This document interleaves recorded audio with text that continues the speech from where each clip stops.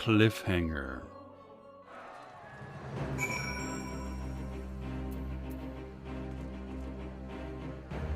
Hello, my friends.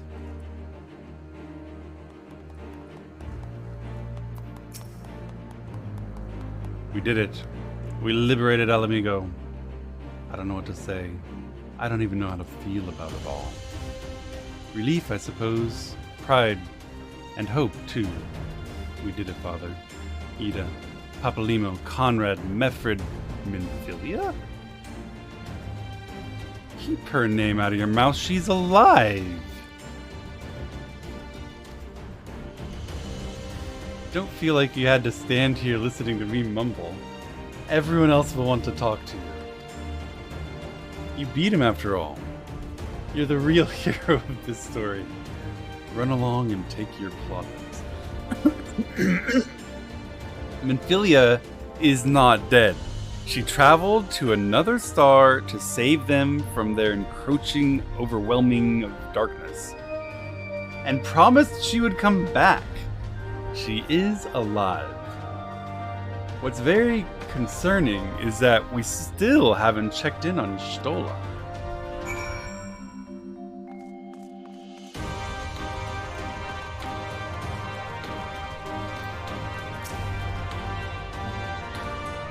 For you to best Xenos, even after he had harnessed the power of a primal, was a testament to your ever-growing strength. Not bitter to have had your vengeance stolen from you by another. There is some small regret, perhaps, but that is outweighed by the satisfaction I find in his death. I commend you, Robin. As should we all. Xenos was a monster and a tyrant. The man who killed my father and countless of my countrymen, as well as countless Alamegans and Eorzeans. The world is a better place without him in it. Amen.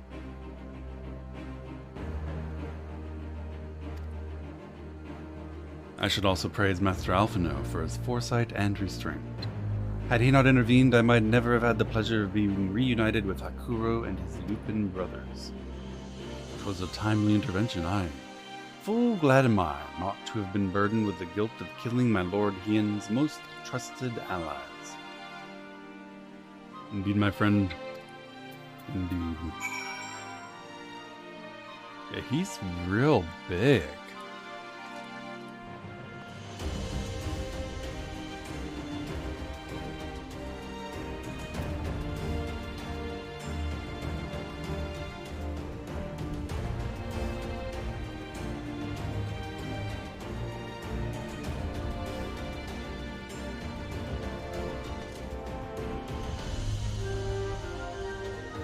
It's just not the same if you're not kneeling.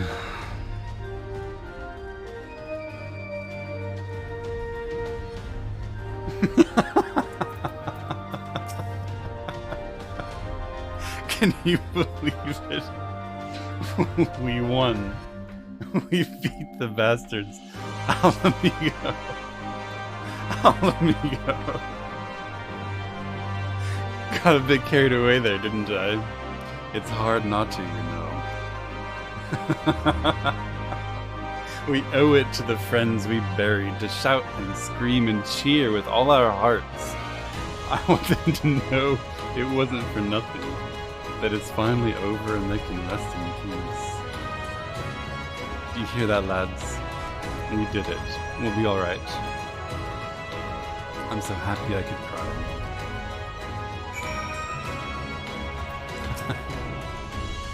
After all we've been through, I really should know better than to worry, but as ever, the relief I felt upon finding you hale and whole well nigh reduced me to tears. Alpha, you've gone so far from me being your manservant. The warrior of light, victorious again. I should be surprised if some small part of you hadn't come to resent the title and responsibilities which accompany it. You must forgive us if we call you a hero and you accomplish heroic feats. Farming, of course. You guys know it. 1 penny per emote. Did you never wonder why every single streamer farms copium, KEKWs, and concerns? As the warrior of light goes, so goes the world. You should take pride in the good you have done, and in the good you have inspired others to do. You are a natural-born leader of men, Robin. All these people weren't just following the commands, they were following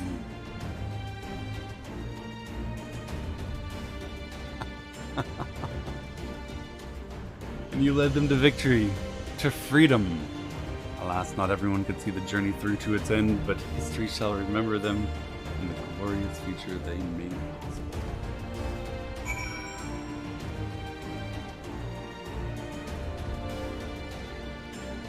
What do you think, Raban?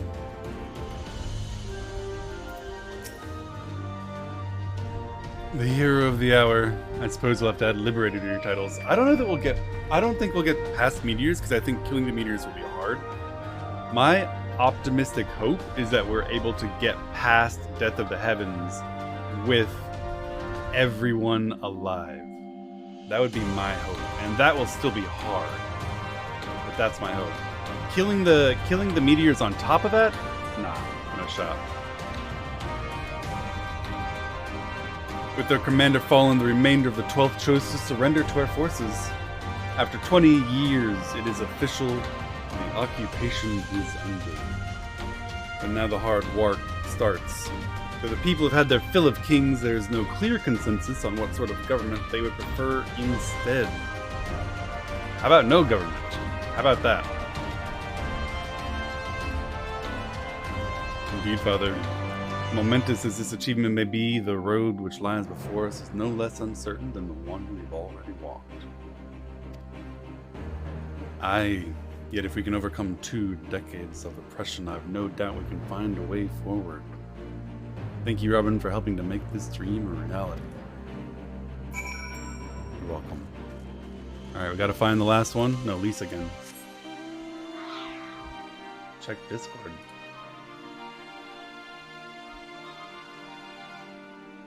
Oh.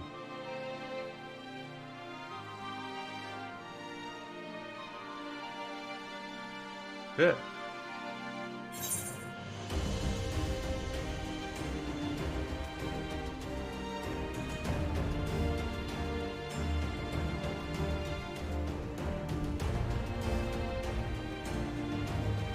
Well.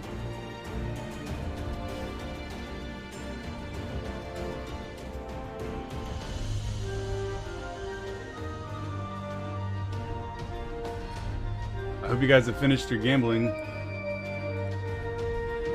because I'm ending the prediction now. We did not, in fact, get past P5 meteors today. And I am going to award points to the doubters.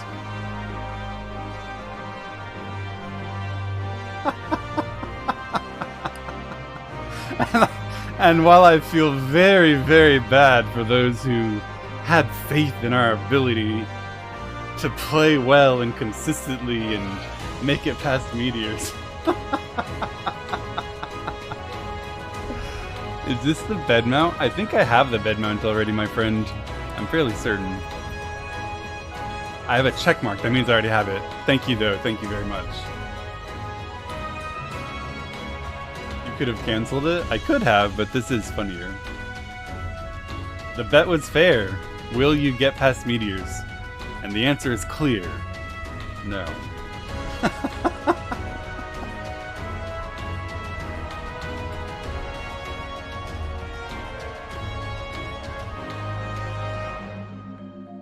I joined the doubt squad when he said, "Oh no." Yeah, that was clever. A little bit of inside information there.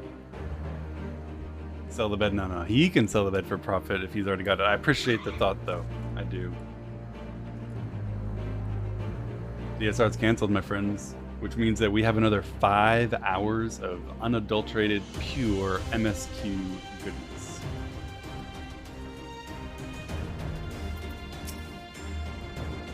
Finished your rounds? Great. In that case, I'd like you to come back with me.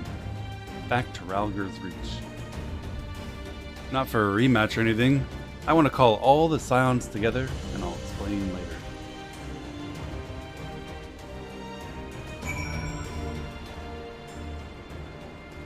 I was going to use that time to have a shower. Yeah, just run and grab a shower. Only 5 hours, you promised 12. 5 more hours makes 11 and a half. So let's say 5.5 to placate you. I don't even know where to begin.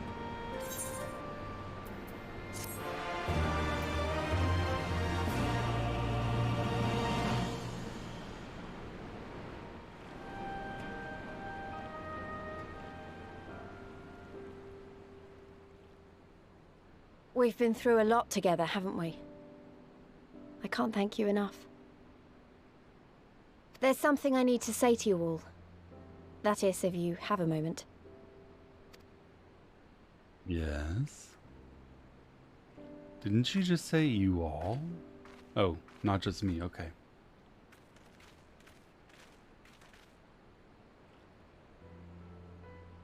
Good.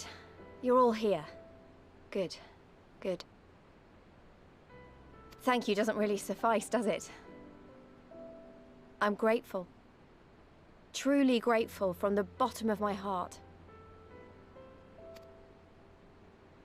But I know you didn't fight so hard just to hear me or anyone else say that. You fought because you wanted to help, because you believed it was right.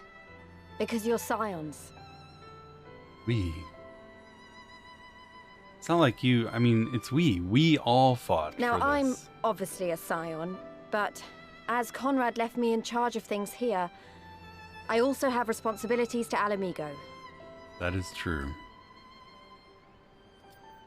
When I put it like that, though, I realized I couldn't even pretend to be impartial anymore. That's fair. So it seemed best to make it official. As long as I serve Alamigo, I can't be a Scion. It might be selfish and short-sighted, but that's my decision. I respect it. You'll need to be a partisan for your people. And it's not like you were all Am that I to useful understand anyway. that you summoned us all, some of us still nursing wounds, to Stoll hear is this? alive.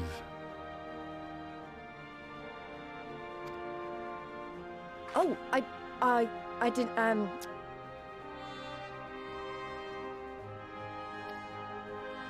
Forgive me, Lise.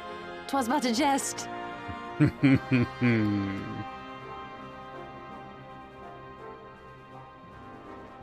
Well, it made me feel sad. But this I say with the utmost sincerity. Scion or no, we are comrades, now and ever after. Is that not so? Indeed.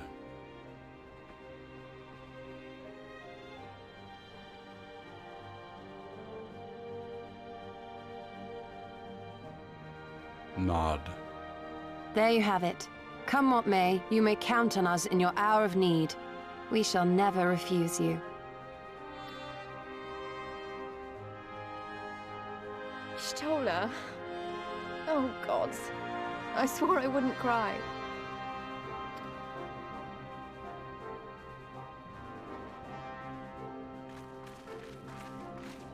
Group hug. Never mind. Group nearness. Proximity.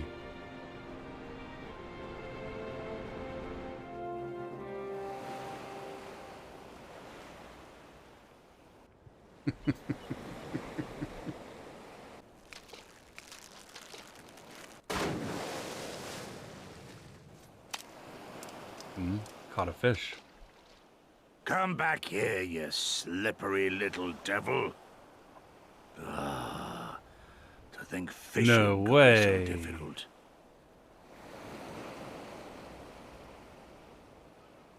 Now, how can you guys say that I'm farming copium for Y'shtola being alive when this guy got shot 4 or 5 times, held up a ceiling, crushed by a palace, washed out to sea, and is still alive?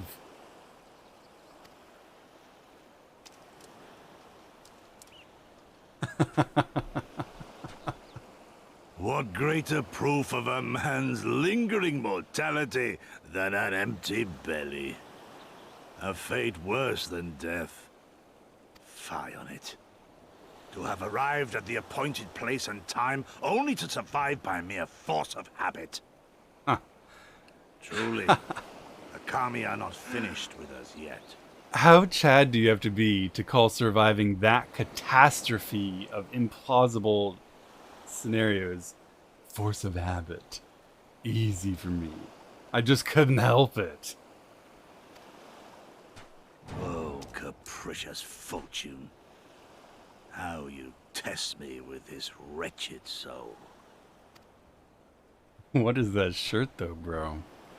Whoa, no shot. No shot! Kill her! You friggin' idiot.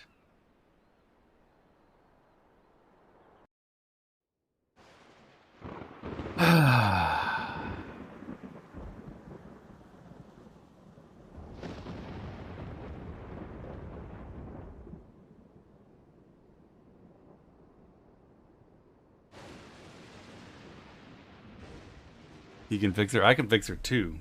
I like to call it American therapy. All you need is a revolver. This is indeed the work of either Shinryu or Omega. And since there's undeniably something down there radiating a massive amount of energy, which cannot very well be the late Viceroy's Lapdragon, I think we have our suspect. Well, this is a mess of our own making, so it falls to us to clean it up. It won't be easy, but is it ever? We saw a Sinian standing by this hole too. Now comes... who's Jessie? Man, this is why I was teased in school. People like her, making my name a girl's name, looking like she does. This is why I had a hard time in school.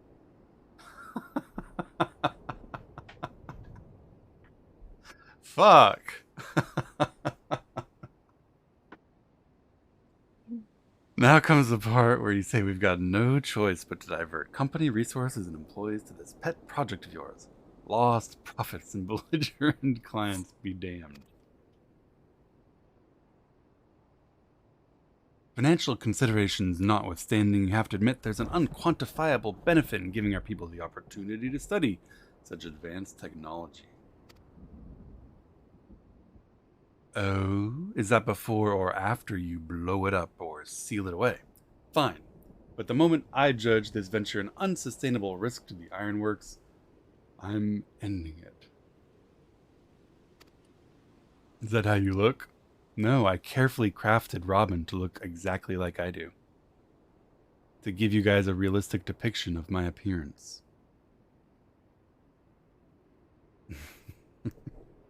And to keep you with maybe a few minor tweaks here and there, for the sake of, I don't know, artistic license or something. But they're not big. I wouldn't worry about it. To keep you honest, using my authority as deputy president, I've gone ahead and brought in a consultant, a master engineer and mechanical genius. Here's Nero.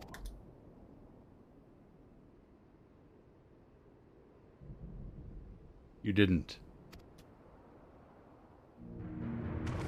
She did!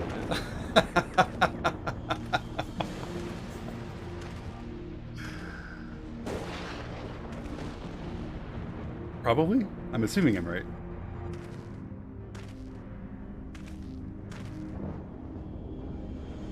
Now. You mustn't build their expectations too high. It will be less dramatic when I surpass them.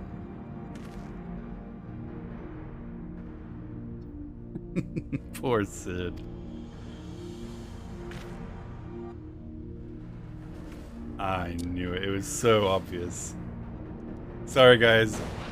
Sometimes I forget that I wrote the plot and I just remember these details and it looks like I watched it before. Nero Tolskeva, eager to begin his first day as a loyal member of the Ironworks team. Looking forward to working with you, Garland.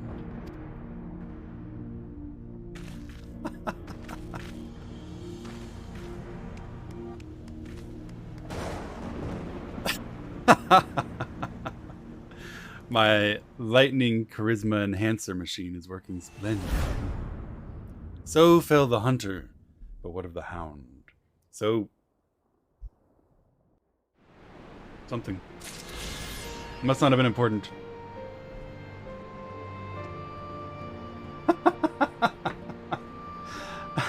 Like, I could have read it if I weren't trying to read it to you guys. That was like seconds. Back to AR. Nah, if Yoshi P had wanted a boomer American to read it, he would have made it possible for a boomer American to read it.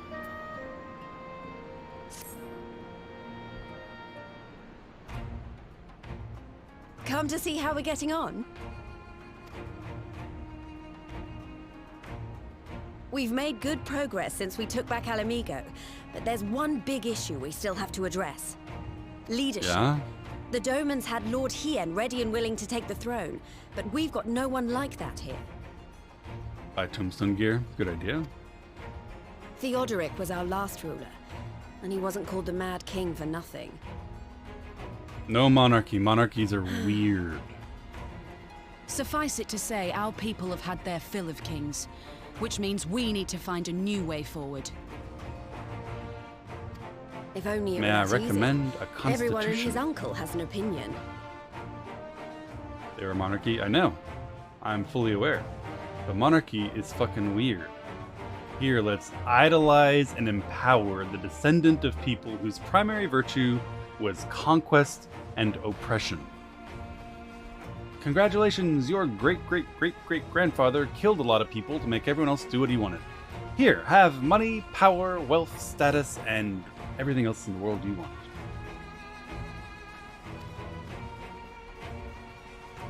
For the time America being, worships we're just going celebrities? to have to keep leaning on Better than General a Din and the fucking Alliance for support. tyrannical And see if we can't find a solution together. Monarch. Something tells me we're going to be hosting a lot of meetings in the near future. What about idolizing people whose only purpose is to entertain and increase happiness in the world is worse than idolizing the descendants of the power-mad, brutal, and genocidal?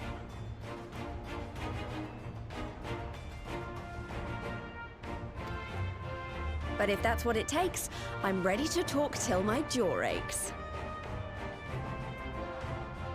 Well, we wouldn't want that. The reach is yours, Nago. Don't do anything I wouldn't. Aye, aye, Commander.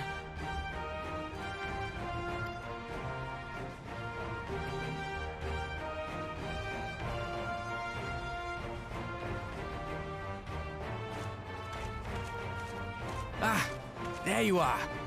I've been searching all over for you. Wouldn't want to jaw. I wouldn't don't want to worry, it's nothing overtire her bad. jaw. That said, this might not be the best place to talk. Will you join me?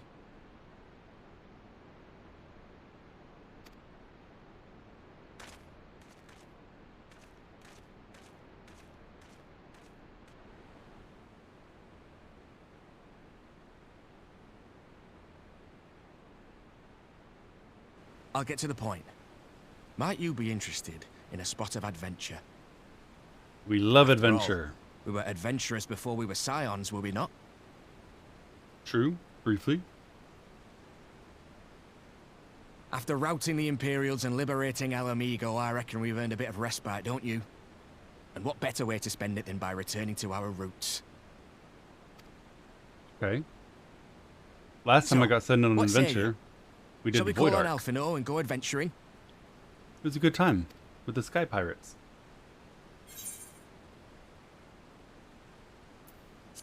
Sure, but will Alphino want to go? A government is being constructed, and I imagine he wants to be in the middle of it.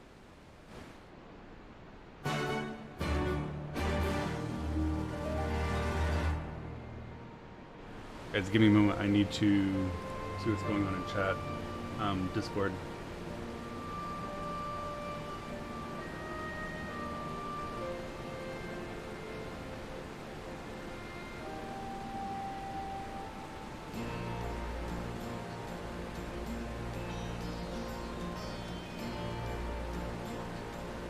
Celebrity worship is fucked. I mean, I'm not a huge fan of idolizing much of anything. But people enjoy reading about other people, people enjoy looking up to other people, people enjoy wishing they were other people. And frankly, I'd rather people follow and be entertained by entertainers than follow and believe to be good and correct the descendants of violent, successful, power-hungry men. In general, monarchs are weird. An archaic remnant of a barbarous past.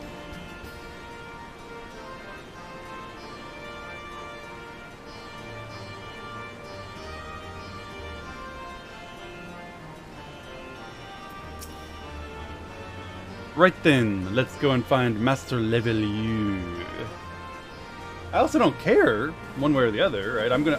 I feel free to say monarchs are weird, but I don't give a shit if you have some constitutional statehood symbol monarch. I think it's weird, but I don't care. Do what you want.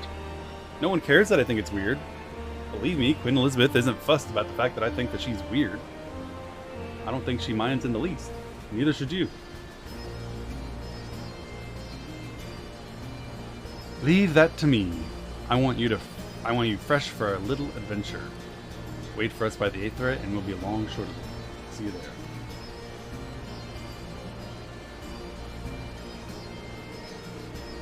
He's coming for you personally.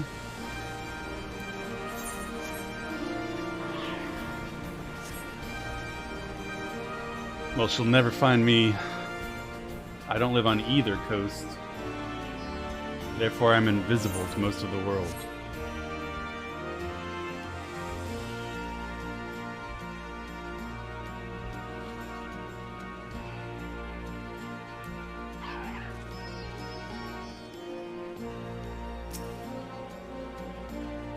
Heart of the nation, don't we all know it? I live in God's country.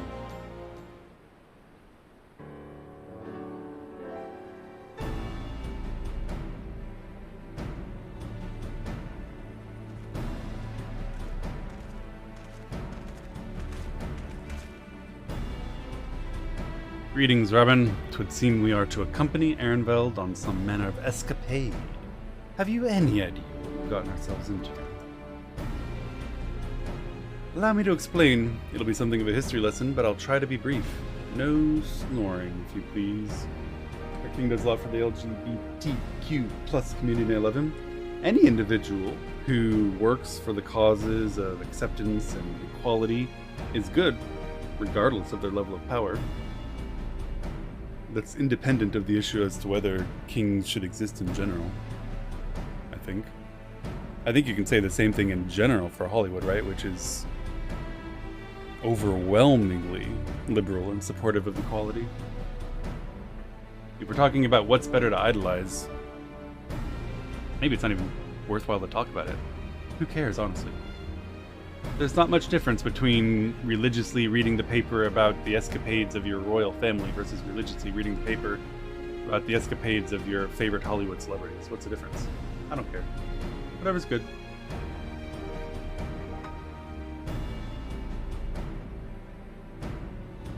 Allow me to explain. It'll be a bit of a history lesson, but I'll try to be brief. Now, the events I would speak of occurred before the occupation, back when Ala Mhigo was still a monarchy and Theodoric sat the throne. Now I thought I pushed enter. A uniquely brutal despot by all accounts. That he was, the King of Ruin suffered no rivals, real or imagined, and his dispute with the monks of the Fist ended with Ralger's Reach being burned to the ground. In the latter years of his rule, he was seized by the unshakable belief that unseen forces were conspiring to steal his crown. So he ordered that every soul with a claim to the throne be executed, including his own family. That's a monarch for you. The wealth of the poor sods he put to death became the property of the king, and it said that these royal treasures were hoarded somewhere in the palace. Thus was born the legend of the Mad King's Trove. I believe I see the direction our adventure is to take. I assume you have a mind to unearth this hidden bounty? You assume correctly. Would I also be correct in assuming this legend is widely known? Others must surely have gone in search of your prize. Well, of course we won't be the first to make the attempt. Following Alamigo's liberation, more than a few eager soldiers turned the palace upside down in hopes of claiming an easy fortune. Democracy might be fair, but it's ineffective at making changes, and who's to say that's a bad thing? Why is it that we look to our government to make effective changes in the world when it's usually done just by people? Most changes made by governments suck. Most changes made by governments make the world worse. Even after scouring every room from dawn till dusk, they uncovered not a single coin. Their gold lust drained away as quickly as it had come, and the legend of the Mad King's Trove remained simply that, a legend. But I see you have no intention of letting the story end there. What self-respecting adventurer would? Imagine the three of us delving into a decades-old mystery. Tell me the thought doesn't set your heart to racing.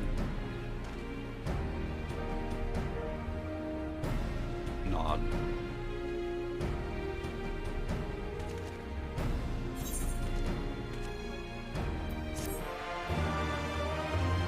Guys, I know that some of you, like, my heart is so warmed, almost overwhelmingly happy because of how passionate you guys are about crafting the best possible experience for me through the story. It's so unique and awesome how much you guys care about making sure that I have the best possible experience, to the point that you are willing to fight in Twitch chat over what I need to do. All out of a sincere desire that I experience the best story possible. This is a wonderful community. Never let your incessant arguing over the most innate of trivialities detract from the awesomeness of this community.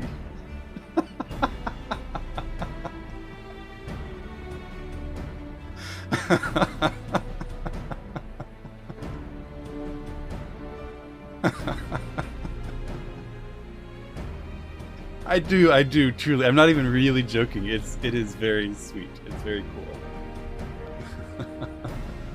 I am making fun of you, but at the same time complimenting you. I have learned the emote box.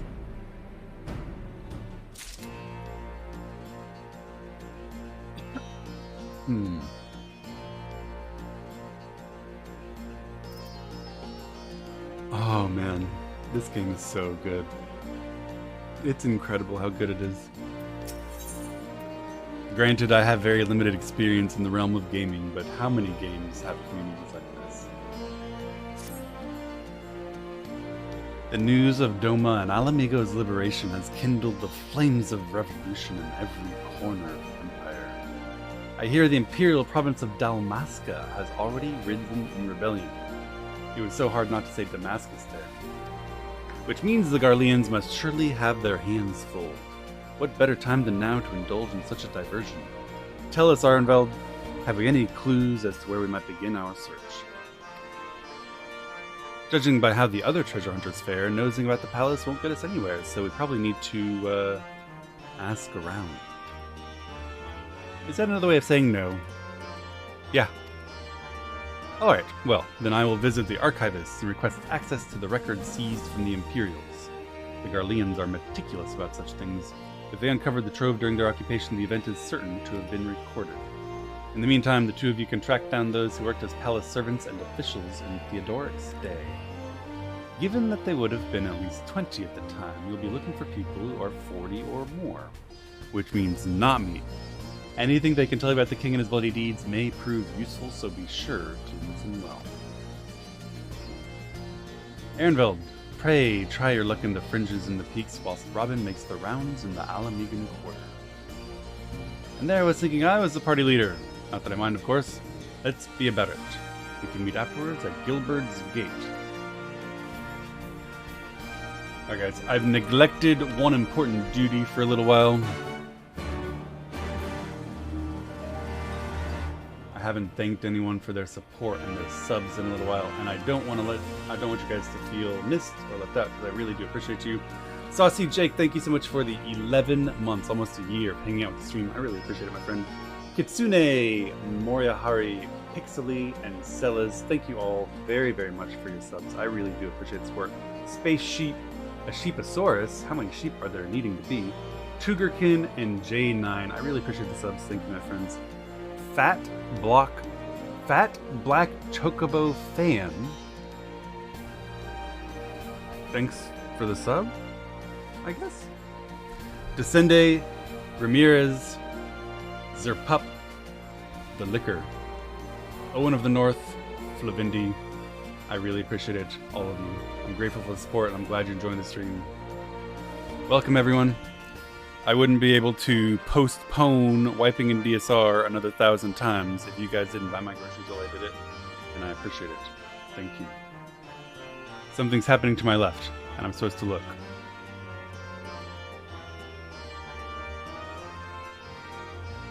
I don't really see it, though. It's an aetheryte. Is that what I'm looking at?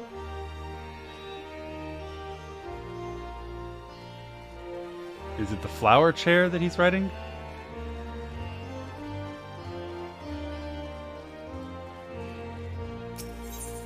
I already have that.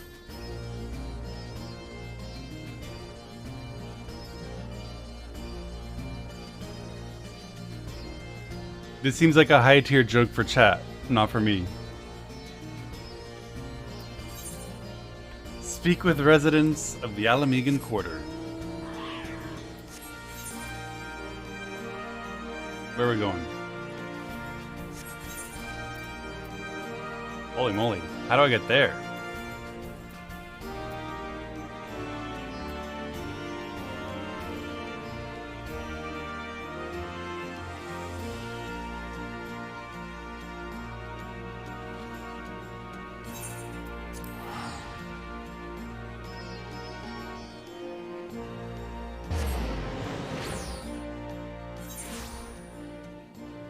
Is there an aetheryte under there? Nice. I couldn't see it. Thank you, chat. Yeah, I couldn't see it.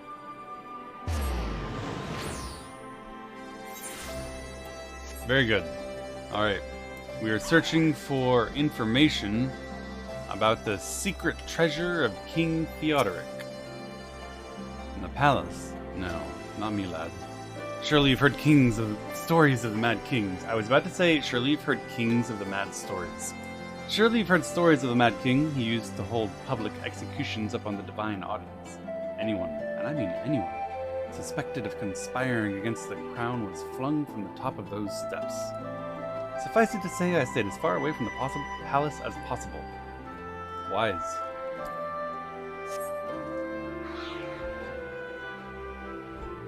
For all of those who are concerned that I'll be missing out on the goal right now is to play the MSQ and anything essential to appreciation of the MSQ in one long binge.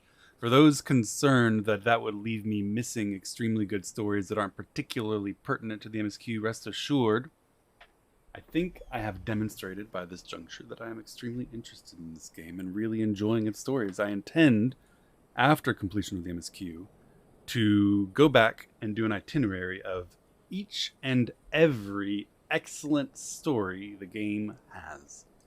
You'll all chime in and Lethal make an itinerary and a list, and I will start working my way through it. So, fear not.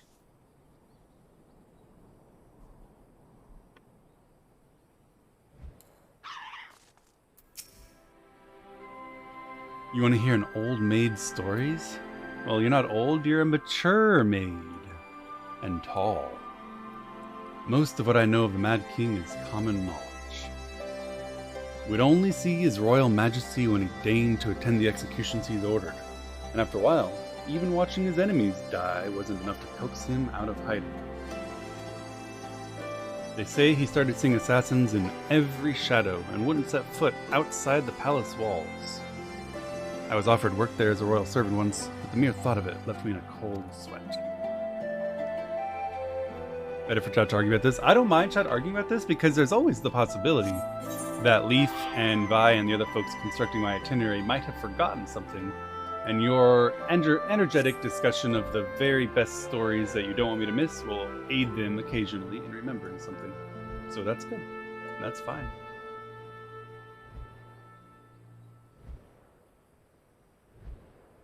I'm sure that they are currently working on what happens after MSQ. Okay, I need to figure out a way to get here.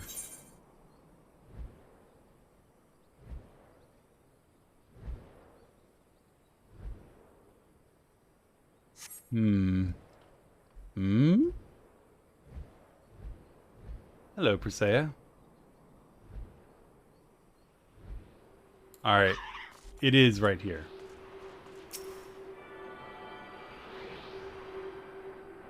Ether Andes rejoice.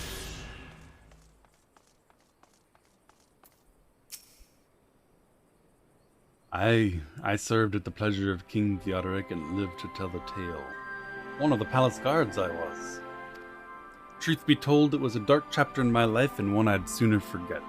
Hardly a night went by when we didn't hear blood-curdling screams echoing from the inner chamber, which of course we were under orders to ignore.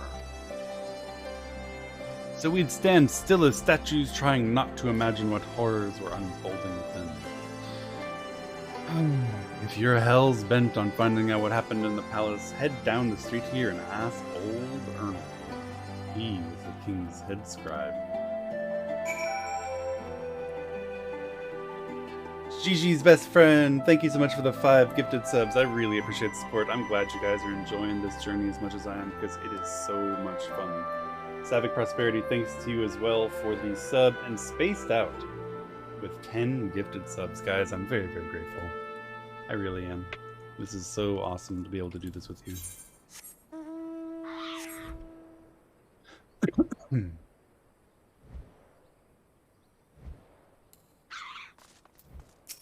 Arnold. Yes, I'm Arnold. What do you want with me? Ixen, thank you for the sub. You'd have me dredge up some decidedly unsavory memories. But if Alamigo is to move forward, we must needs acknowledge the misdeeds of the past. That is true. That's important. Very well. I'll tell you what I remember. I take it you know of Theodoric's paranoia and the public executions of his kinsmen. Those were terrible enough. But in his last days, the king's fevered mind settled upon an even grislier method of disposal, which only a chosen few were unfortunate enough to witness. His Majesty ordered the court thaumaturge to unleash a vile curse upon the remaining members of the royal family. A magic which transformed them into fiends of hideous aspect. The result? Monstrosities were then cast into the darkness below the palace. Even now my sleep is troubled by nightmares. If others of Theodoric's blood were prone to share his madness, then maybe it's a kindness that the monarchy ended with him. Amen.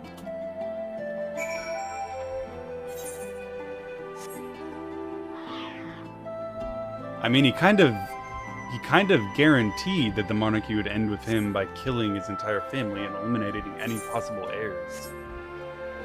That's a self-fulfilling action if ever I've seen one.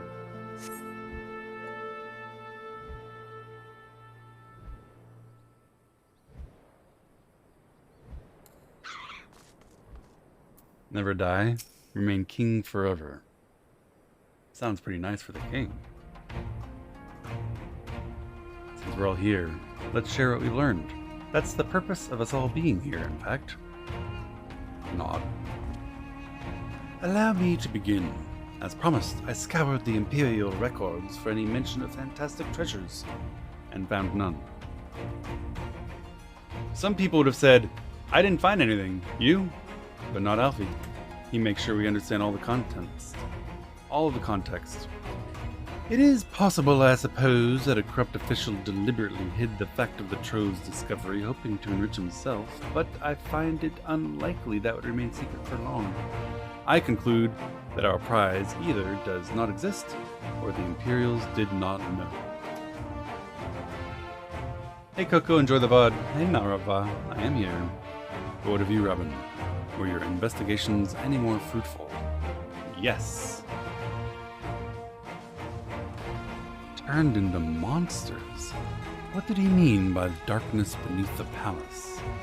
I met an old man in Alighieri who spoke of the palace's subterranean prison, but he said naught of cursed abominations. The Imperial archives were also silent on the subject of fiends inside the palace grounds. Could the scribe have been spinning a yarn, do you think? Did you believe him, Robin? Yeah, I believe him. If he was afraid, that does lend credence to the tale, though I'm not sure how that helps us in our search. Do not be so hasty. Errol's anecdote may very well have told us where the trove is hidden. But before I share my theory, there's a matter I would clarify. Ehrenfeld, you spoke of lighthearted adventure, but I sense a deeper motive here. Why do you want to find this treasure? It wasn't all pretense, but you're right.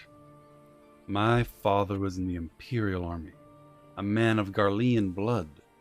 I trust you know what I mean when I say my Alamegan mother did not welcome my arrival. I am sorry for your mother, Ehrenfeld, and the suffering she incurred.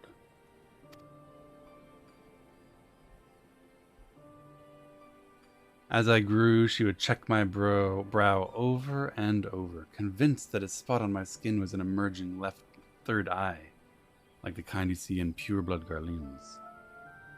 My mother didn't care for this taunting reminder of my heritage, and she took up a knife. I'm sorry for your own suffering, Ehrenfeld. This is why conquest is evil. War paint serves to cover the scar.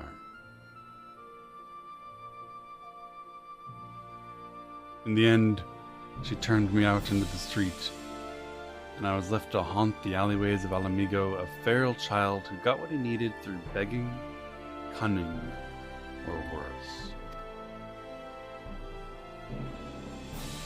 The best I can say about the years that followed is that I survived, but I hated the animal I'd become. Eventually, I left the city behind me and joined a group of refugees bound for the other side of the wall. And then I turned to adventuring, and that road led me to the company of the Silence. We miss you, Minfilia. Come back.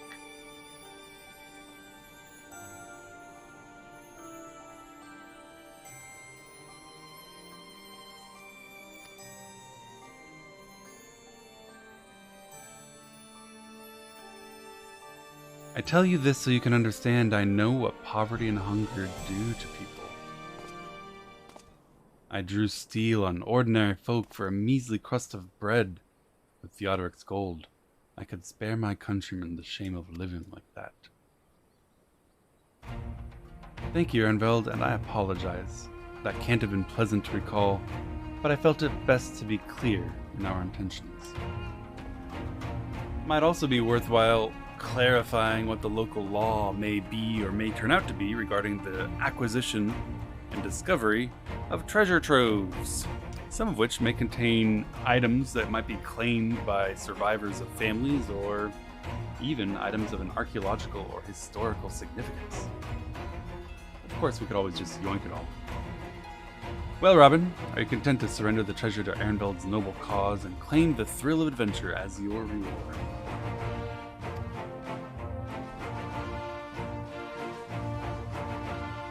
Then I should be glad to tell you my theory on the resting place of the Mad King's Trove. If you're minded to hear it.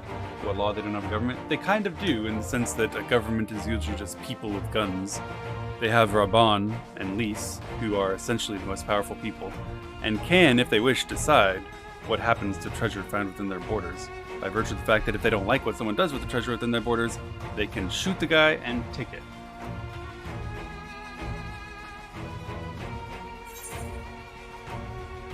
What's all this? I guess I went slaying.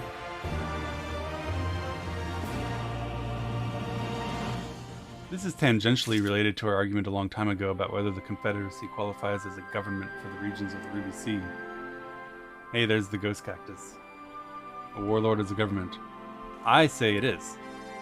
Others believe that a government is only something that is somehow legitimized by the approval of neighbors.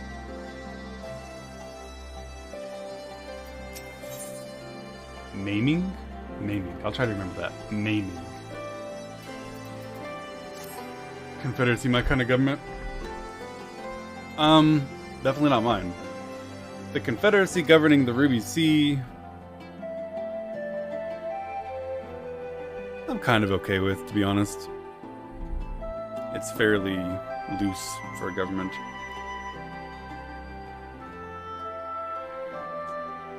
The Confederacy that I think of every time I hear the word, however, was evil. And I'm glad it was destroyed. The Final Fantasy Confederacy is an extortion racket? Yeah. That's right. Much like every single government that extorts taxes from its citizens' hard labor. Maybe it would be better if we adjourned to a more suitable location. In case a rival treasure hunter overhears our plans, you mean? Good thinking. That was not exactly the reason, but it's certainly a valid concern. Let us reconvene on the southern edge of Loch Seld. I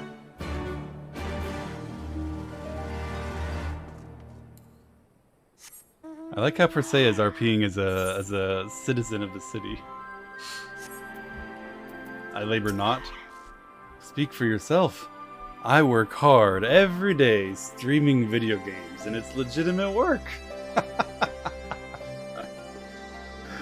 Tax evasion is an obligation. Oh my god.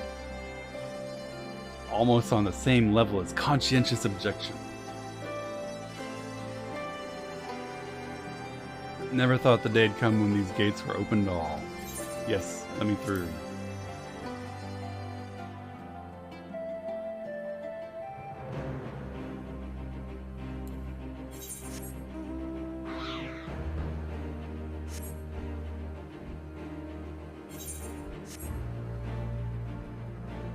A warlord is a government.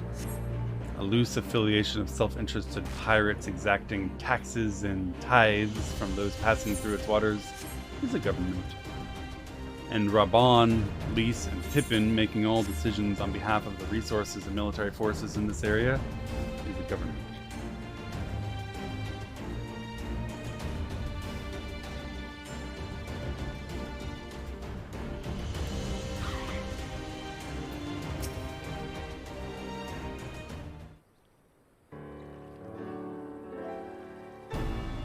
Forgive me. 'Twas not my intention to draw out the proceedings. I simply wished to have the lock in sight while I explained things. Pirate republics existed. Pirate governments have certainly existed, and America has in fact been at war with them in the past.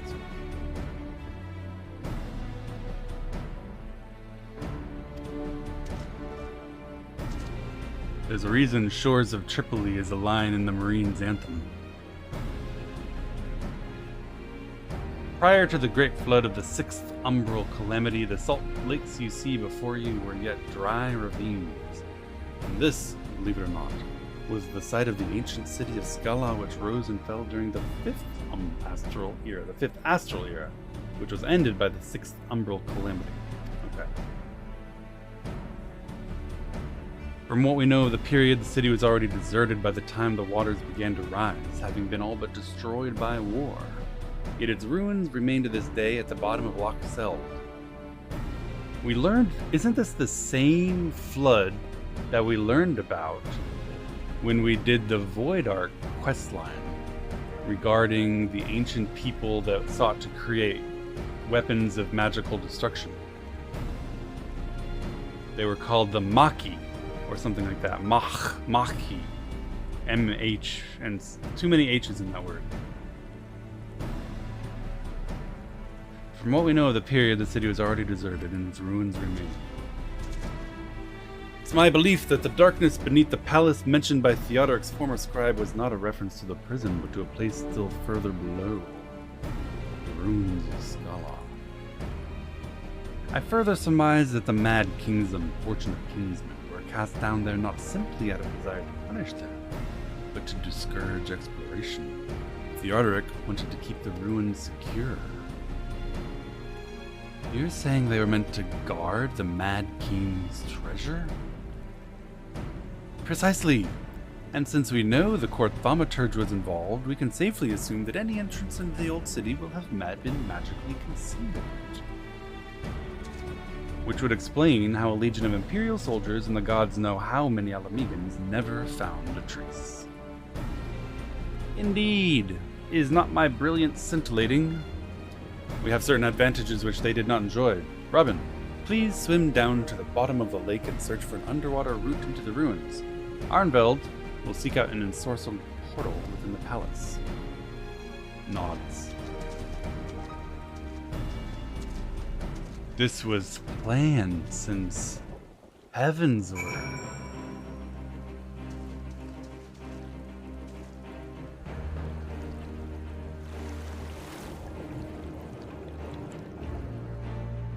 I love this music.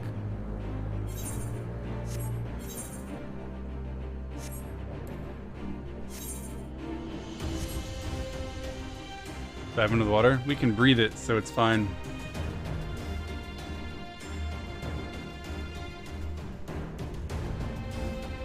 Thank you very much for the subs. I appreciate it. MG Ists and Yixin. Thank you so much for the support, my friends.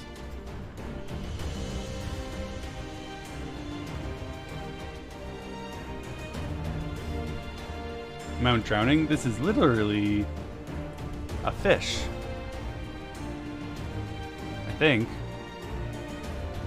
it's some kind of manta ray.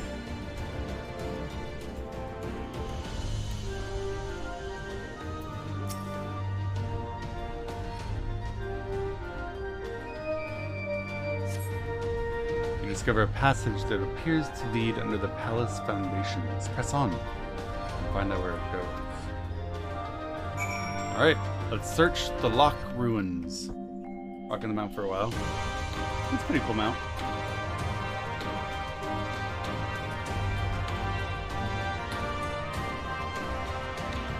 I have found a stone door. What happened to DSR? It's a little bit of a weird story, to be completely honest.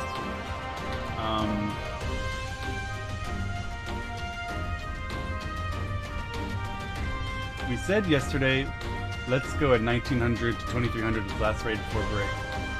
And then a couple people said sure. But then it got canceled this morning because we didn't do our official poll. Normally when we're going to raid, we have an official poll where we all click a check marker and X saying you can be there or not. And that didn't get done, so it got canceled.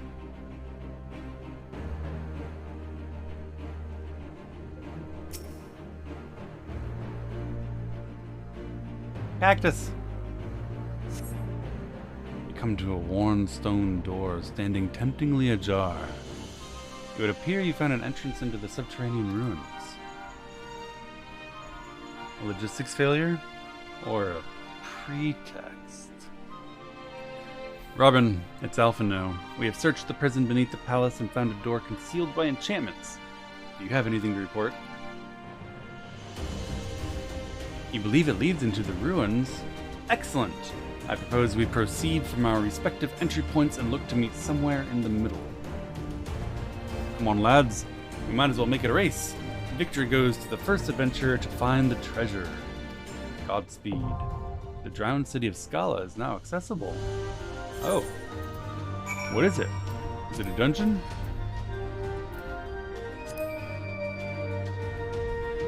Help! I need to find the tome gear. Where's the tome gear?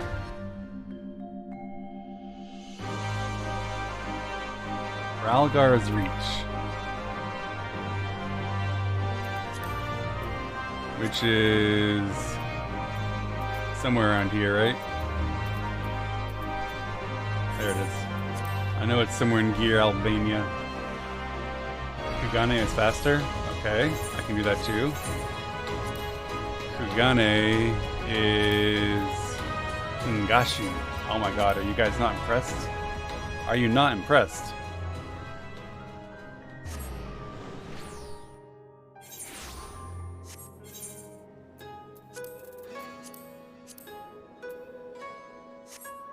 Alright, now where am I going? Here's a Sundry Splendors. Is that him? Okay, that's him. Dum dum dum. I am melee DPS seeking,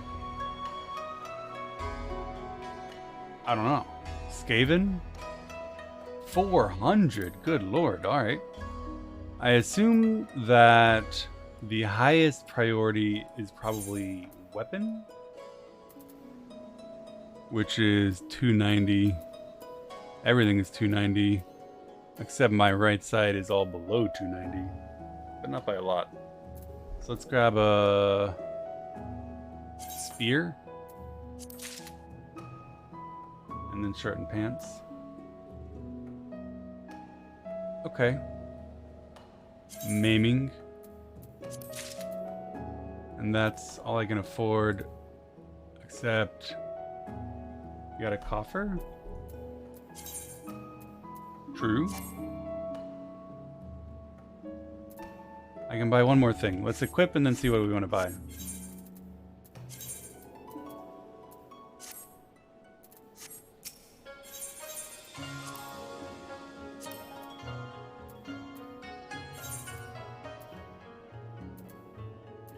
Oh shit, the accessories are huge. I could get a ring. It's 288. Or I could get boots. Ring or boots? What do you guys think? Ring?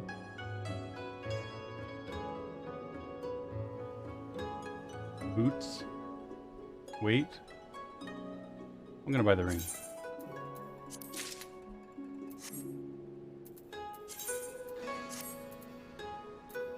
I don't really like how it looks though.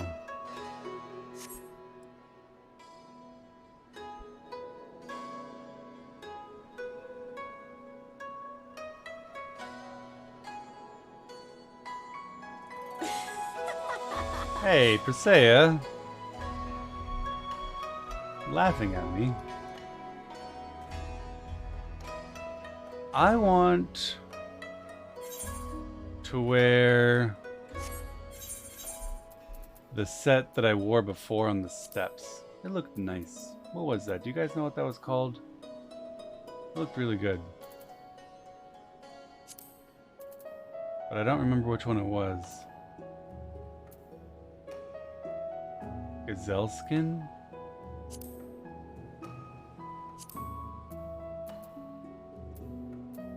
So it's this one? Yep. Yep, that's the one. Thank you. Gazelle skin.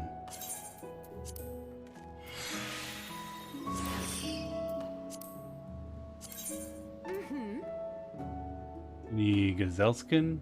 No? Then Emperor's is fine. Need to teach him gland plates?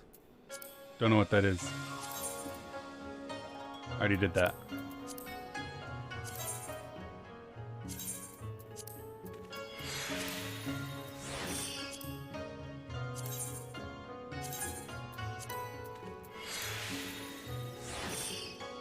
That looks way better.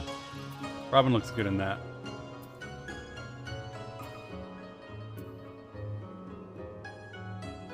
Do I like this weapon?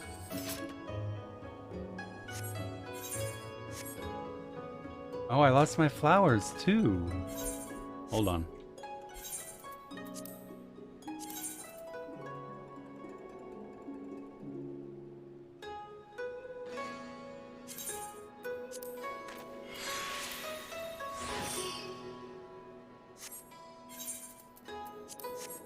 There they are. Much better.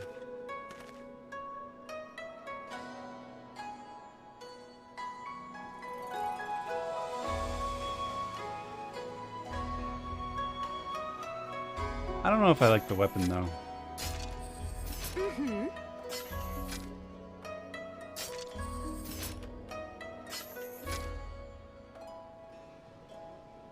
think I do. What's a good weapon?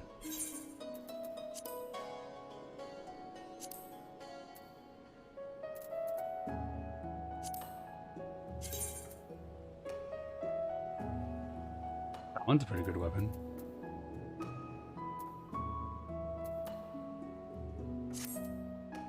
I think I like that one already. Don't even need to look at the other ones. What was it? Replica High Allegan.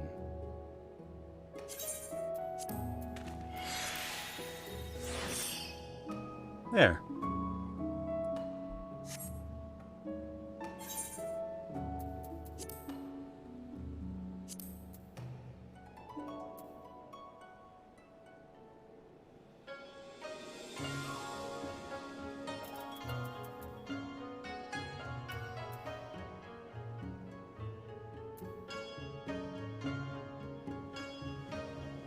Do I want a different color?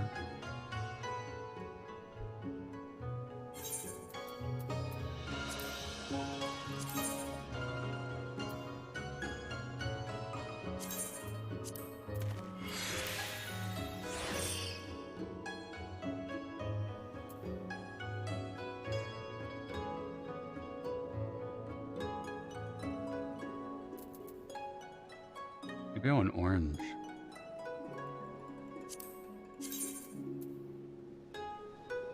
I can't dye the boots though.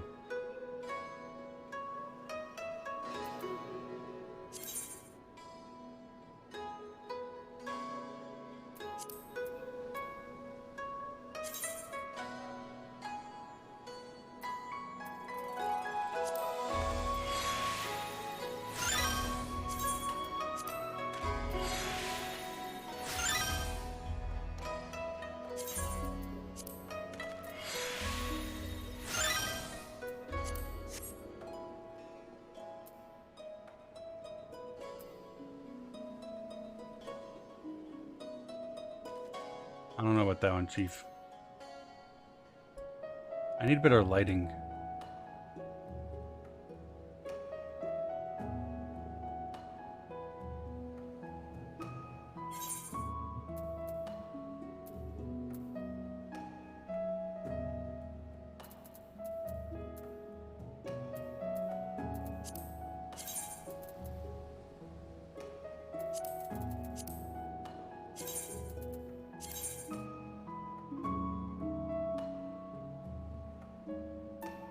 Yeah, let's do that.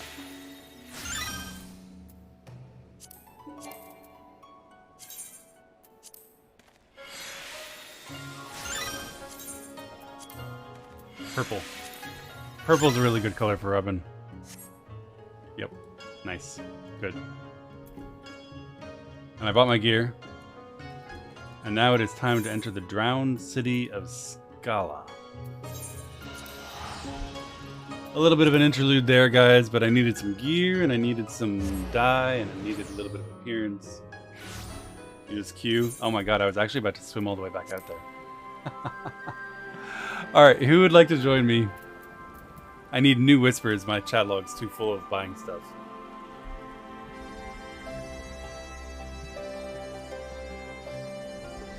Long ago, in the dawn of the 5th Astral Era, the modest nation of Scala was founded in the land of Girabi.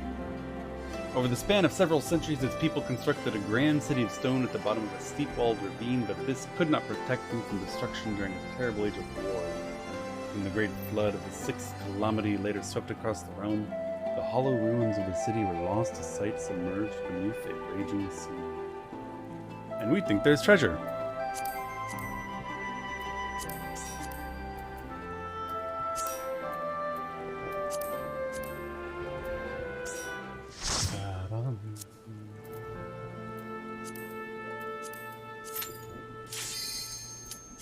Let's go find it.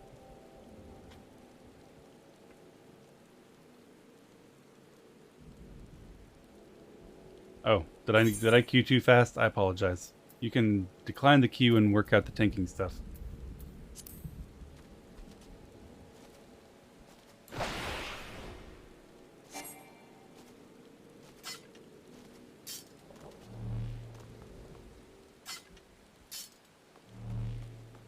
It makes a humming noise.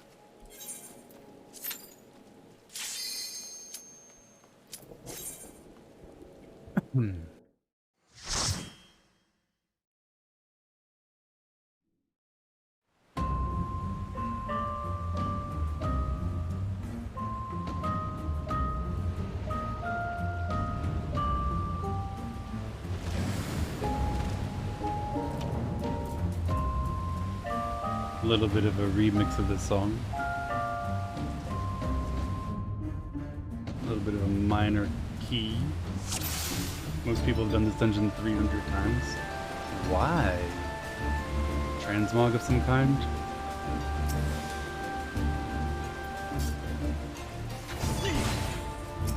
That's an ugly critter.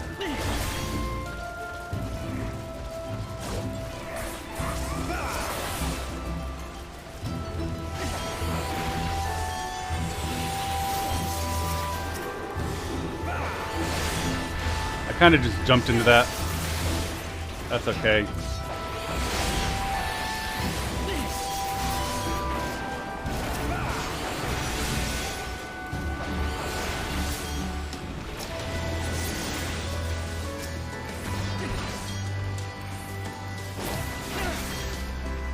It was worth it because it meant that I AoE'd everything, you know?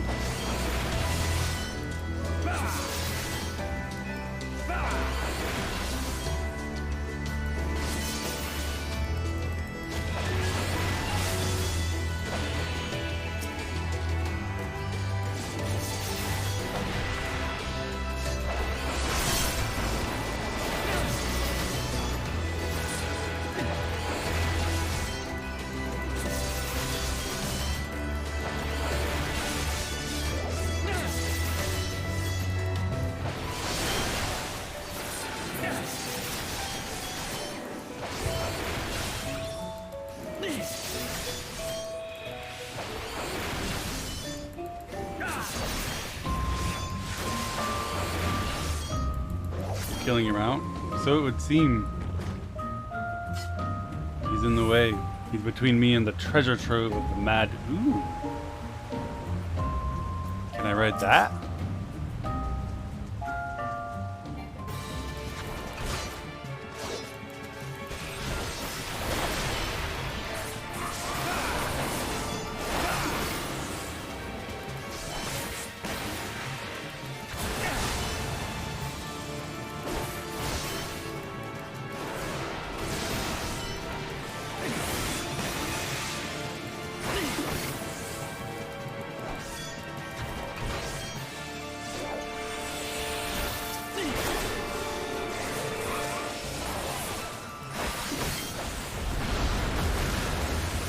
Could have saved that jump.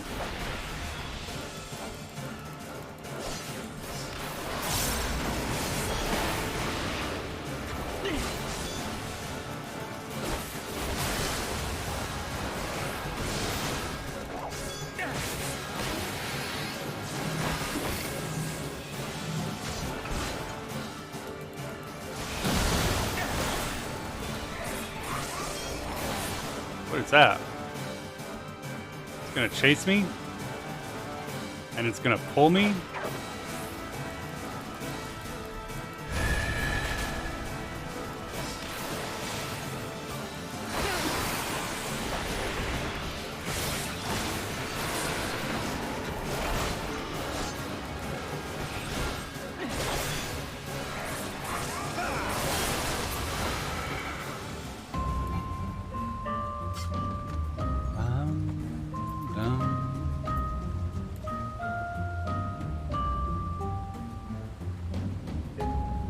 The horse, I know, it looks great. That'd be a really cool mount, I think.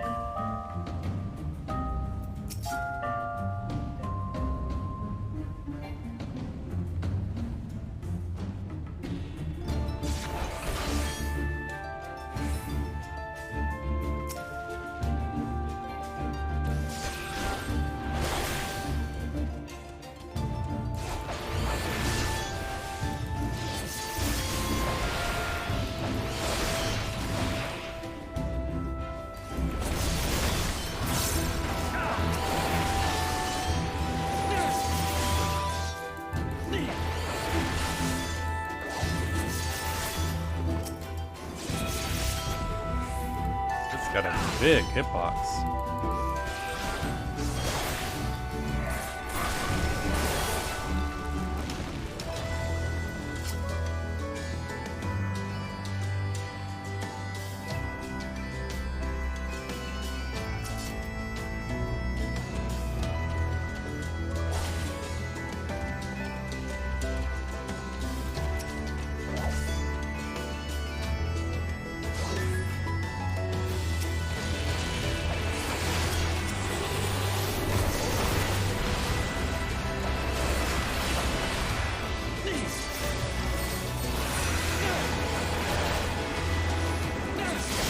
I don't care. I eat it. Ah! Calculated!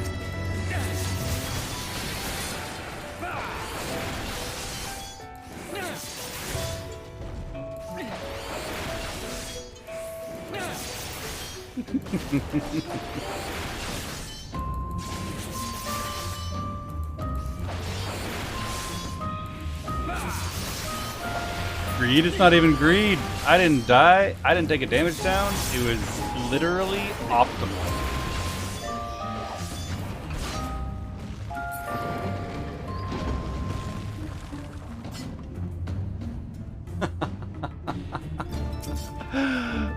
But risky, therefore greedy. That's a weird looking critter.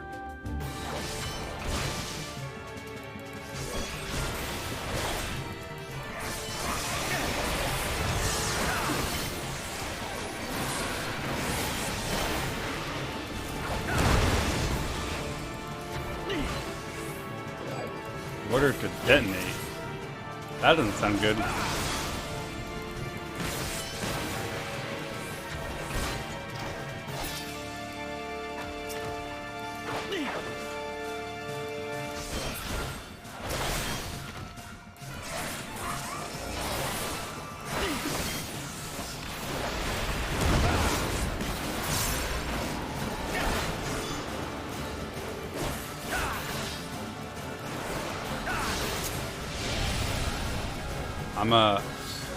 I'm a turkey. Do I fight with a turkey? Apparently I do. The fuck?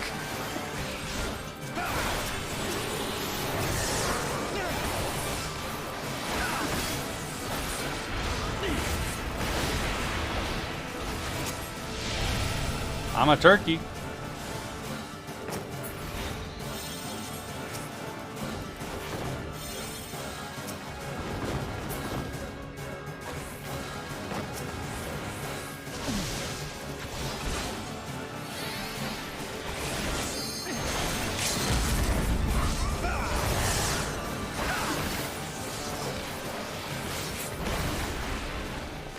Dead. Might need glasses. I don't know. Looks like a turkey. What kind of turkeys do you have? I don't know. If it's in the wood and it moves, it's probably a turkey or a deer, and you shoot it.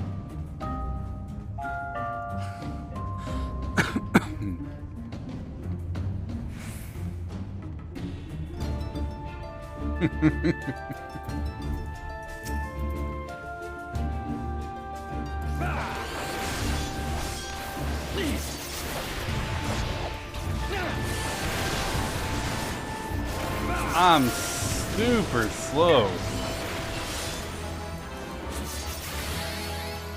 Now I know where your neighbor's dog went. Yikes. Give me some veal. I have had veal. Whoa. I don't know what I am. Apparently we can cross nothing.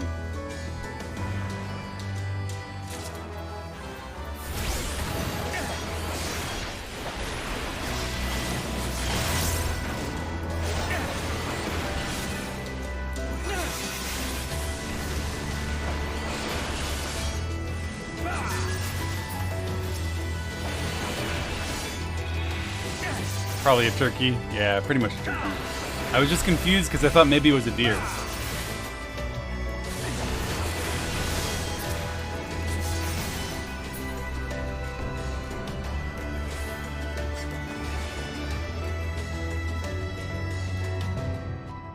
Not coastal, never had veal. I've had veal. I said, maybe I get interrupted in the middle of it. I have had veal, but only once. I didn't think it was that good, to be honest. Probably not worth what had to be done to eat it.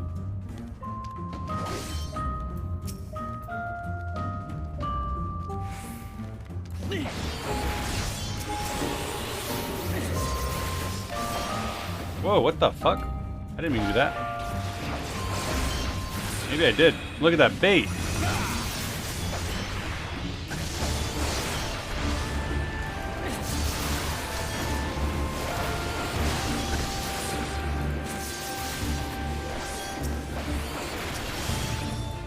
Emmy's mom. I went hunting a lot as a child because it's basically unavoidable. Where I grew up, my dad first put a gun in my hand.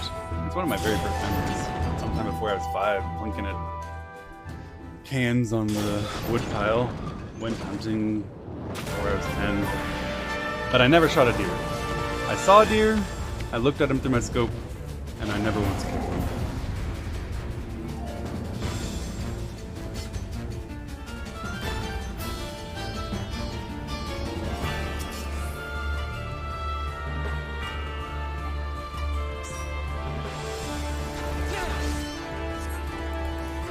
At some point I learned that going hunting meant that I would be left alone.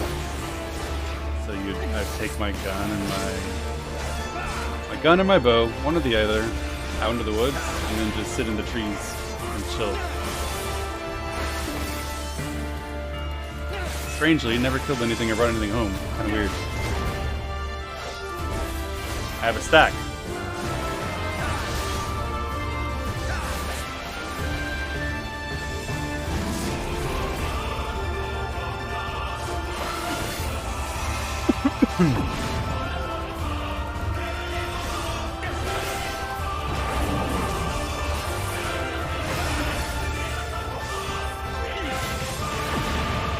Oh shit, I thought I turned, but I didn't. I'm poking Mizuzu.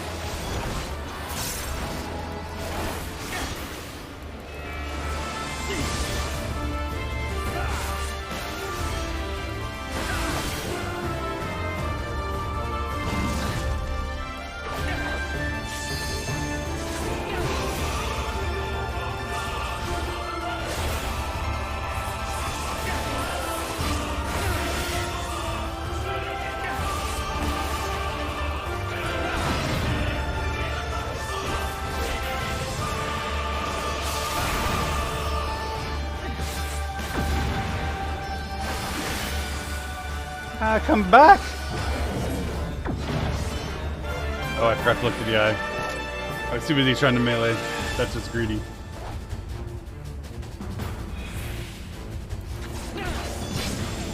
Ow. Saw that coming.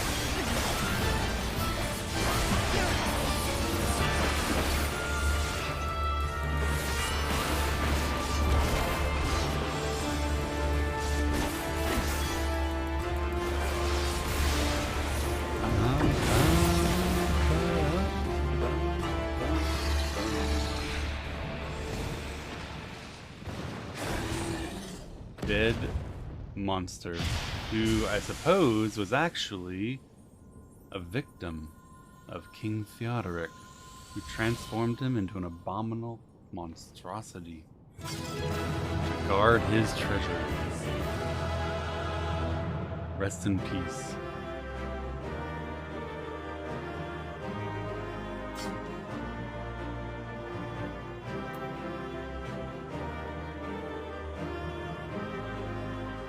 Rest in peace. Any loot? Nope. Thank you, my friends. Appreciate the run.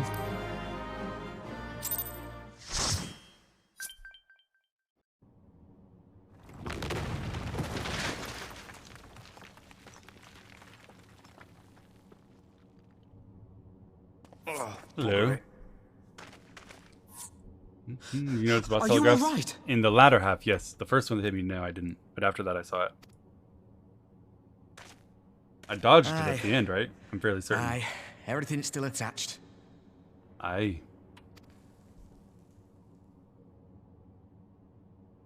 Ah, it seems both our paths led here. Very good. Yeah, you're just a little bit late to be useful. We spent altogether too much time fleeing fiends horrid and numerous. How fared you?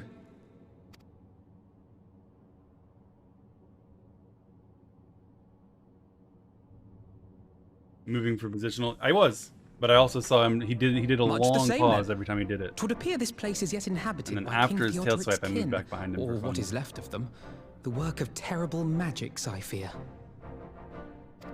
It is pretty terrible. Aye. But their misfortune is our fortune?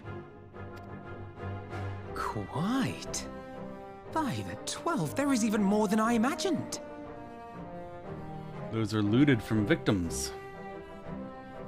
It's blood gold. Is that King Theodoric? Oh, I can't wait to see the look on Lisa's face. Thanks for believing in me, you two.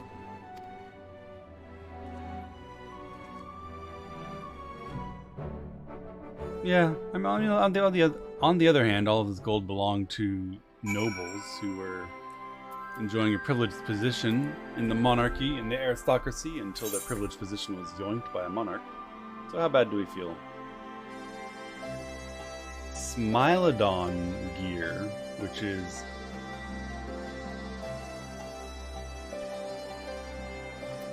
significantly better than what I'm wearing, I think.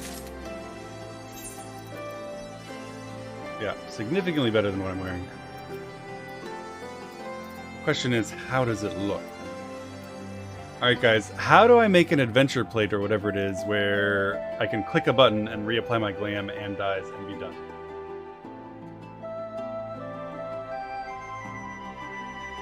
Go to an inn? Alright, never mind, it's too much work.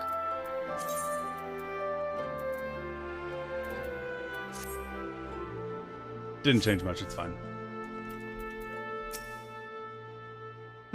Arnwald and I forged ahead at the fastest pace we could manage, but I was not surprised to find you waiting for us. I suppose it serves us right for challenging the Warrior of Light. Next time we'll agree on some kind of handicap. We may have lost Alphino, but think of what we found. Quite. I'm still reeling at the sight of that mountain of riches. Like how you reeled at the sight of that floating specter, you mean? You should have heard him scream, Robin. Exactly, the inn would be stalling. Must we dwell on such momentary lapses? We found the Mad King's trove. That is all that matters. Salty, thank you so much for the gear. I really appreciate it. That was very generous of you.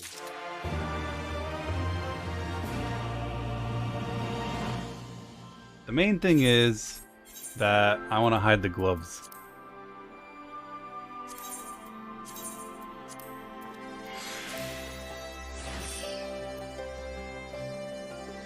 The rest of it is not okay.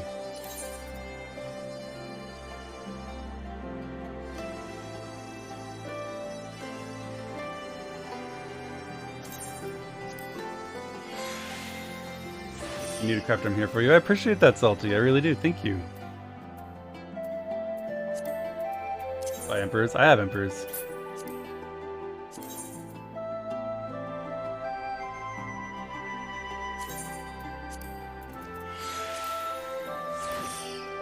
There we go. Alright, looking fine. Alright, what's next, Ehrenfeld? We got the bloody gold. All jesting aside, we must tell people the good news. And I think Leaf should be the first. Having a large influx of money certainly will help your burgeoning government. There's to be a meeting of representatives from all across Alamigo, so she is sure to be in the city. Shall we seek her out?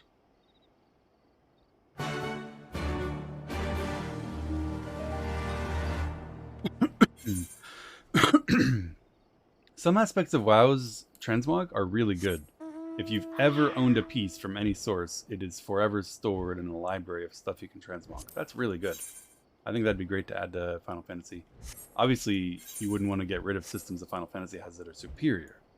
Like, being able to color your outfits. I think I went the wrong way.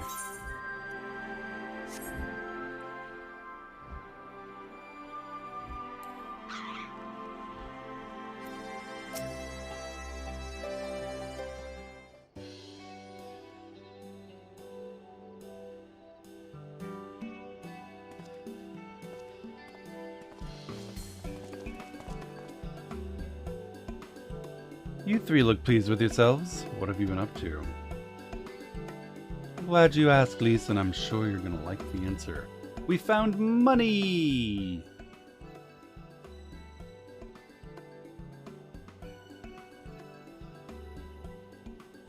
You're joking. The Mad King's Trove. I thought it was a myth. So did plenty of people, but they didn't have Robin and Alphino in their party. The credit for finding it goes to them.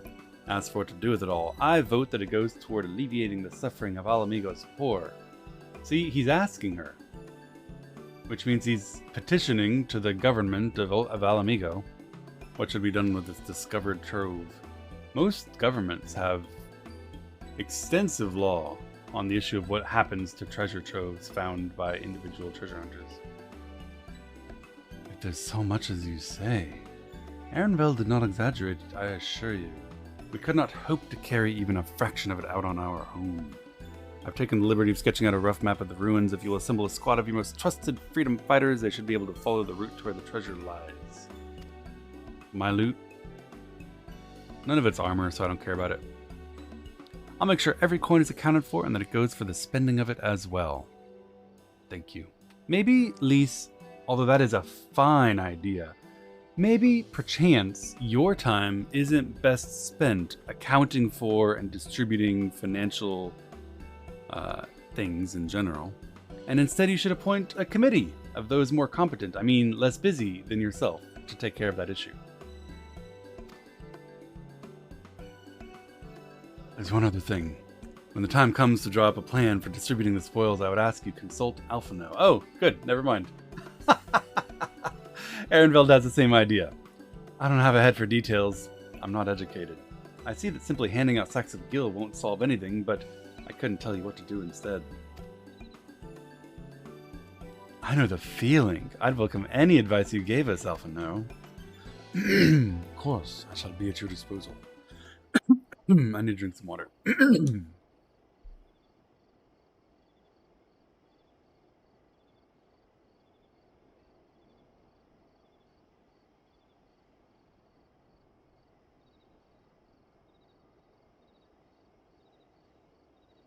A bottle of water consumed.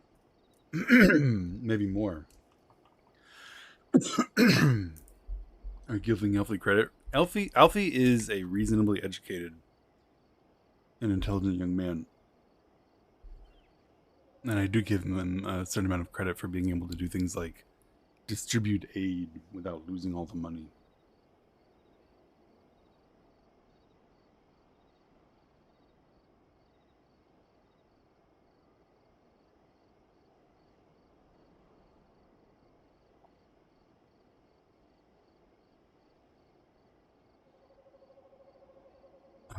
I think we're alive. Have they spoken of Alfie's education? I know that Alfie studied with the Baldesians. I know that Kryl was one of his teachers. I know that he drew pictures of his, shall we say, fellow students. Commander, we've got a problem. Deep breaths. Tell me what's happened. A mob's gathered outside headquarters and they've started making demands. You best come see for yourself.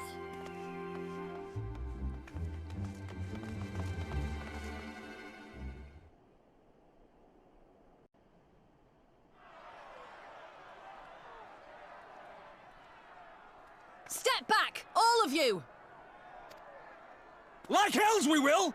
We know who you've got in there! We're not leaving till you hand her over! Oh. Is this a, Is Bring this her a mob out! Bring her intent out! on executing? To be fair, she has committed several war crimes. What's going on? But this is an important point Someone let slip about Fedorla. in the development of your government and its legitimacy. It's true then! The bitch really is in there! I knew it! I bloody knew it! We demand vengeance! Bring her out! Today we butcher the butcher! Come on, you don't mean that! We'd be no better than the Imperials if you'd all just calm down! They do mean that, of course, because they've all lost friends and family and, of course, hard-earned tax money to the butcher. Vengeance is a powerful motive. Of course they mean that. Calm down! That monster and her thrice damned skulls dragged my man from our home and beat him to death in the street! See? What was I telling you, Lise? They have a good reason to be angry. Aye, and my dad! That bitch has spilt enough blood to fill a lock! We all know her crimes. She's a traitor and a murderer. How many of your resistance friends have died at her hands, eh? And here you are, protecting her! I wonder if this expansion had been published in 2022, if they would have included that particular expletive, considering that it is largely pretty sexist when used in this manner. So that's what all the fuss is about.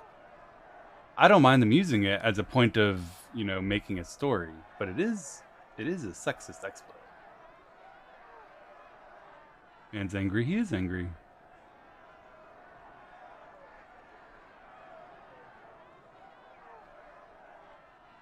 Okay, Kona take.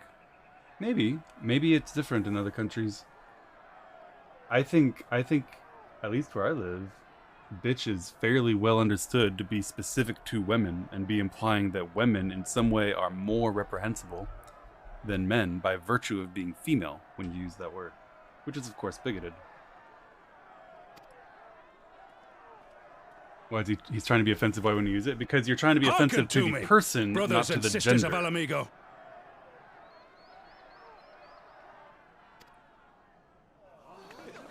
Hey, who's this? There's only one giant dude with one arm wandering around. Amigo. Isn't My that King friends, an asshole? No, you are not not at all. alone in A your woman can be an anger, asshole. your grief, your despair, for it is mine as well. That gnawing pain in your breast, it is enough to bring an old bull to his knees. But I ask you, brothers and sisters, to think not only of the family and friends who were cut down before your very eyes, but to think also of the ones who were abducted, the ones who may yet live. Where were Good they point. taken? What became of them? These questions demand answers. I share your thirst for justice, for vengeance. But we will gain only fleeting satisfaction if we give in to our base appetites. We will never know the truth. Now is the time that we, the people of Alamigo, must decide what manner of nation we will build for ourselves and for generations yet unborn.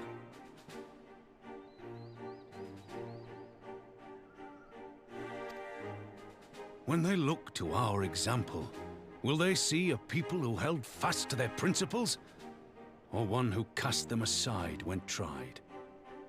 Quick interjection from a non-native speaker. Bitch is a word used toward women that have characteristics you don't like, or cowardly men. And you see, right? You see how that itself makes it a sexist word.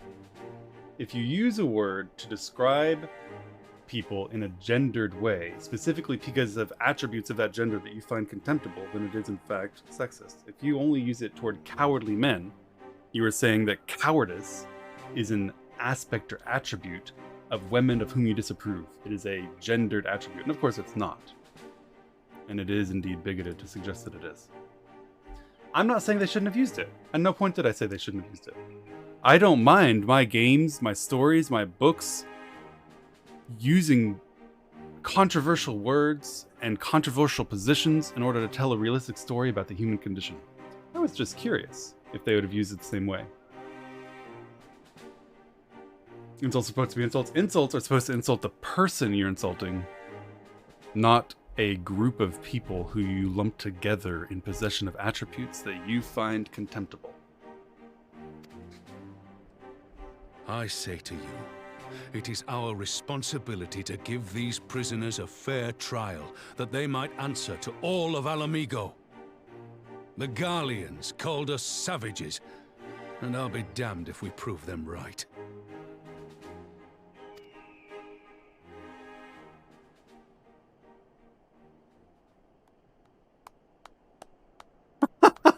And everyone clapped. It was a good speech, but come on, the mob did not clap. I know you're right, I do. But I can't.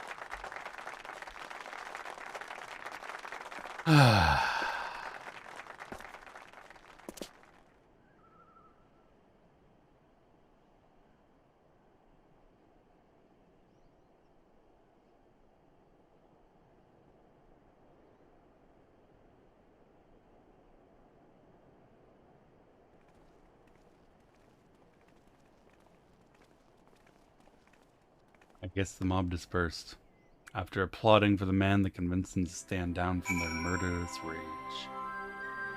Well done, Raban, well done. Don't worry about it though, Lise. You did try. Don't take it wrong, don't take it hard.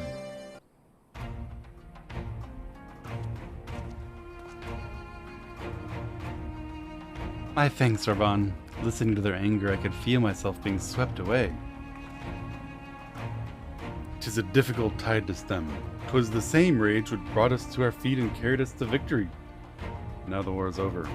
All the unspent fury is being channeled into vengeance. Aye, and it's not just here. We have reports of mobs forming all over. They've been targeting folk known to have cooperated with the Garleans. It starts with insults and then someone picks up a stone. Very realistic. There's a special hatred that an oppressed people hold toward collaborators or cooperators, whatever you want to call it. It's been seen over and over again in human history. Some industrious souls thought to seek out the graves of Xenos and his officers. It was grim. I want to build a country where everyone, regardless of race or origin, can live side by side in peace. But maybe the time isn't right. Maybe people aren't ready. You have to acknowledge the wrongs that they've suffered. That doesn't mean I'm not going to try. The representatives will be here soon, and I'll be damned if I'm going to give up before I'm even begun. Who are these representatives exactly? Village elders, refugee leaders, and the like. It wouldn't be right for us to dictate the nation's future on our own, so we've planned a summit of sorts. You might even call it a congress. We've even invited the Inata and the Kikuran to participate. Alamigo stands at a crossroads, and this meeting will decide which path it takes. The matter of Fordola's sentence cannot be suffered to disrupt proceedings. And let us execute her and be done with it. She herself asked to be put to death. Nago, I already explained why we wouldn't do that. Sending her to the gallows might satisfy people right now, but where would it end? Should we round up everyone who collaborated and everyone who didn't resist? There would be no one left. And we'd be no better than Theodoric and Xenos.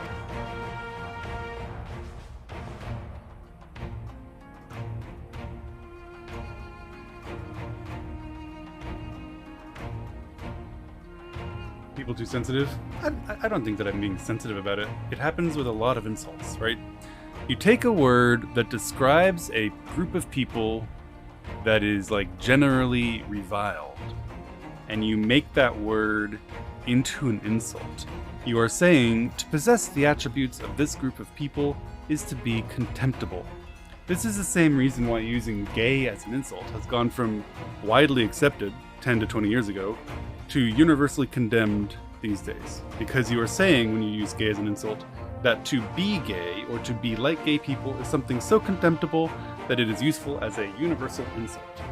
The same is true, of course, were you to say woman or womanly as an insult. You would be saying, to display the characteristics of femaleness is so contemptible as to be useful as an insult. And that is the basis on which many people, at least where I live, find bitch to be an offensive insult. Not to the person you're targeting with the insult, but to the population of femaleness in general. Yeah. So that's my explanation. I'm not bothered by the game using it. I think, like I said, if this game were to use any number of insults that we no longer accept because they are in fact bigoted, ascribing contemptibility to an entire group, that would be fine because they're telling a story. They're not endorsing the viewpoint, they're telling a story.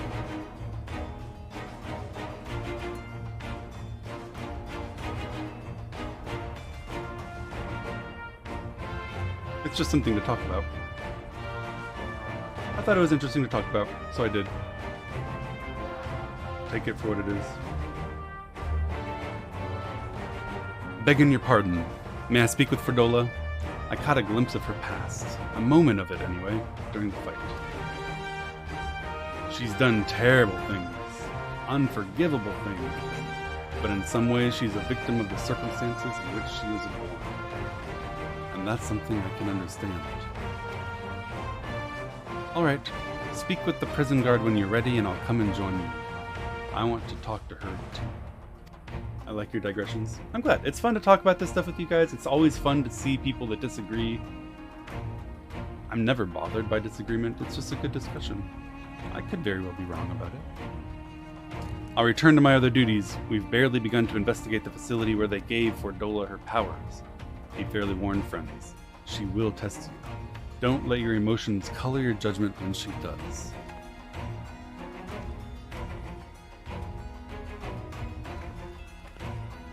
I disagree with your disagreement of the disagreeing.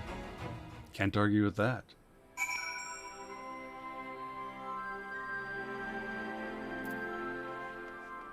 Will you do MSQ streams the day after tomorrow? What happens the day after tomorrow? What do you know that I don't know? Are you looking in my window right now? My upcoming schedule is a little bit weird, but I'm going to continue doing MSQ streams until I'm done with the MSQ, and then I'll continue doing Final Fantasy Story streams until I'm done with Final Fantasy Story. Tomorrow, I will not do MSQ until late. I want to make sure everyone knows this because I've been so prompt and punctual about being online at 5 in the morning every single day. Tomorrow, that will not happen. I have a meeting in the morning, so my stream will turn on around 9, 10, or 11 in the morning, well past noon in Europe, and it'll be going straight into World of Warcraft, main raid. On Thursday, I also have a meeting in the morning, so once again, my stream won't turn on until around 10 or 11 in the morning my time, which is somewhere around 5 in the evening new time, and then it'll be all MSQ all day. Friday is the first day that I don't have weird stuff happening, and I'll be back to my 5 a.m. noon European schedule. But every day should have some content.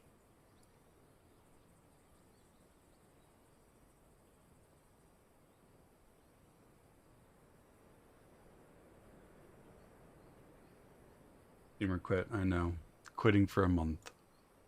Quitting for a month.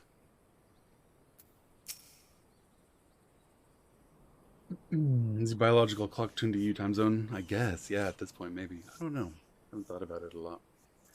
You've the commander's permission to enter, then. Don't leave us. I'll be back. I may be going to the corner store to buy some milk, but I promise I'll come back. Don't even worry.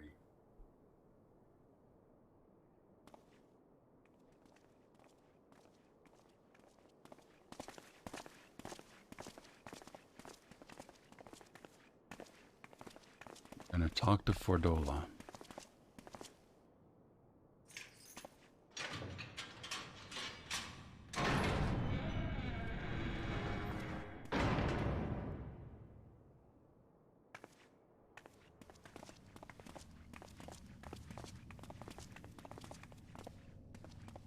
Don't forget your bulletproof vest. Well, I don't need one. well. I'm male and white. So many visitors. Come to have a good laugh, have you? Or do you mean to put me out of my misery? To finish what you started? It's about bloody time. That's not why we're here, no. Do you remember what I said? How I promised you you'd live long enough to see us win our freedom? Well, I meant it. And not to mock you either. You're wasting your time. All of this is pointless! There's no reason to keep me alive, and you know it! I killed your men. I killed my men! And you know what my only regret is? That I didn't kill you when I had the chance! Jesus. That's a lie, and you know it! You think we can't tell what you're trying to do? That we're blind?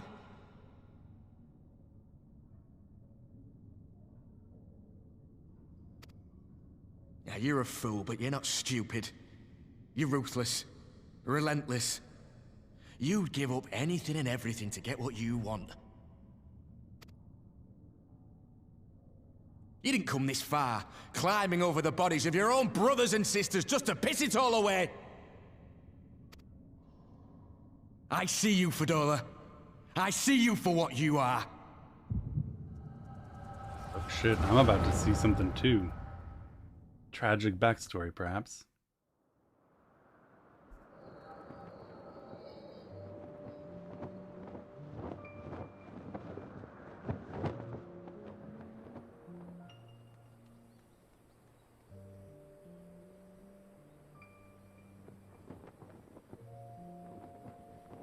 Come along, Fordola. We mustn't be late. The Imperial Viceroy will be attending today's banquet. How very posh. All right!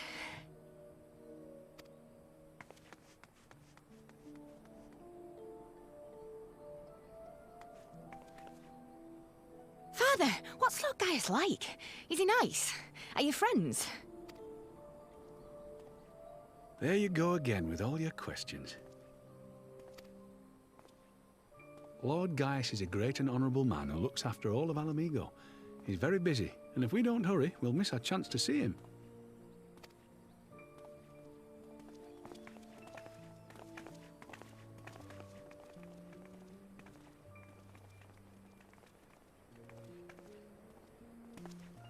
Filthy tin-head lovers.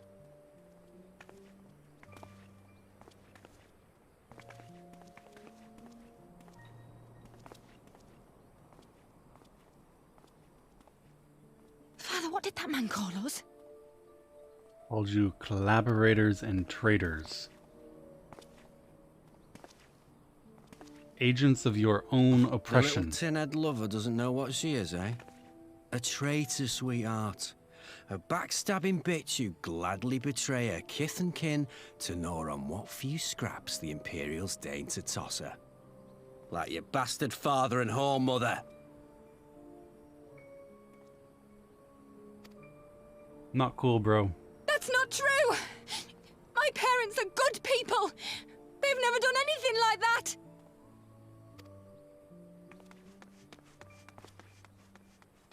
Oh, but they were quick to help themselves and their bitch spawn, weren't they? You're just as guilty as them.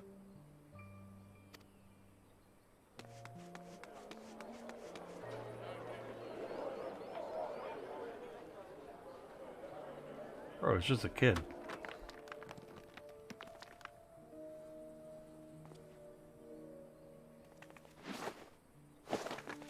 Fordola! Traitors!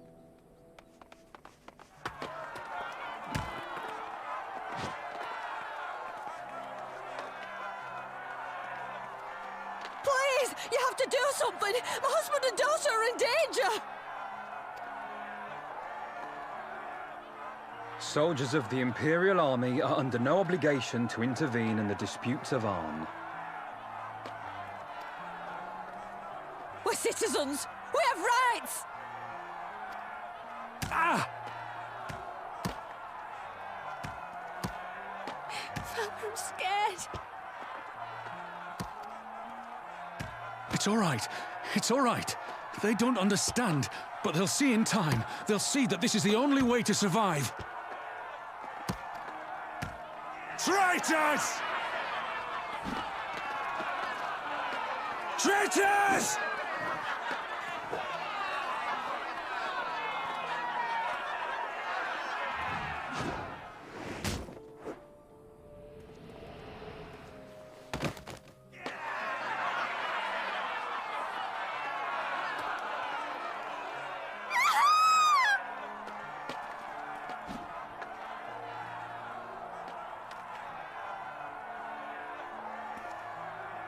Let the savages have their fun. They'll be more compliant once they've tired themselves out. Which is why you don't collaborate in your own oppression. You're just hated by both sides. Of course it's awful. Of course it's tragic. But it's also our history. We've done this.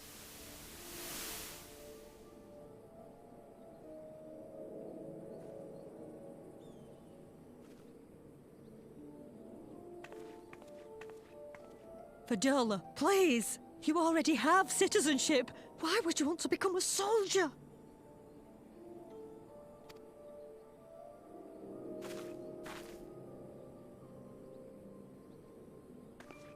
Oh, Not tragic, it is tragic. What have you done to your face?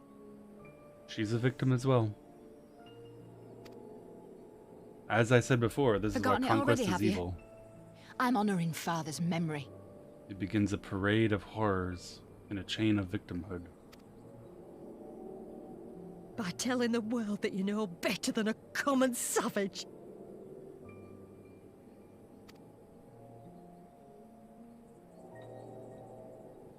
Am I though, Mother? Are any of us? Can't you see? Citizenship means nothing to them. If you're not a pure-blood Garlean, you're no different from any other savage. So I'll play the part. I'll join the Legion and I'll make them respect me. And when the mob see that, they'll think twice before throwing their stones. Victim blaming? No. No more than the other guys. So there's two comments combined here, right? One is saying, oh, you're blaming the victim. The other one's saying, showing tragic background like that's supposed to feel bad for them. It's all separate and it's all related to the root cause of oppression and conquest. We can say with some confidence based on history that appeasement and collaboration are usually bad ideas. And we can also say that stoning people of your own because of their difficult situations and difficult decisions is also bad, right? She's a victim of that stoning and she's a victim of the murder of her father. And we can say that her subsequent decisions to torture, brutalize, rob, and murder her people was also wrong. People are complex. You're not only the one thing. You're not only the one thing that you were once. She's a victim and a perpetrator, both. I sympathize with the fact that she was harmed as a child. Period. And I disagree with her parents' decision to support the regime oppressing their people. Period. And I condemn her for her murder and torture of innocents. Period. All of those things can be separate. I don't need the one conclusion, either good or bad. Either worthwhile or not. Either contemptible or laudable.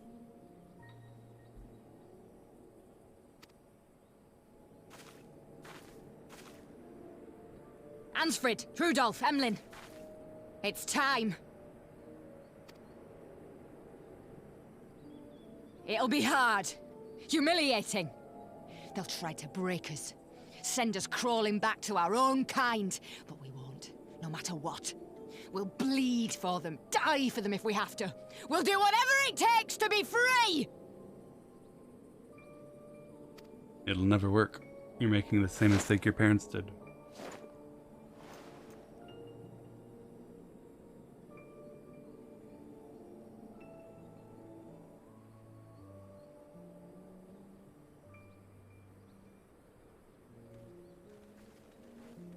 Easier to sympathize with Ferrol than Yotsuyu. I sympathize with them almost exactly equally for the things that were done to them, for the things to which they were victim.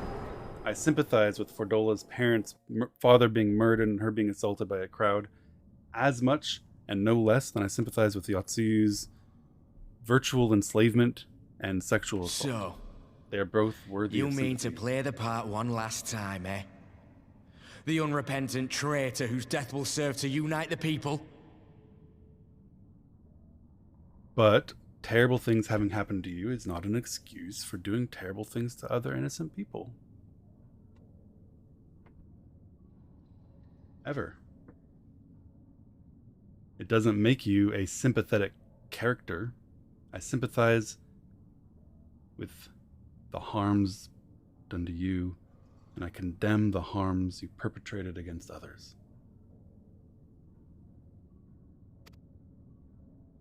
Shut up.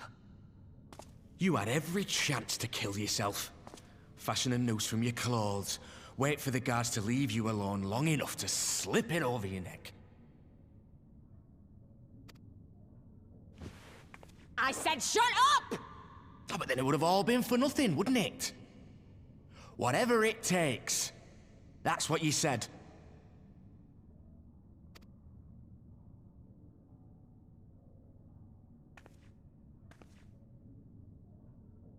Been in my head, have you? Had a little peek at my past? Yeah, kind of a reprehensible invasion of privacy, actually. But can't be helped. And what? A few stolen memories tell you everything you need to know, do they? Don't you dare patronize me! You don't know a god's damned thing about the life I've led! The bastards that killed him. The bastards that let it happen. My father deserved better! I swore I'd do whatever it took to make them pay! Oh.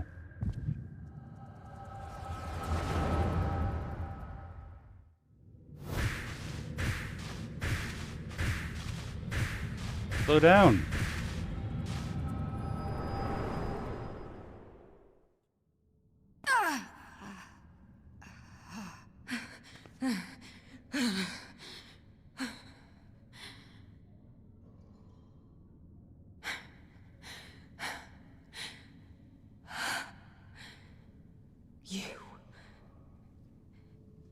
You. All that power. All that pain. It's too much. Too much for anyone. The things they've done to you. The lies. I'm actually okay. The betrayal. The endless fighting. Yet there you stand. Unbroken. How? Why? Oh my god.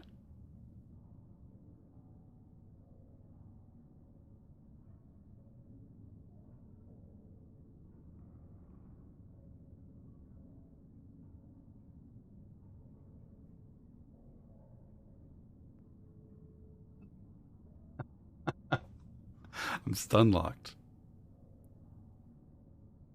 Well, you see, if we do it long enough and eventually succeed, I'll get a glowy weapon.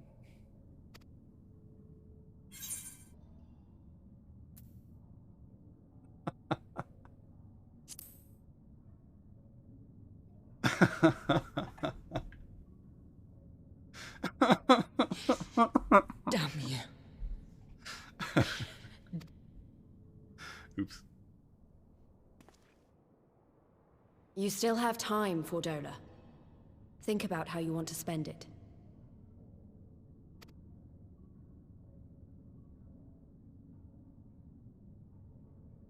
Let's go.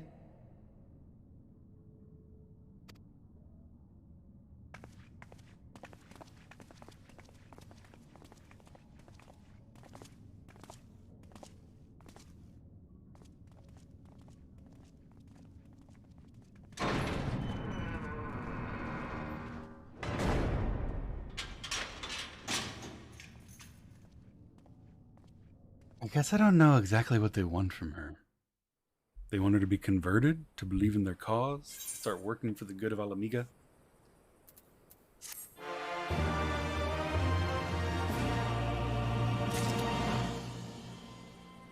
Although you were right to stop a mob from killing her on the streets, the people do deserve justice.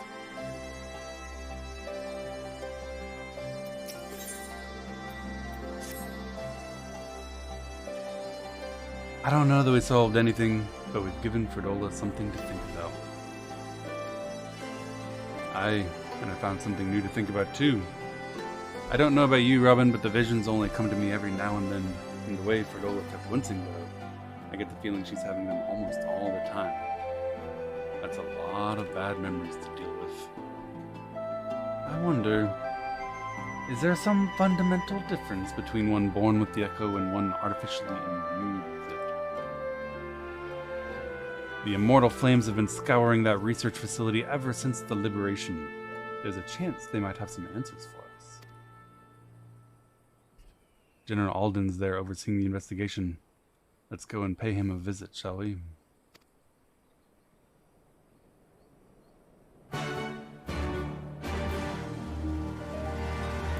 Justice equals another death? Well, I don't think so, but they probably do. And you also have the political considerations of maintaining peace and looking forward. What will be most conducive to being able to make a peace between all the people of Alamigo? Not only the successful resistance fighters, but also those who are viewed as not having participated sufficiently in the resistance or having participated too much in the collaboration. It's hard. Moving forward is very hard.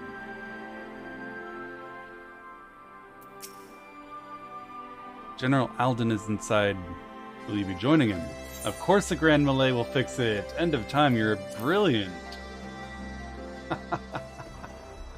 It's worked before.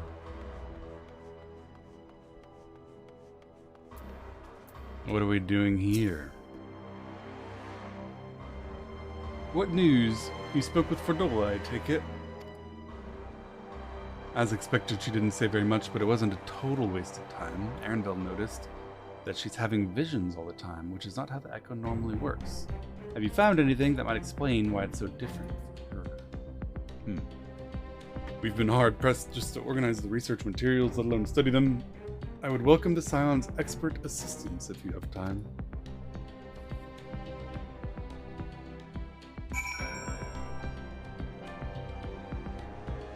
Okay. I guess I'm gonna look around for some stuff.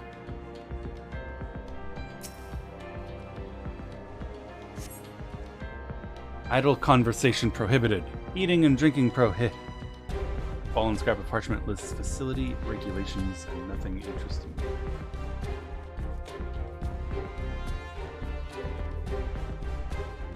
A lot of bodies. It is a lot of bodies, but we saw a lot of bodies during the battle as well. It was bloody.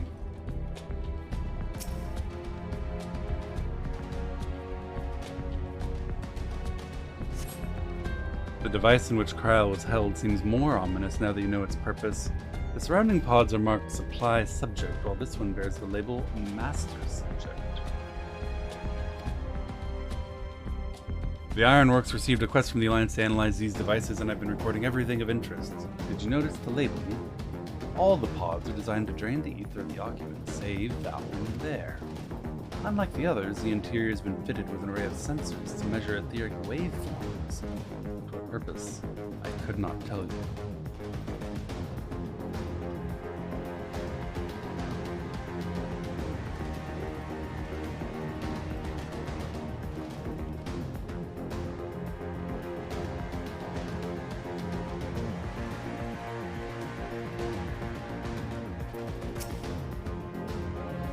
So many bodies, every one of them a victim of these experiments. Few show any signs of external injury. From what we've been able to determine, they perished from forcible ether extraction. Such a miserable way to die. Holy moly, these aren't even from the battle, they just got sucked to death by this machine. Their life force yoinked from their bodies.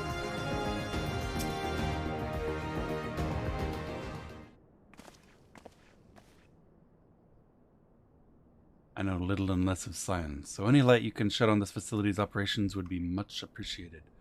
Robin, shall we start with you? Nod. They were slurping souls out of people in order to empower other people. Taken in combination with the testimonies of Kryl and Thancred, I begin to see exactly what they were doing here. Don't you see? The enhancement procedure entailed infusing a single candidate with the ether siphoned from multiple supply subjects. The master subject, in this case Kryl, those patterns of her etheric activity provided the model upon which they would artificially engineer the candidate's aura. In other words, they tried to recreate Kryl's echo? Yes, which explains our prisoner's present state. Kryl's possessed of an unrivaled ability to hear the whispers of the soul, and it seems probable the procedure engendered the same acute sensitivity in Fordola. The soldiers who guard Fordola lost friends and family to the skulls, and there's a sentry at her door day and night. If she can't help sensing their thoughts and seeing their past,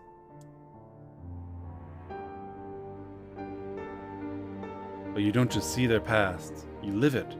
All the emotions, all the pain.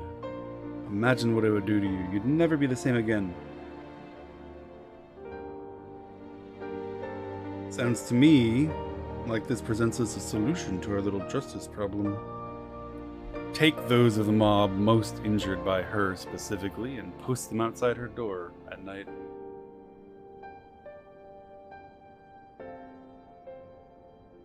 And then talk to her in the morning.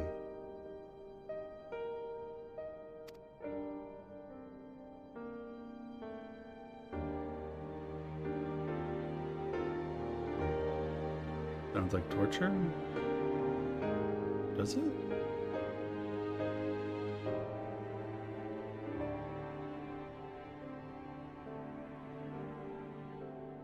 As you may recall, Ysayle was completely transformed by a single glimpse of Hraesvelgar's past. Fordola has been forced to experience the agony of those whose lives she destroyed. The guilt must be unbearable. Good. Sounds perfect.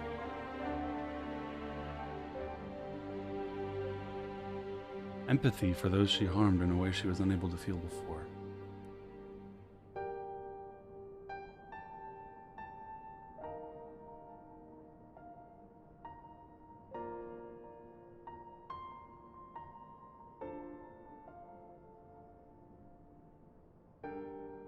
Suggesting torture. I don't think this is torture.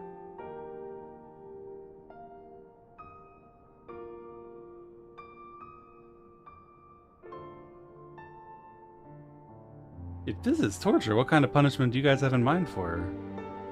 This is the gentlest punishment I can think of.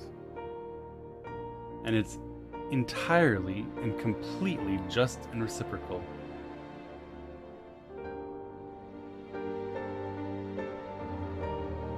She feels the anguish that she caused. That means that maybe we can actually change her and she won't cause that kind of anguish in the future. You guys want us to fix her. This might actually do it. Not torture. Is it a war crime? Torturing prisoners would be a war crime in our modern world, sure. But A, I don't think this is torturing, and B, we know that they torture in this world, and ain't nobody got any international laws against it.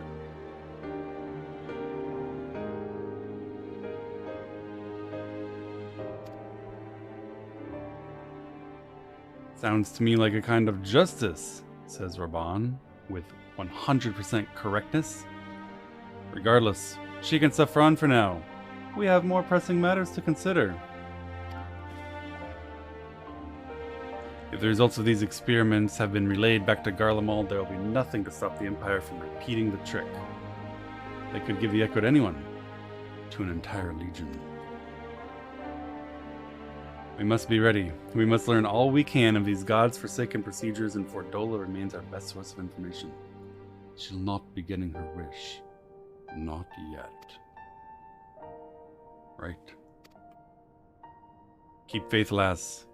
If you're trying to convince others to follow you, you must believe what you are telling them. People will respond to passion, but not if it's feigned. Thank you, General. We should leave the flames to it. Let's go.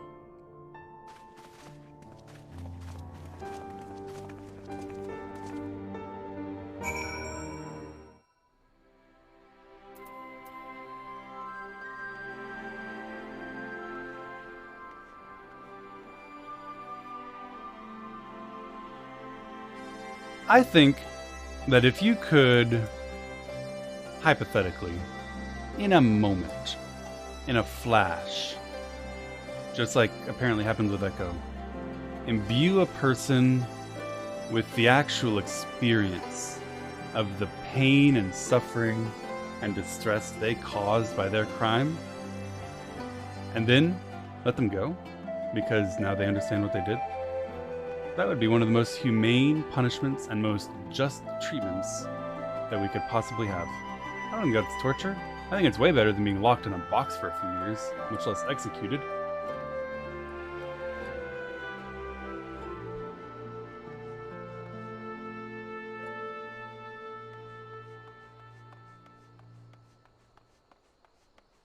I think you guys are just wrong. This isn't torture, it's like the best punishment system ever devised. I didn't say over and over, I just said the ones that she affected. I didn't mean over and over. I meant this would be a justice that would actually work to make people not want to kill her. Remember, these guys also have a political problem. They have a political problem of an oppressed population of people traumatized by what they see as the treason and collaboration of their peers and fellow Alamegans, enraged at them. And this is going to cause a difficult issue of unity. They're going to want revenge. It's going to spiral out of control. But I feel like if you knew that the perpetrator of your harms had now experienced that and you got to look in their eyes and know it, maybe that would resolve it without you calling for their execution. Maybe.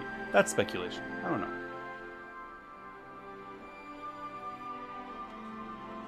Forcing a person to experience another person's pain and suffering? Yeah, the same pain and suffering she caused. There's nothing more reciprocally just than that. That's perfect. If that worked, if you could do that and then immediately release him, that's all punishment, all done. Time served. Go free. That's way better than sitting in prison for 10 years. It's way better than being executed. It's actually just. Why do you guys think that sitting in prison is less torturous by whatever standards you're calling things torture than actually experiencing the pain you caused someone? I go looking for answers about the Echo and end up getting schooled by Raban. Yet more evidence that I don't know what I'm doing. It's no wonder people listen to him and not me. General Alden is a veteran of countless campaigns, Liz. You cannot compare yourself to a commander of his experience. I know, but I also know I couldn't have convinced that mob to give up and go home. It makes me realize how much we rely on his authority and how much I still have to learn. That's eye for an eye? It's not eye for an eye. I'm not beating her in the streets until she dies. That's eye for an eye. This is as far from eye for an eye as you can get. The entire purpose of confinement is first to keep people from doing it again, and B, to hopefully cause them to understand what they did, why it was wrong, and not do it again. This is more effective and more humane because they're not being imprisoned, which imprisonment is pretty fucking awful too, by the way. I don't understand what this I don't understand why people are okay with prison and not okay with this. Do you guys not understand how horrendous imprisonment is? I know that I couldn't have convinced that mob to give up and go home. It makes me realize how much we rely on Raban's authority and how much I have to learn. I told you, don't feel bad about that. No one expected you to defuse the mob. You should see prison? I have seen prison. What do you mean? I've never experienced being a prisoner. but I've been in a prison many times, speaking with people inside them.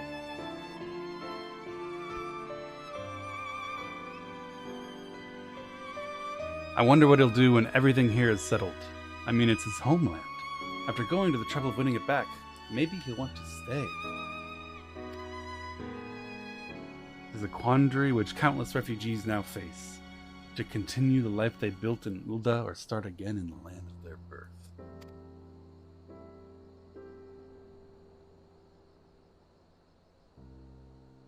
Robin, a moment.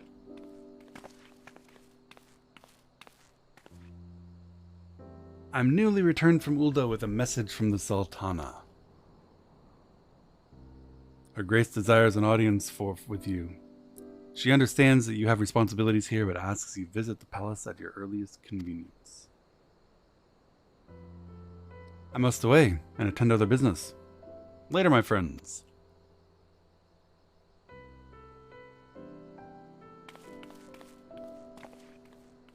An audience with the Sultana.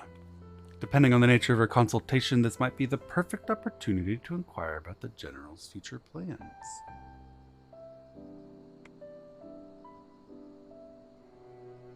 Thank you for this sub, I appreciate it, Nineball. We'd all like to know about those Alphino, but not everyone's as comfortable interrogating royalty as you. Take no notice of him, Robin. Me?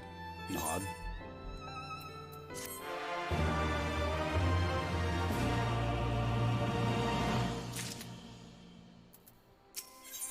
Thank you for the sub, Nerfin. I appreciate the support. I'm glad you guys are enjoying the stream. The question of how to put the Mad King's treasures to good use shows no signs of answering itself. Shall we be about it, Ehrenfeld? I am at your beck and call. Eric and his friends. I appreciate the support. I'm glad you're enjoying the stream. Welcome. And I should be getting back to my own tasks. I'll organize a squad to head down to the ruins and start preparing for the big meeting. And send Nanamo my regards, Robin. And ours too, if you please. We'll see you on your return.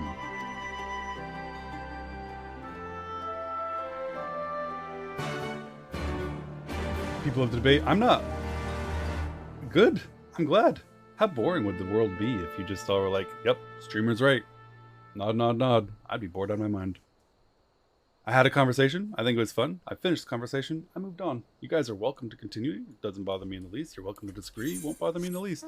I'm not an evangelist in my beliefs. I'm not harmed by you not agreeing with me. I promise you, I won't remember in the morning which of you agreed with me and which ones did not. It's just fun to talk. That's it.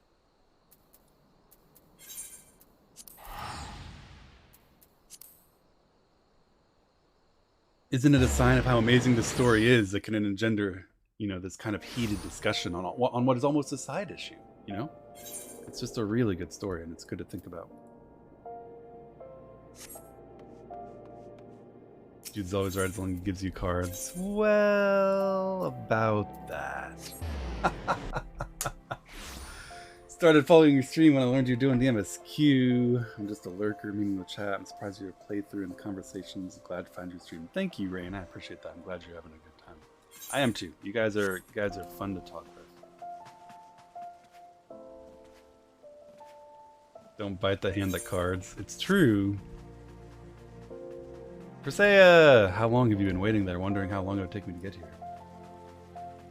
He's writing our names down. I'm keeping a list. On June 14th at 2 p.m. in the afternoon, chatter number 4 disagreed with me, and I took that personally. No more apples for him. You're expected, my lord. Please proceed.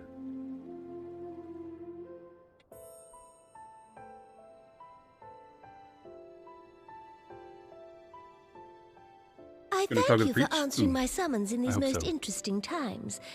You have been busy.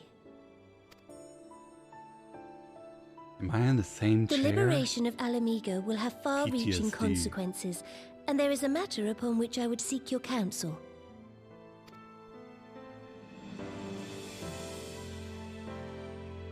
I I speak of Rauban and his future.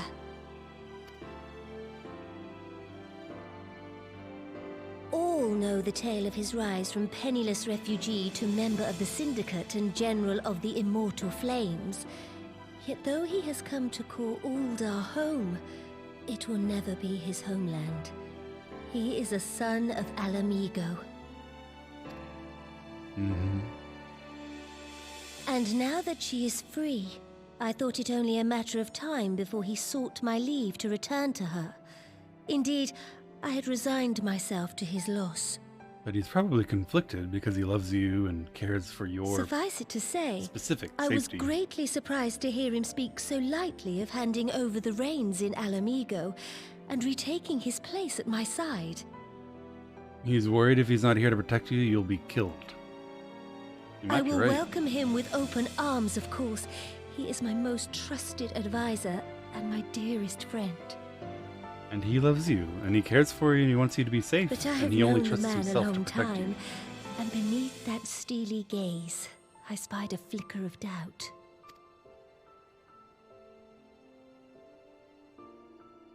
Whether Rauban chooses to remain in Uldar or return to Alamigo, I only wish that he do so with a heart unburdened by guilt or regret. Man, I feel like that's almost impossible. Right? Either way he chooses, he's gonna feel guilt and regret about the other option. He feels legitimately torn between two immense obligations. Yet, how can he freely make such a choice, knowing how much I depend on him?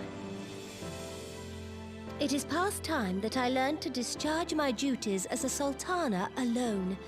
I must go forth and see my realm with my own eyes, and hear the wind with my own ears. You also need... Might I have your company for a brief adventure? Oh, yeah, sure.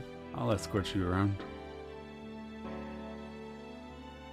But if you want to free the general, to lightheartedly take up his duties to the Alamigan people, then you're going to need to find a protector as effective as he is, and he'll still worry.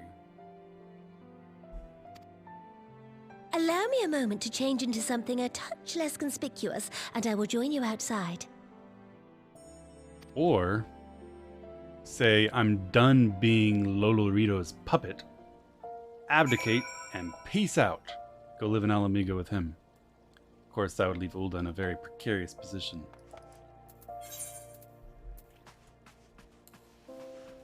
Does have a royal guard. And who pays him?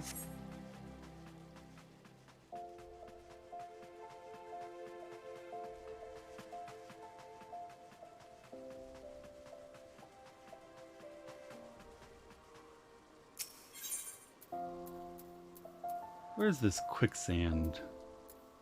Looks like it's right there. One sec, I've got some more messages.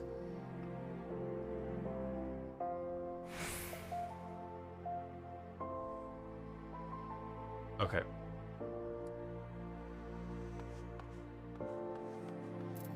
Nanamu Ulnamu.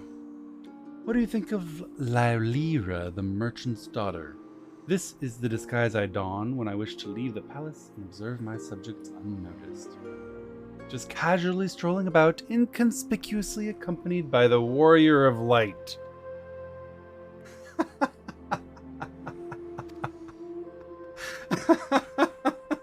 Or General Robon. I mean, you're not as sneaky as you think you are, Sultana.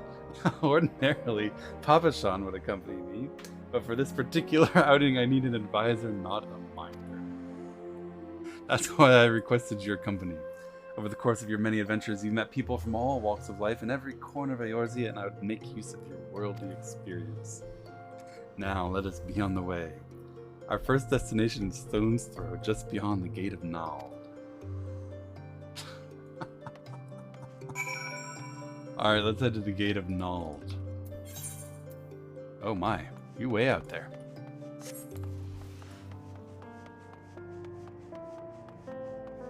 Jeeth walking with his daughter. She's older than I am.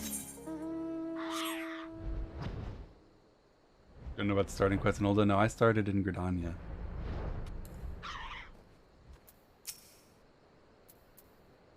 Look upon this procession of tattered tents. These refugees camp in squalor at the mercy of the elements and Thanalan's predators both. None was not that old. Me either! The city's mighty walls offer safety, but the streets overflow with people as it is.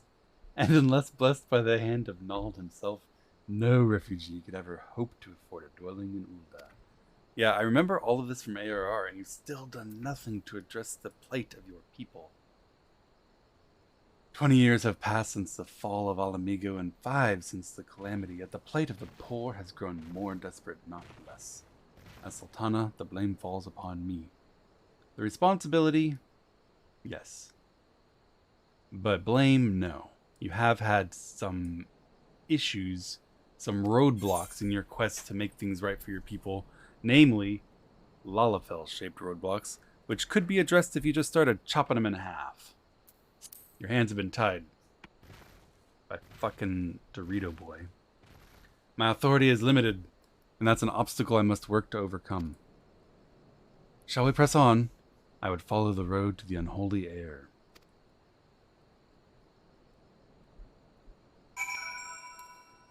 Okay.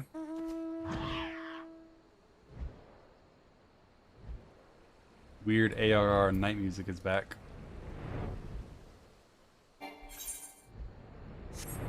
Fun fact, there's no law against kicking Lalafells in Eorzea. As far as I know, there's no law against kicking Lalafells anywhere.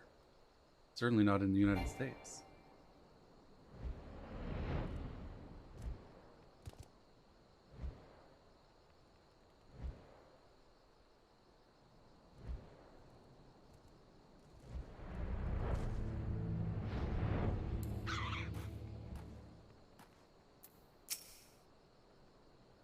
It was here in this wholly unremarkable place that my mother and father met their doom. I was a child at the time, and my parents were returning from an inspection of our interests in eastern Thanalan when an untimely rockslide crushed their carriage. To this day, it is not certain if the incident was misfortune or an assassination. Raban once offered to reopen the investigation and bring me the truth he assumed I craved, but I refused.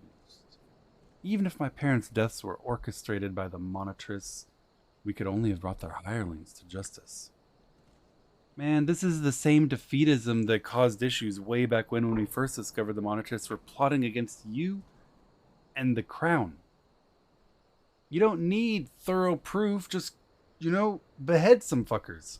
Down with the oligarchy. The true villains, those who plotted to put me on the throne as a biddable puppet, were ever beyond our reach.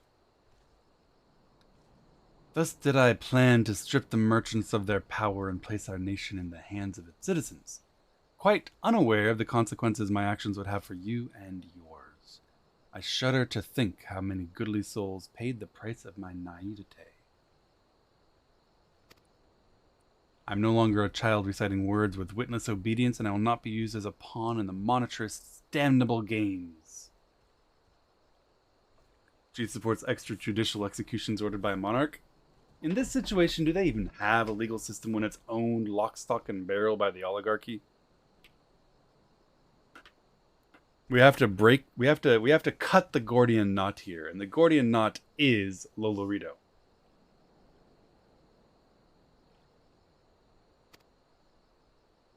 It's still a government, and not all governments are legitimate.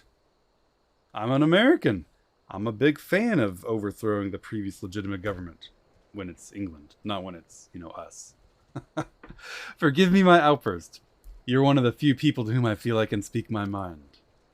Come, let us return to Ul'dah and visit the Colosseum.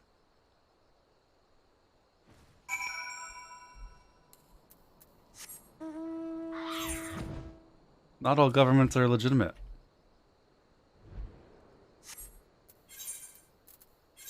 Breaking the law is not always wrong. Some laws are unjust.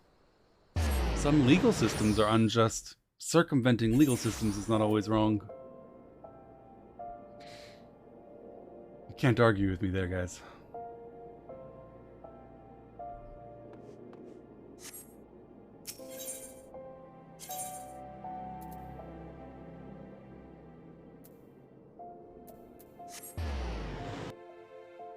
Okay to break the law. Sometimes it is.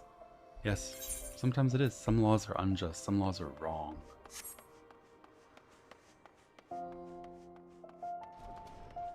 Oh, officer, I'm merely circumventing the legal system. True.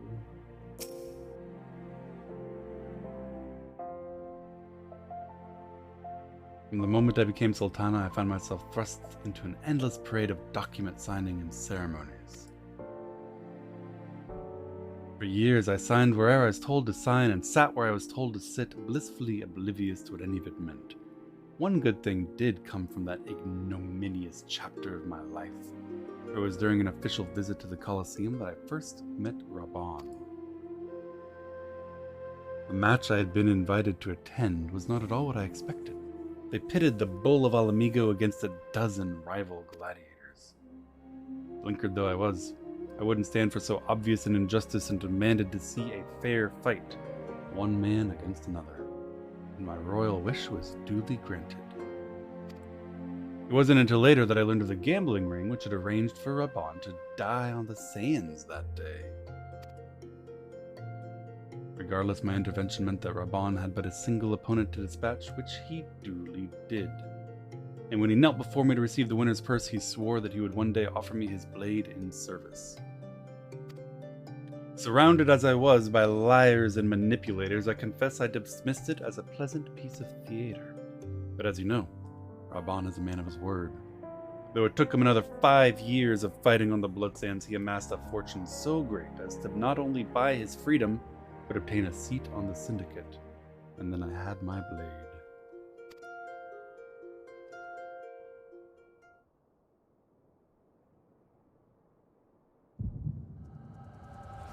Echo Pog.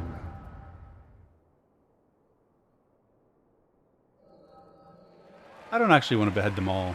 Just Lolo. He is a traitor. We know he is. We literally know Lolo is a traitor. Take his head.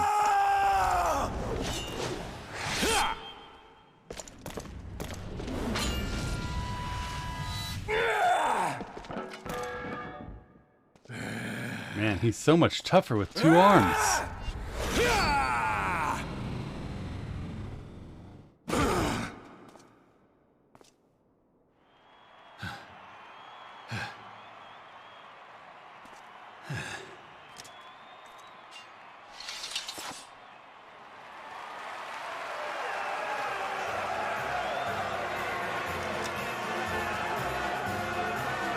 It'd be harder if you only had 1 arm, but grats, I guess.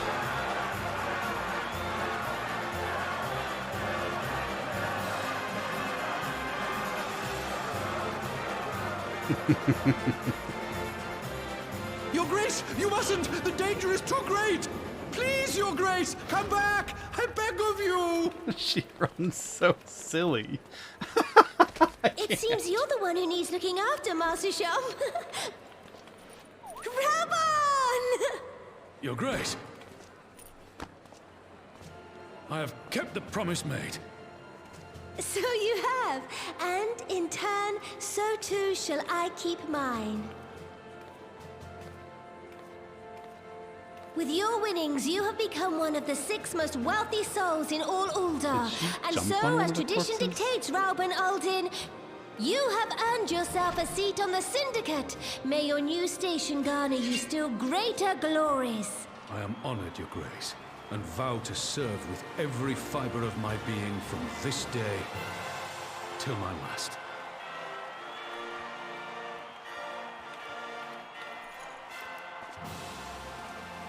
Long live the Sultana, and long live Ul'dah!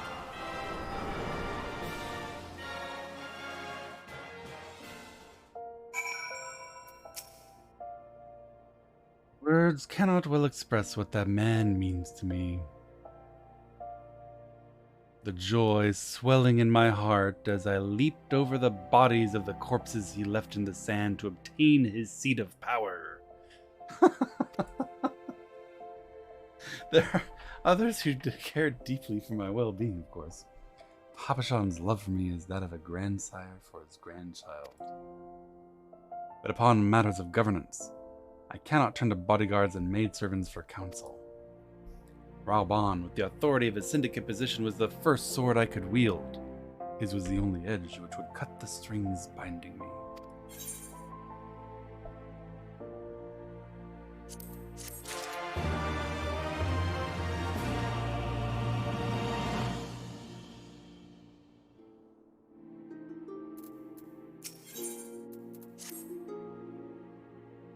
We must make haste. My absence will not go unnoticed by the Sultan Sworn for long, and there are other places I would visit. To the Arzaneth ossuary.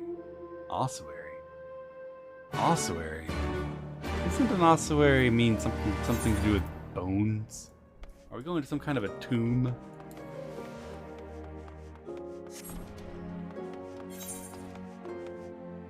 Where's a teleporter?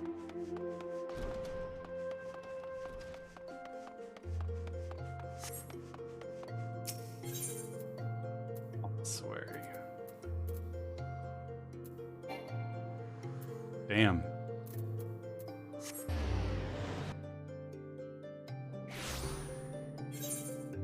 Guys, I've got good news. I'm about to go learn a new aetheryte.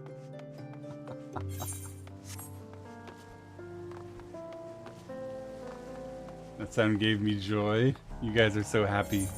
Attunement Andes in vindicated shambles.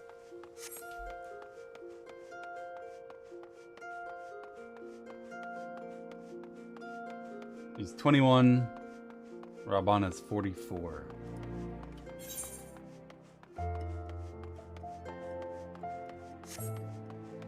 So what you're saying is he's in the midst of his midlife crisis and she's the perfect age for a new trophy wife.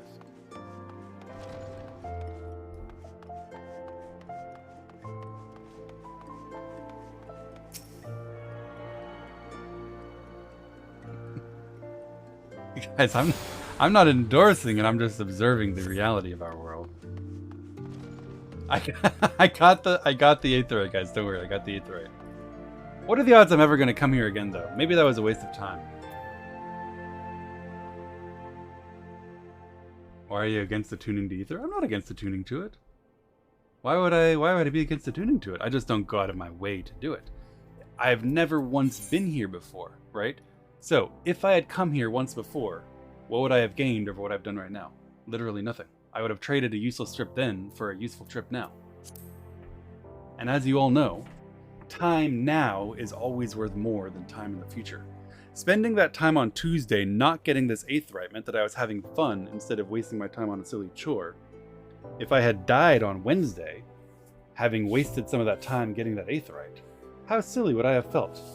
Putting it off into the last possible minute, anything that is bothersome or annoying, is simply a rational way to spend your time and maximize the value you obtain from it.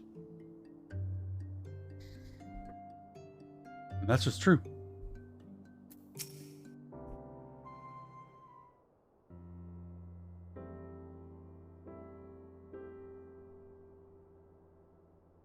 When the calamity threatened, Raoban led the Alliance forces into battle on the plains of Cardinaux, and I remained here.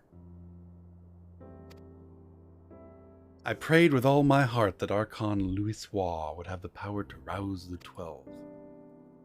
Since that day, I've made a custom of visiting this shrine during each of my little excursions. Here, I seek the blessing of Thal, reflect upon my choices, and ask myself if I'm fulfilling my duties as Sultana.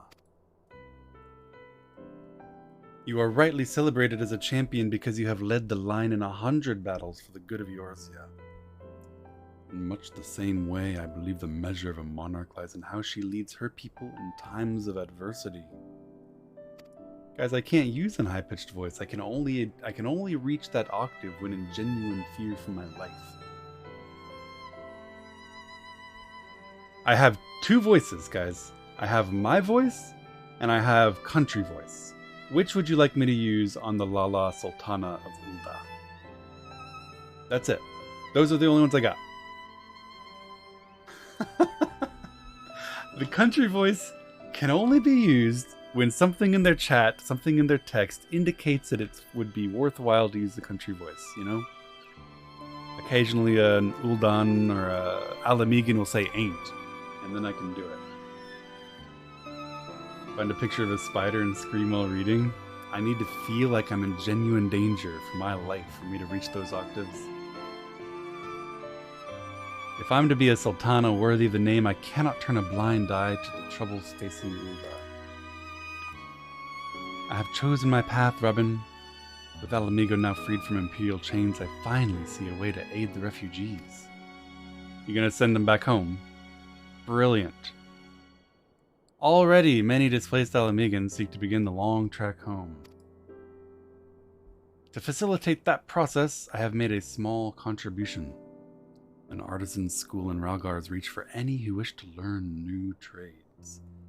Realistically, however, it will take years for such training to yield tangible benefits. I hope you guys are keeping track of all the videos, like the Lulu videos and the Preach videos that I need to watch after I'm done and react to. I want to see those, but I want to see them after I'm done with the MSQ. Someone needs to be keeping a list.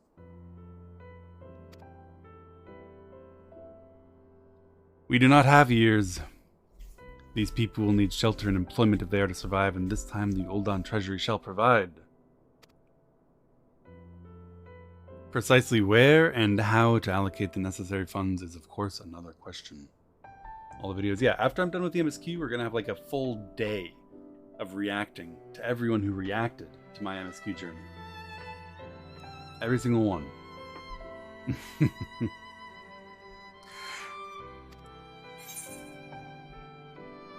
Do not ask the Syndicate for advice. Are you stupid, Robin?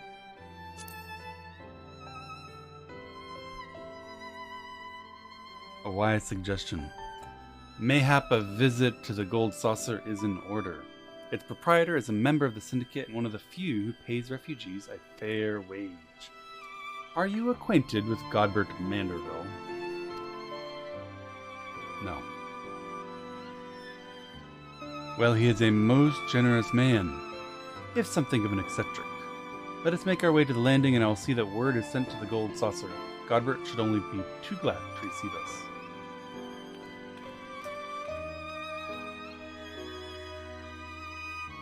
I don't know, Godbert.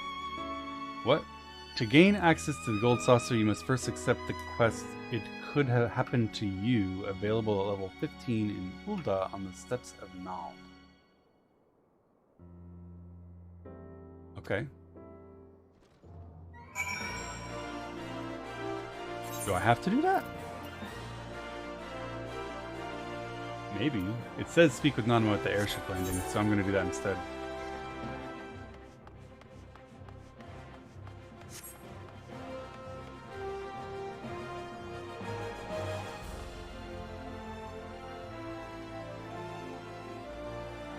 And?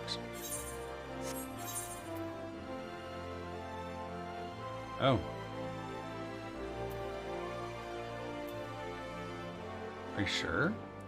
This guy won't let me through?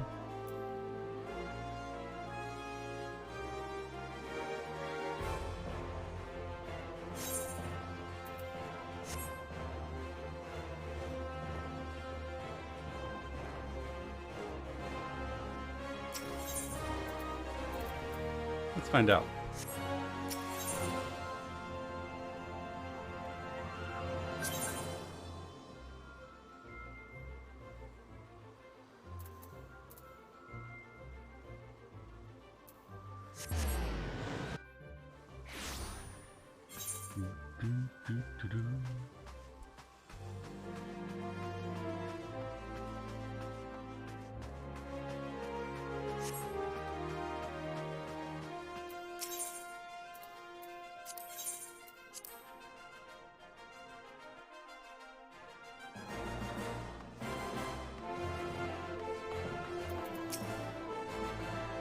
I have ridden aboard a public airship before, but this will be my first visit to the Gold Saucer. I confess to some excitement.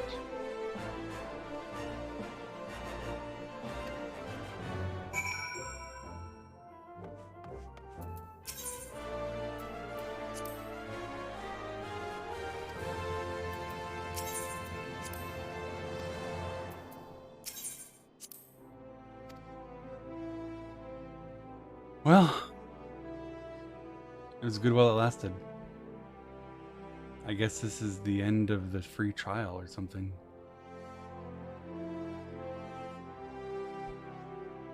Let's see what other games I can play.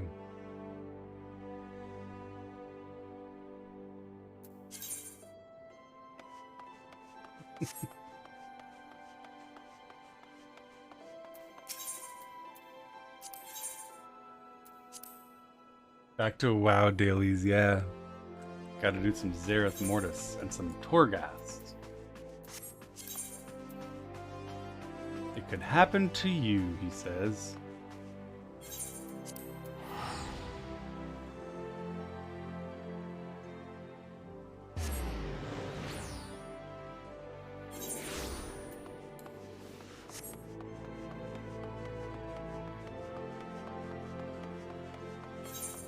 Minus 100 gil. Not my gil. It's fine.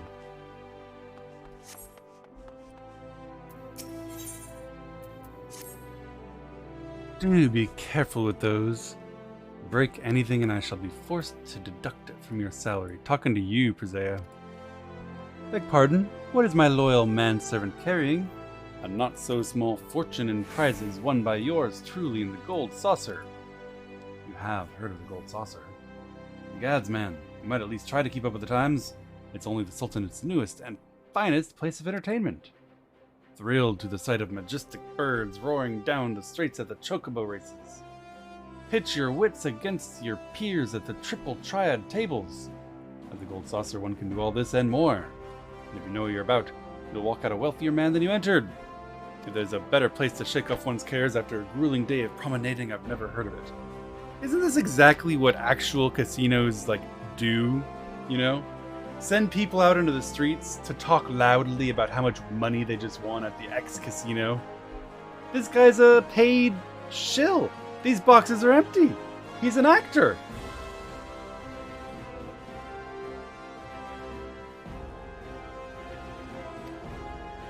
Did I mention that the female attendants are particularly easy on the eye? I dare say you'd rather discover them for yourself. I'll wager you're wondering how in Thal's good name you could experience the wonders of the Gold Saucer firsthand. Am I right or am I right? I thought as much. This has been my lucky day. I don't see why it shouldn't be yours too. I just so happen to have a spare golden airship ticket, you see? A gift from one eligible young man to another. You are such an actor. I see right through you. You're a paid employee. Show that ticket to the lovely girl in the uniform over at the landing and you'll have a seat on the next airship bound for revelry and riches. Be warned, though. You may expect no mercy from me should our paths cross at the triple triad tables. Not so much as an alms. Ha-ha! Man, casinos always get you.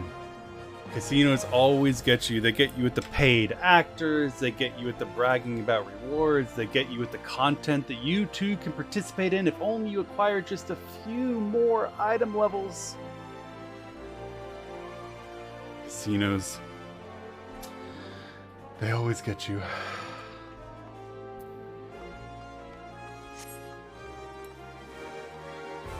Are you okay? No, I too am a recovering player of Lost Ark.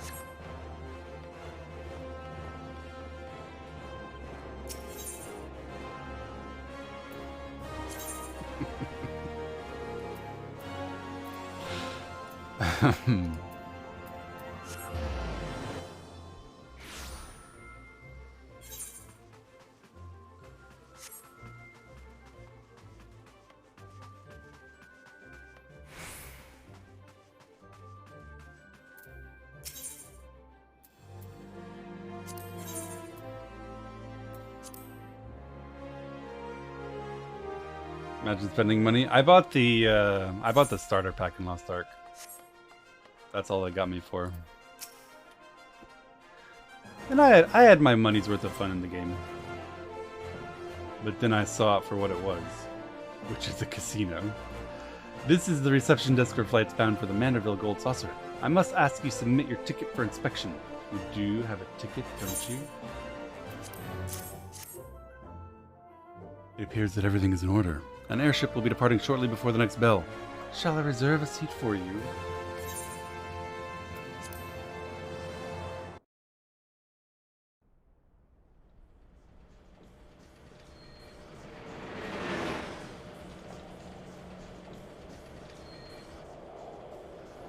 Wait, it's the same cactus that's been ghosting all of my cutscenes. This whole time, the casino's been after my soul.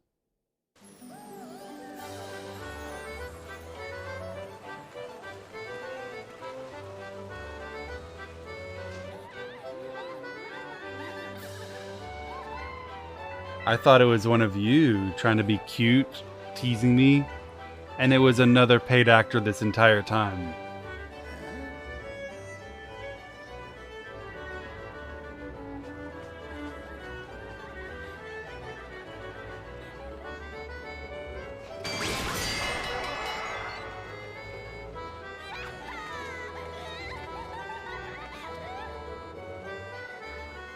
Oh my god, that's frightening.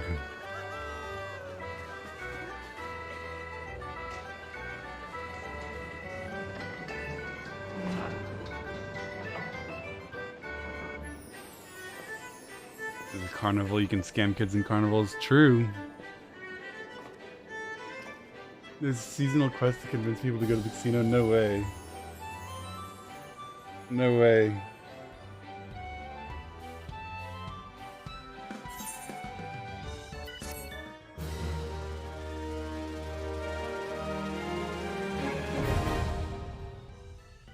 They say that like it's an instance.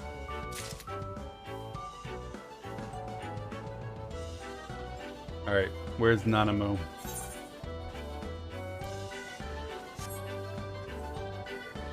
Why are we here? Oh right, he employs refugees.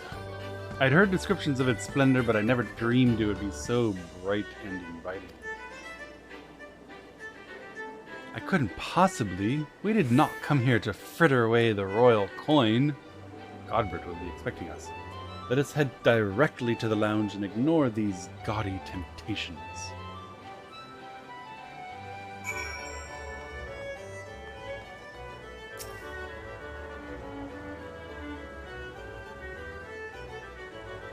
Aetheryte obtained.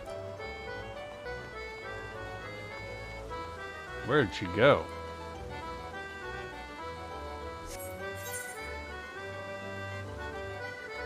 How blind am I? I don't see her anyway.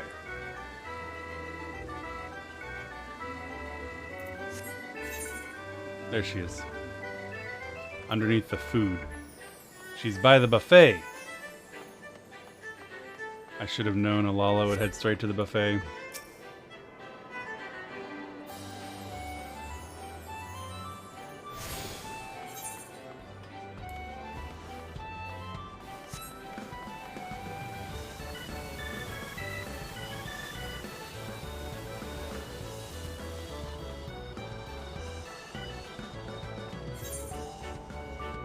How do I get in there?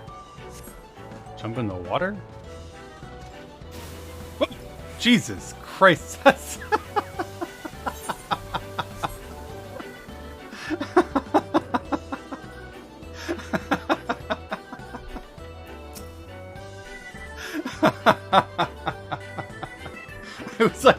I was looking for the real water because this clearly wasn't water.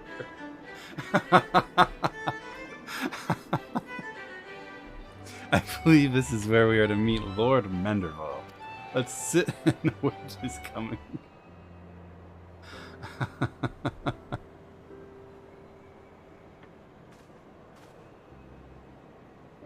Lord Manderville. My apologies, Your Grace, I have kept you waiting.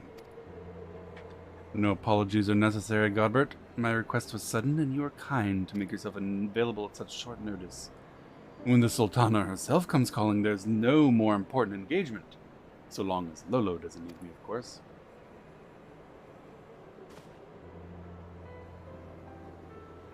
As to the purpose of my visit, I would have your thoughts on how the Crown might best aid the refugees residing in Thaneland. You are aware, I'm sure, that many of Alamigo's displaced sons and daughters long to return to their newly liberated homeland. You're also aware how they will suffer without shelter and work to sustain them. I would use our nation's wealth to spare them that suffering. What advice have you for the matter on how it might be best distributed? Why don't we use the treasure that we just won chasing down that treasure vault in order to repatriate all of our lost refugees back to their homeland and reinvigorate the economy? That seems good. The unusual circumstances of our meeting and your Grace's choice of companion would suggest to me a desire for an honest and unvarnished opinion. I shall give you one. My advice is don't. Taxing Ulda's wealth to save Alamegan refugees is a terrible idea. See? But that's okay. We have our own money. You oppose my proposition? Most emphatically. I agree with your Grace that the refugees must have housing and employment, but what profit is there for Ulda in this arrangement?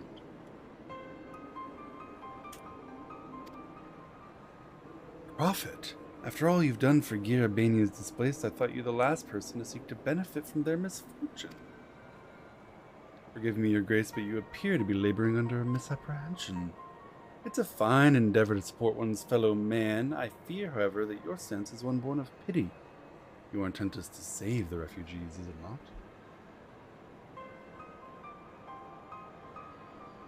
For all our potential, we are indolent creatures by nature. If unconditional charity is all we know, we begin to rely upon it and to expect it. Yeah, all those lazy refugees lolling about in the streets, not even working for their nothing. We must consider Ulda's own poor and downtrodden, should they hear of you spending the nation's coin not to improve their lot, but to nurture the distant citizens of Alamigo. It's unlikely they will applaud your generosity. Don't give fish, teach a man to fish? Listen, give a man a fish, he eats for a day. Teach a man to fish, he eats after working really hard. Give a man a gun, and he'll eat whenever the fuck he wants. Arm the poor of Ulda. Eat the rich. Surely it is not your Grace's intention to foster new resentments, but to spread goodwill. Indeed. Any support I pledge to the refugees must promote self-sufficiency while also serving the interests of the people of Ulda. Exactly so. Such an arrangement will create a far more equitable relationship with the returning Alamegans, even if it generates revenue required to win the approval of your subjects.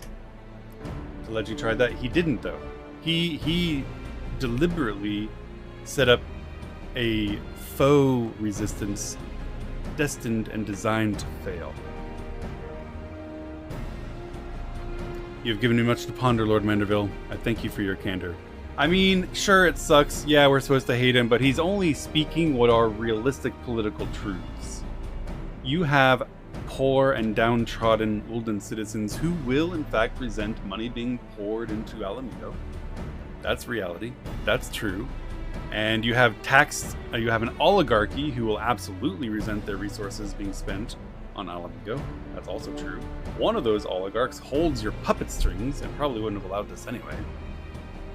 And here, Alamiga just came into a sudden and unexpected surfeit of wealth. They can repatriate their own citizenry fairly effectively, and I think that's a worthwhile use of the money. It's been done before.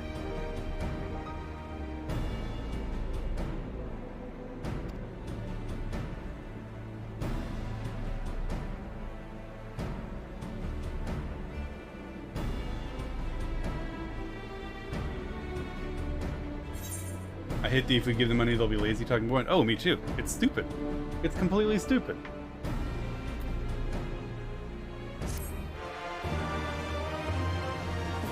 And he said it. I don't like him. You guys are all like, you stand Godbert. Maybe I don't know enough about the man, but I don't like him. He just said exactly what... I don't know. Well, Republicans have been preaching for 50 years. That's not what he said. It is what he said. He said giving people charity makes them reliant on charity and makes them unproductive welfare babies. No, dude. I think I was supposed to talk to her again before I left.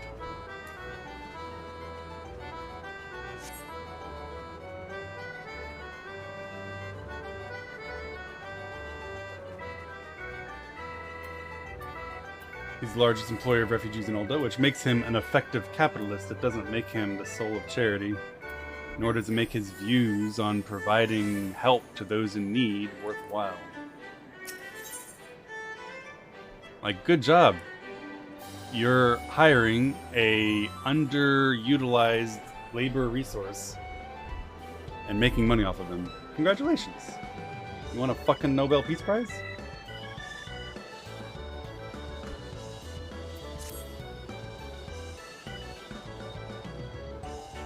Profit.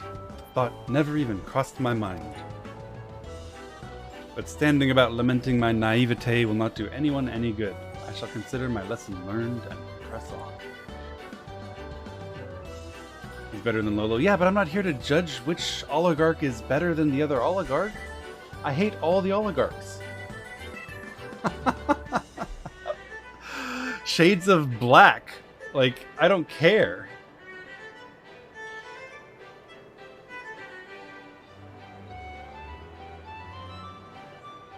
Oligarch tier list. What about Olive Garden? I don't care about Olive Garden.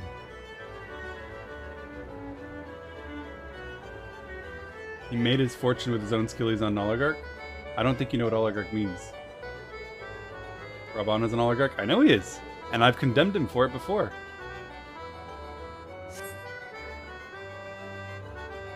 Robin, are you acquainted with any successful merchants? If my attempt at philanthropy is obliged to reach a profit, it would seem wise to consult someone with a knack for business. Ordinarily, I would not trust any agent of the East Aldenard Trading Company, but if you hold this Hancock fellow in high esteem, I'm content to be led by you. You may repay my faith by journeying to distant Kugane and speaking with him on my behalf. Eager though I am to visit those shores, I have not the leisure for a lengthy sea voyage. Now, assuming you will travel as adventurers are wont to do, I will await your report by the Etherate in Ulda. Fair journey, Robin, and a swift one.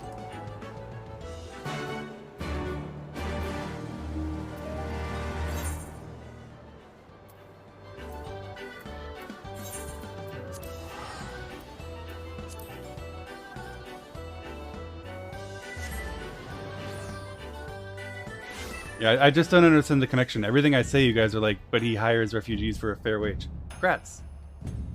Basic capitalist decency, if that's not a contradiction in terms, is not something to be congratulated. And it certainly has no relevance on the horribleness of your opinions about helping people out. Saying that it is simply not worthwhile to aid people because they will come to rely on the charity and become useless, lazy humans that forever rely on charity is reprehensible, and you cannot fix that by hiring people and making money off of them. That's it.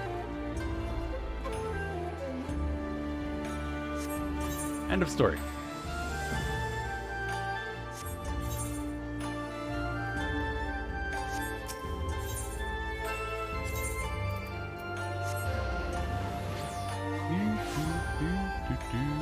He was right about it being a very bad political move to help out the refugees.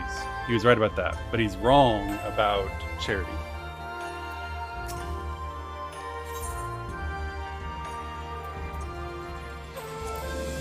Like the character. Yeah, I suspect that many of you like him based on other stuff that's happened. The stuff he just said was pretty weird.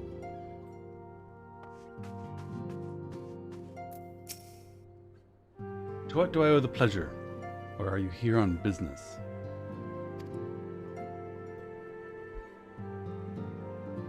I beg your pardon. Her Grace the Sultana wants my opinion on how to invest the wealth of Ulda?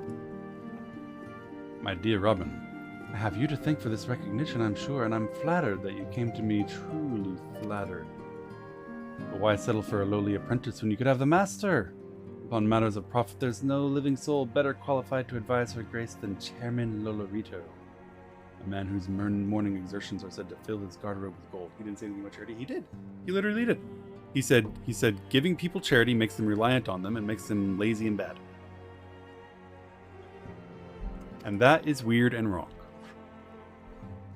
I should be happy to arrange a meeting for you, say at the Scion's former headquarters in Danline. The Waking Sands would seem a suitable neutral venue for negotiations, don't you think? Fare you well, Robin, and may your dealings prove fruitful.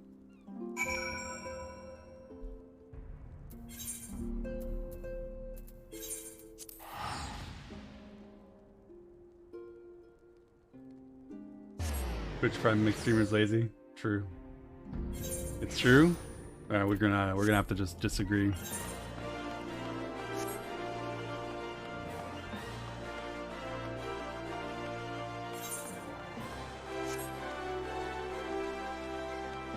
True and base that look at everyone collected unemployment instead of working. I see that we have in my chat a business owner that doesn't want to pay people a living wage and is mad that people won't go work to him for nothing.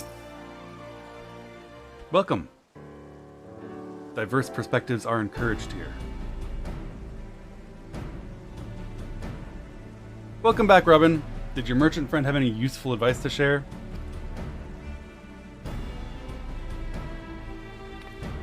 With Lolorito, and you agreed to this? I'm well aware of his standing in the field of business, but I had hoped to keep the monitress at arm's length and him in particular. Well, that wasn't going to work, right? When you go to Hancock, you are going to Lolorito. But yeah, it's got to be awkward to go to the guy holding your puppet strings and be like, hey, I know I'm Sultan, but obviously you're in control because you almost had me killed and you can have me killed at any time, so I was hoping that you'd let me do this project, please?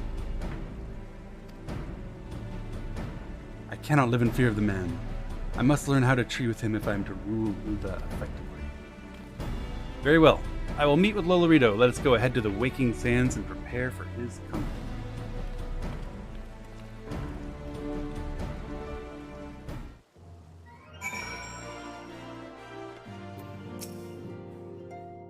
So this is where the Scions first congregated.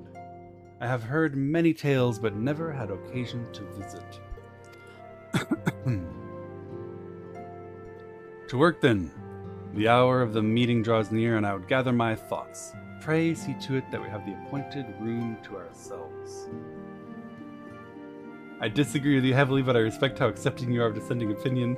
Have some charity. Thank you, Queepeg. Thank you. Now, I'll go buy a big hamburger and stop streaming for the day. I don't need to work anymore. I've already been paid.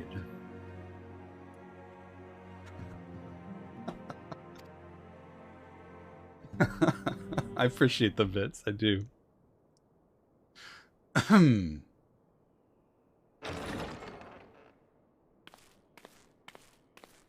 A personal summons from the Scions. This must be important business indeed. Though, if it concerns anything so underhand as an assassination, I fear I can be of little help.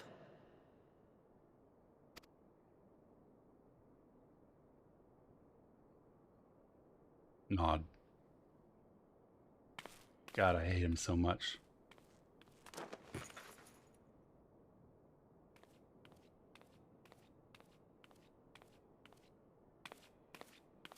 And I have to admit that my hatred for him is a signal of how good a character he is. But God, I just want to chop his head off.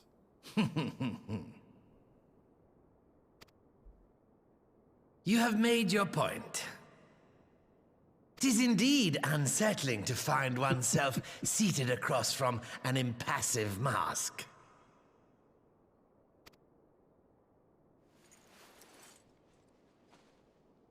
Look how beautiful Robin is. Oh my God, your eyes, bro. Would this better please your grace? Or should I address you as Lady Lilira? Oh, shocking! They know of your little facade and your little excursions into town, accompanied inconspicuously by the Flame General or the Warrior of Light.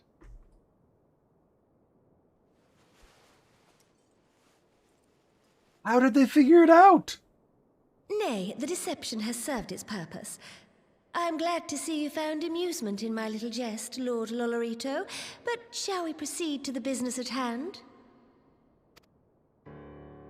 He literally has golden By all eyes. means. I must say, I'm most eager to hear your proposal. I've never seen a man more likely to shit gold. Simply put, I would aid the refugees camped in Thanalan in their efforts to return to Alamigo. The reparations you paid in the wake of your earlier misdemeanors will be used to fund the Endeavor, together with the fortune seized from the late Teleji Adeleji's estate. Alright. But this plan is not intended to benefit the displaced alone. I would make of this an investment which shall enrich Uldar and Alamigo both. And who better to consult on matters of profit than the wealthiest man in all of Thanalan? I beseech you then, Lord Lolorito, share with us your mercantile wisdom. Ah, 'twould seem your grace has matured beyond acts of earnest yet misplaced charity. Pray tell me more. What's she telling him? What's he hearing? What'd they say? To summarize, in return for facilitating the repatriation of refugees and assisting in the establishment of new industry in Alamigo, you ask that a proportion of all subsequent profits be promised to Uldar. Basically, investment. Sure. Ha! I am impressed, Your Grace. 'Tis an elegant solution, albeit one lacking certain crucial details, specifically which industry and where. How swiftly you identified the weakness in my plan, just as I knew you would. Your travels have taken you across the length and breadth of Gir Abania, and you know the land far better than I. Which of the settlements you visited would best provide a home for our refugees? Which has the greatest potential to flourish, given the appropriate investment? I don't know. I don't agree with any of this. I don't agree with indebting Alamigo to Uldan oligarchy. I don't agree with giving Lolorito control over any portion of Alamigan industry. I don't agree with any of this. Use the treasure that I literally just found as a fund for transporting displaced Alamigan refugees back home and starting industry. Instead of handing out sacks of gil to the poor of Alamiga, which we already agreed would be a bad idea, use that money for this, and then we're not beholden to anyone. I don't want to agree to any of this stuff. I think it's a bad idea.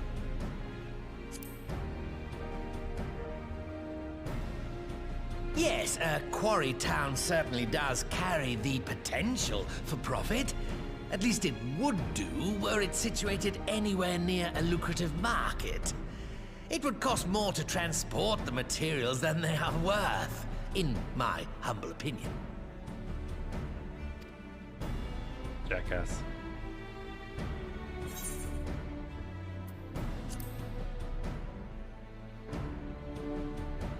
Yes, if a stable trade route can be established between Uldar and Alamigo, then Alagiri would once more become an important waypoint. But while such growth would greatly benefit its current residents, I'm afraid it could sustain little beyond that. Jackass.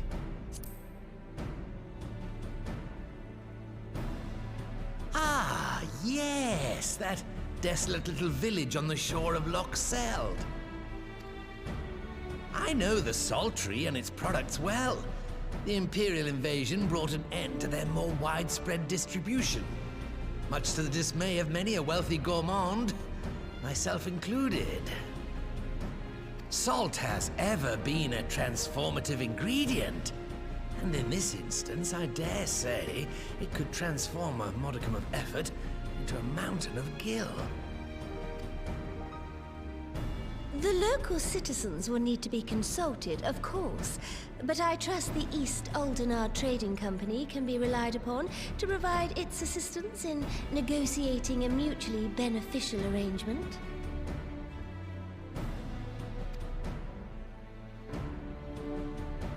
Naturally, Your Grace.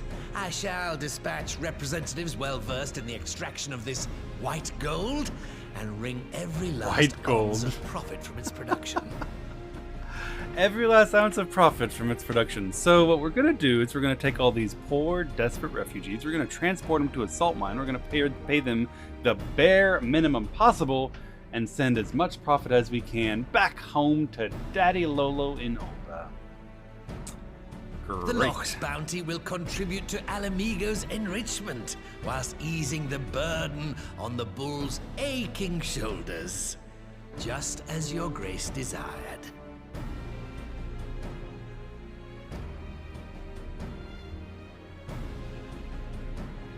A deal is struck then.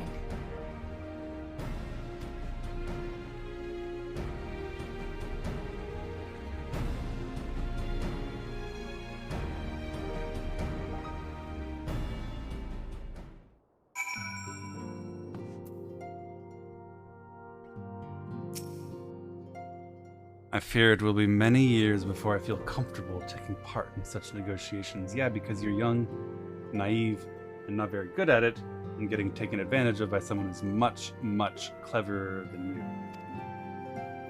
But I shall not complain. We have piqued Lolorito's interest and secured his invaluable expertise. Thank you, Robin. I could not have done it without you.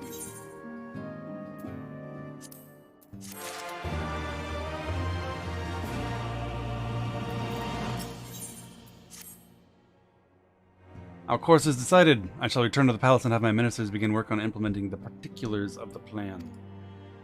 If I can prevail upon you one more time, Robin, I ask you convey the details of our negotiations to Commander Hext on your return to Alamigo.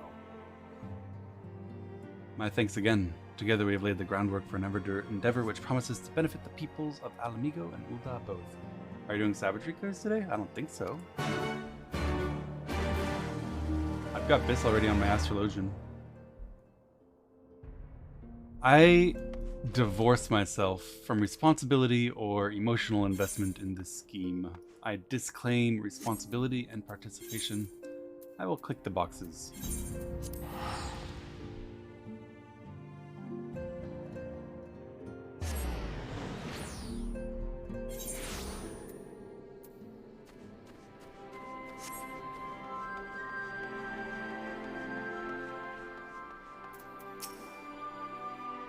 Streamer's mad. Streamer's a little grumpy, yeah.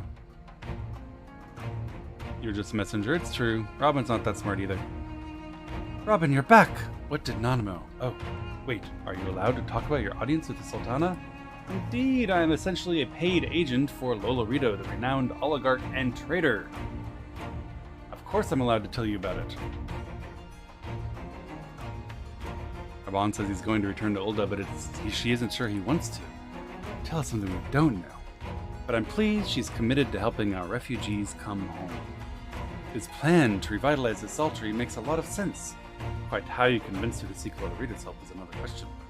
He's the last person I would expect her to tune to for advice. Yeah, because you do so well when confronted with Lolorito or his agents either, with your undisguised hatred for Hancock. On a more practical note, Lise, assuming the interim government elects to accept Ulda's proposal, I have one caveat I should like you to include in the bargain. Alamigo must be permitted to cover a portion of the investment. We have a fortune at our disposal after all, and allowing Ulda to provide the entirety of the capital will afford Lolorito too much control. Very true. In fact, why not just do it all ourselves and allow native Alamigans to own the business, control the business, and grow wealthy off of legitimate enterprise? Honestly, Alpha, no. It's like Kugane never happened. What exactly does a ruthless profiteer have to do to earn your trust? Yes, you do make a good point. First things first, though, we need to discuss this proposal with the Saltery's residents. But if it's not enough, then how about a loan instead of an investment which gives him control and ownership rights? Whisker, how do you fancy explaining the Sultana's plan to your grandfather? I'd like to hear what Watt thinks of the idea before agreeing to anything. Right away, Commander. Would you mind coming along, Robin? I might need you to fill in the details. What do you think investment is? There is a difference, in fact, between an investment and a loan. I hope you're familiar with profit. A loan has a limited term and a limited amount to repay, while an investment gives you ownership which you can retain forever. The difference, of course, is that with a loan, you can have this business in the hands of native Alamegans, owned by Alamegans, and returning wealth to Alamegans, repaying a loan for 5, 10, 15, or 20 years, and then being done. Instead of Lolorito owning half of that mine for perpetuity, draining resources from this land. Come along, Robin. We need you to fill in the details. I shall come as well. Should Watt wish to discuss figures, my knowledge of the nation's finances may prove useful.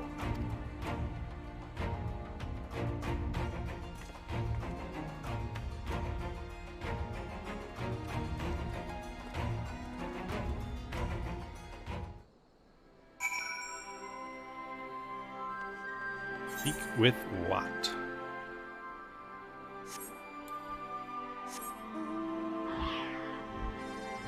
I just tried to fly and it didn't work. This is closer.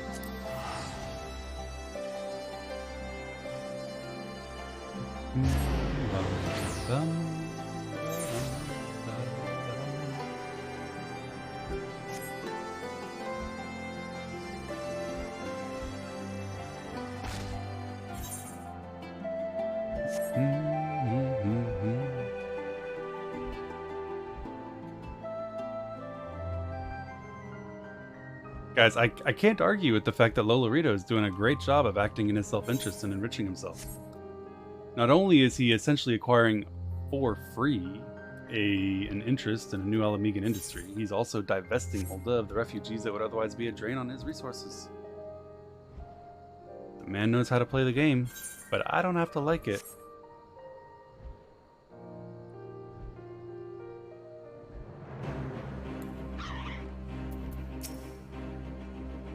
You missed an ether? I didn't see it. What manner of mischief brings you young'uns to old Watt this time, eh? They want to rebuild the Sultry, Grandad. Robin, tell him about the deal.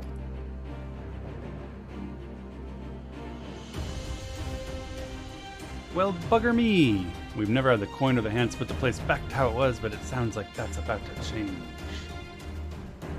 There's just one small wrinkle in your plan. It doesn't account for the nasties queuing up to eat anyone who goes by the shore. The king used to send soldiers to cull the buggers, but the Imperials weren't about to help the likes of us. Don't worry, Granddad. We'll take care of it. Commander Hex has been talking about starting up regular patrols, and I'm sure she'd assign me to the lock if I asked. I'd appreciate that, Whisker, my lad. Truly I would. Does this mean you've gotten better with that blade of yours? I've been training, aye, but mostly to kill Imperials. You've some experience hunting monsters, don't you, Robin? Think you could cast an eye over a few of the local beasties and teach me how to deal with them?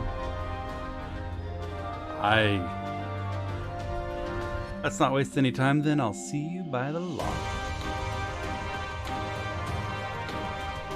Whilst you are busy attending to the local fauna, I'll have Master Watt explain to me exactly what is required to restore the Sultry to its former glory. Good hunting.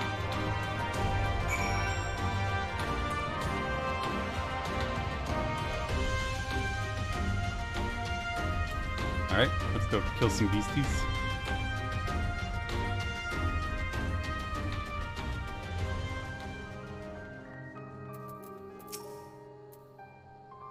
Right then, Robin, I've got a spyglass here. You can take a closer look at these pests. Once you've got the measure, you can tell me what to do. Search for yabbies, move the camera, target it, and inspect it.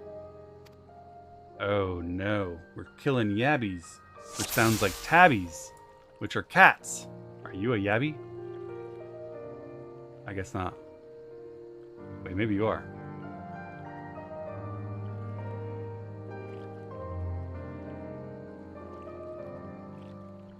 I don't know what a fucking yabby is.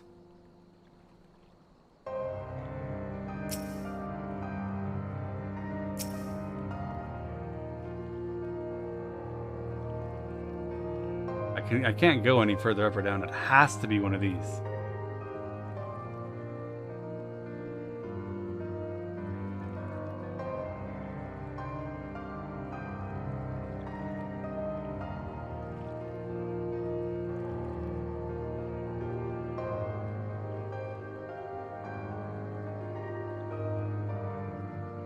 The fuck? Where's your stupid weak point? Shoot it in the head. Nope. Shoot it in the stomach. Nope. Shoot it in the ass. Nope.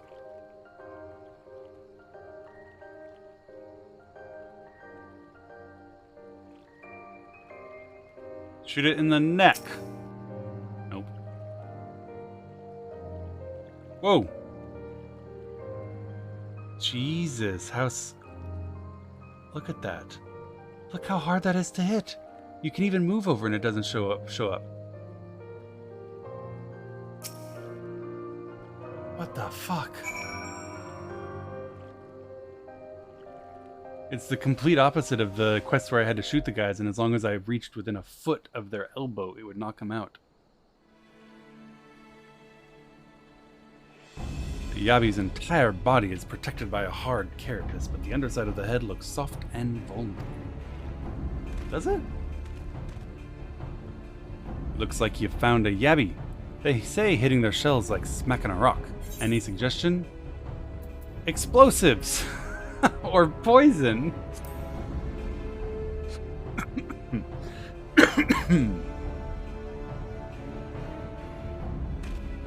Vulnerable under the head, are they? Wish me luck. Oh my god, he's gonna die. I just sent this guy out to die.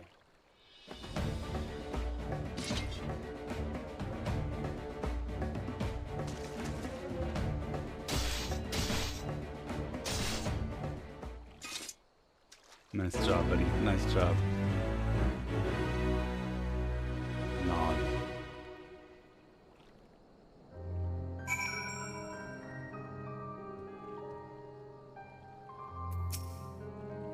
Thanks, Robin. I did just as you told me and the Wavekin went down like a sack of potatoes. Okay.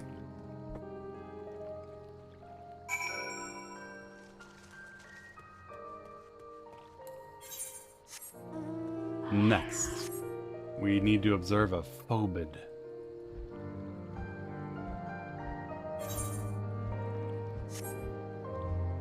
There's a Yabi. Alright guys, let's see how long it takes me to find this one.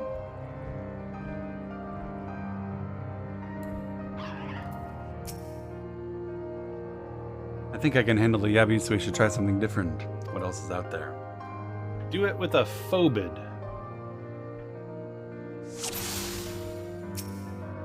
Sorry, I didn't mean that. Discover the weak point. Eyes? Yes, that's what I'd go for too.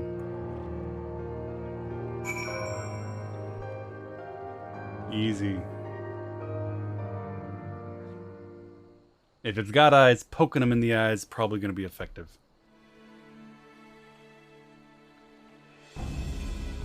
The phobid's hands are large and powerful. Amen. Pre-watched? I don't know. If this was pre-watched, I would have taken 5 minutes to find this stupid jaw.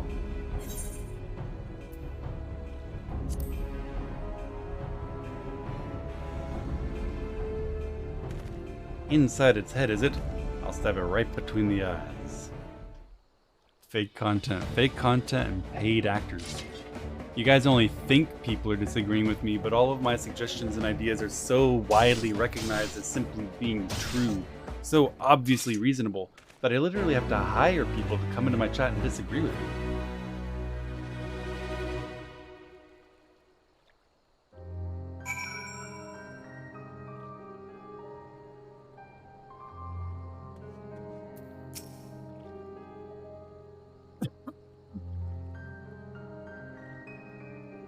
Not easy fighting with the Liberator of Alamigo, watching your every move, but I got the job done. Thanks for the advice, Robin. I feel a lot better prepared for my patrols now. Any road, we should head back to the Sultry before Grandpa starts worrying that I've been snipped into pieces and fed to a Yabi's hatchling.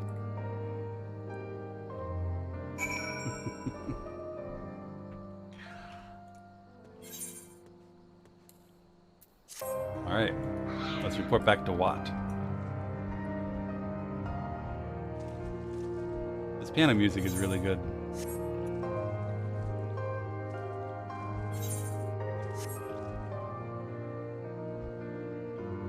Olive Gardens all over Alamigo. Get yourself a little bit of starting capital and open up a franchise business, and you too can be an oligarch, my friend. Olive Garden, McDonald's, Chipotle, the possibilities are endless. All you need is exclusive control over a territory. Even better, get yourself to be the sole recognized distributor of some kind of infrastructure-based service such as water, electricity, or internet. Even trash can make you rich if you're the only one allowed to do it. I see you've returned in one piece. Dealt with those beasties then, did you?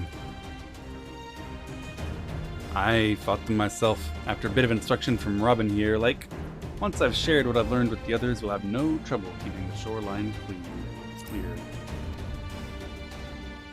I hate oligarchs. What's the hate? They employ young men and women. They feed fat Americans. Breadsticks for everyone. Money for the rich. Good lad. A fine young man you become, Whisker. A fine young man. Jin Captain, thank you so much for the sub. I appreciate the support. I'm glad you enjoyed the stream. I feel like Olive Garden might be the quintessential... I mean, it's a fine restaurant, whatever. I feel like it might be the quintessential restaurant that Europeans think of when they think of American portion sizes, right? Like these giant platters of heavily cream-based sauced pasta and big baskets of never-ending breadsticks and oil-soaked salad that's also never-ending. That's it. That's American food. What do they serve in Olive Garden? What I just said.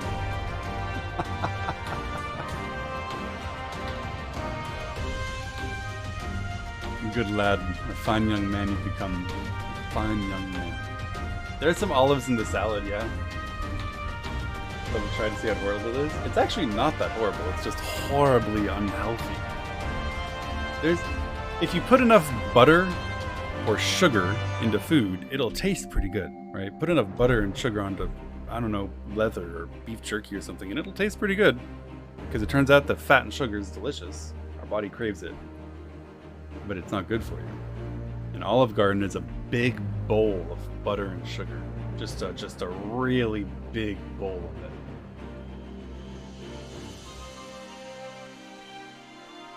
Too often of late I hear tales of folk drunk on victory and hungry for revenge, their heads stuck firmly in the past. But we need to set our sights on the future, things which will improve our lot. Things like getting the Sultry ready to welcome our long-lost countrymen.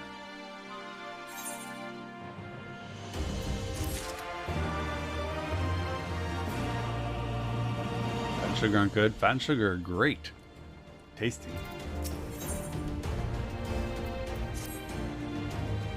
Deep fried leather.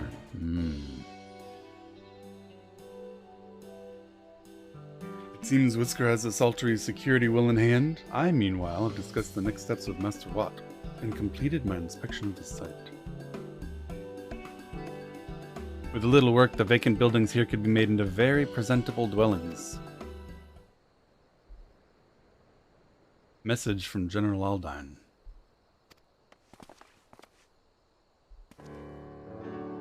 Apologies for the interruption, sir, but the General would speak with you at your earliest convenience. Do not feel obliged to wait around on my account. I will remain here to hammer out the finer details with Watt and act as an intermediary with our business partners in Ulda. You should go. General Alden asked you wait for him by the main gate in the Alamigan Quarter. Sorry, sir. Farewell. Are Italians not fat? I mean, you don't get fat from any specific kind of food. You get fat from eating too much food, period. Portion control is what matters, not what's in the food.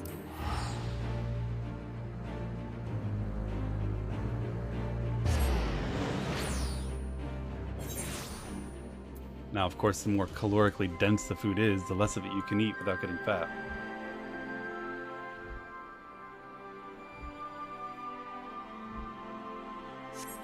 You can have damn near as much fruit and vegetables as you want in a day without getting fat, but really shouldn't have much more than 1 or 2 deep-fried sticks of butter in a day if you're trying to remain thin and healthy.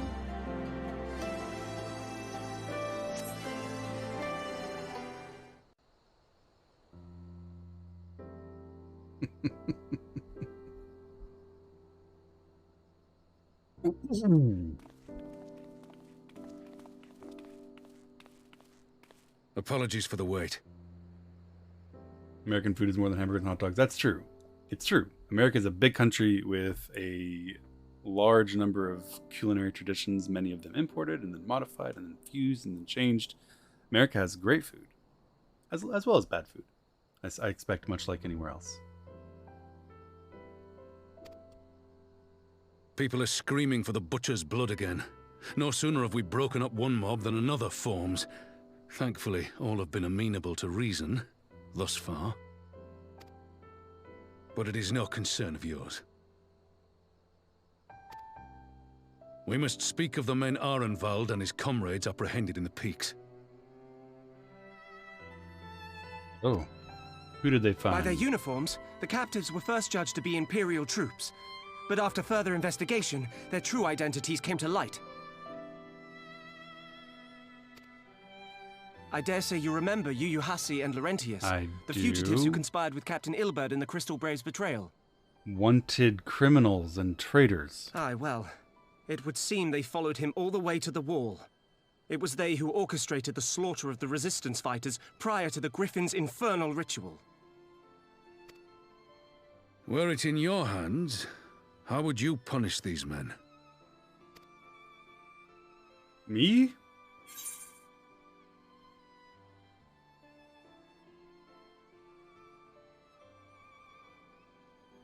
Well, let's see.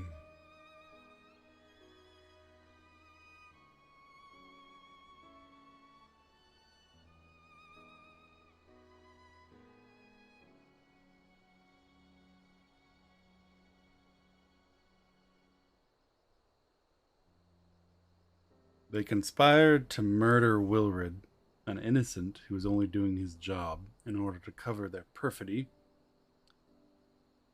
They participated at the highest levels in engineering what was essentially a coup in Ul'dah,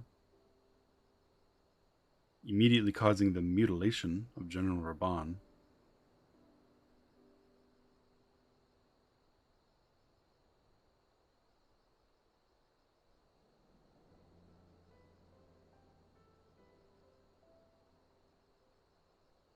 But it seems unfair that they should die when Lolo lives.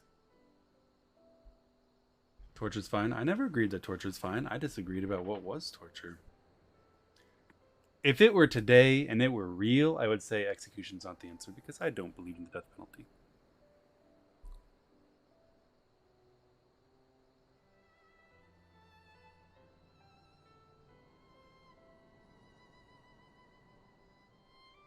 I also don't know that we have any kind of a justice system in Ala Mhiga that we can turn to. There's no justice in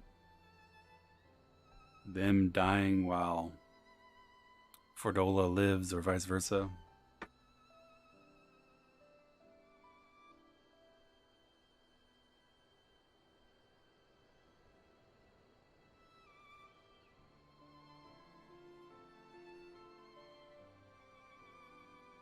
The good news is that my decision is I have absolutely no moment whatsoever and will have no impact on what happens. Laurentius betrayed first Gridania, served a term in prison, and then betrayed the Crystal Braves and Ul'dah again. Yuyuhasi betrayed the Crystal Braves and helped engineer with Ilberd the slaughter of helpless, innocent resistance fighters.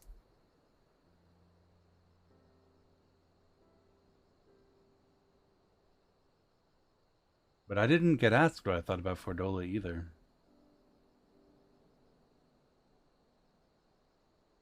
This is one of, along with Fordola, the founding moments in what will become the justice system of a new nation. And if I were in charge, I would not have that justice system begin with the death penalty.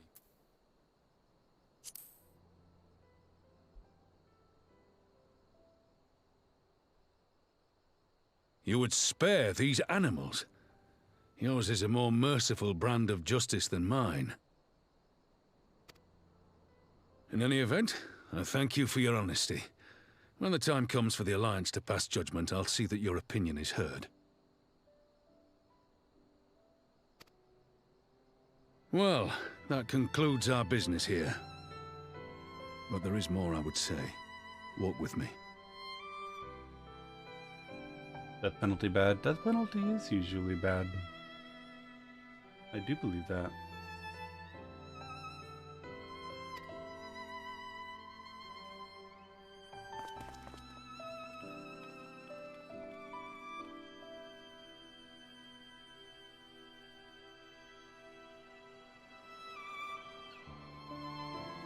And we do that with Nazis after 1945? Some Nazis were executed, yes, and others were not. I bear a share of the blame for Ilbert's atrocities. Had I openly supported the cause of Alamegan liberation, he might not have felt driven to do what he did. False. But whatever. Things could have It's been a little different. weird that I hate Ilbert I'm more than sorry you they do. aren't. He chopped off your arm.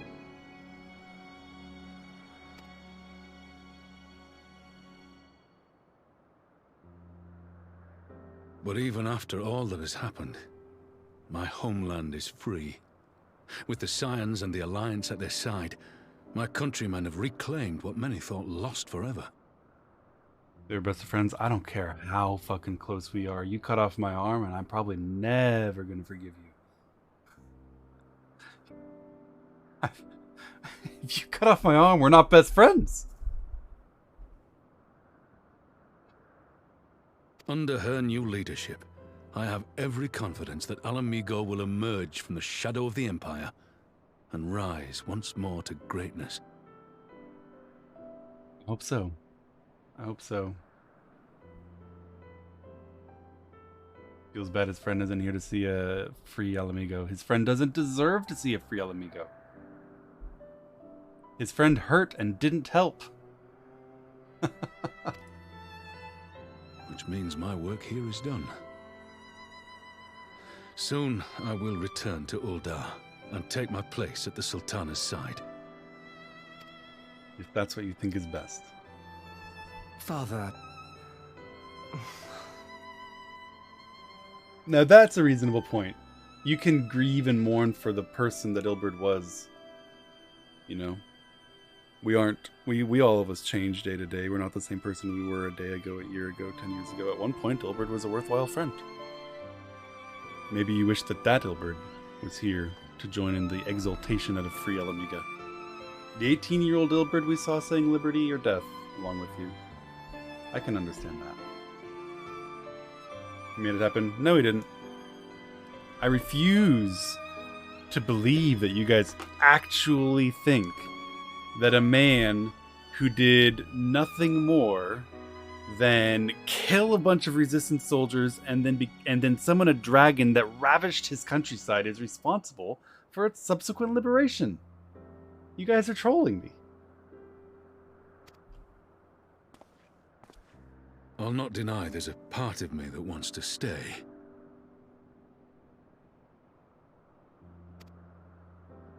The same part that contemplated renouncing my rank and joining you as a wandering sellsword.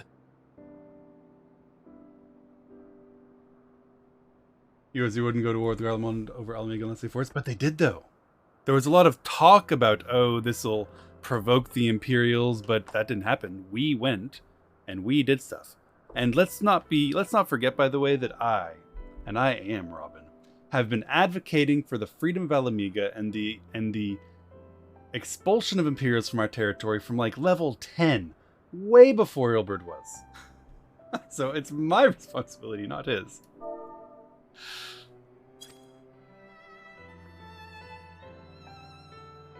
But I pledged my blade to Nanamo, and I will not betray that oath. It's a hard Is this decision, my truly friend. what you want, Father?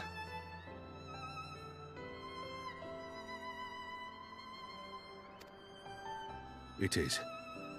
Ever has my sword been hers to command, and ever shall it remain.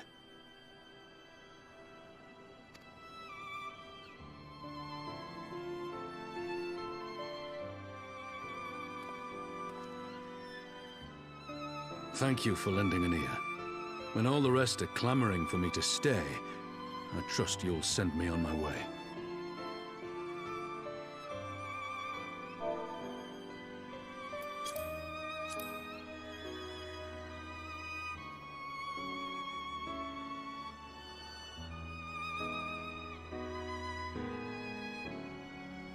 I don't know. I don't feel super strongly about you doing one or the other. I think the Sultana is extremely safe, actually, so long as she continues knuckling under to Lolo.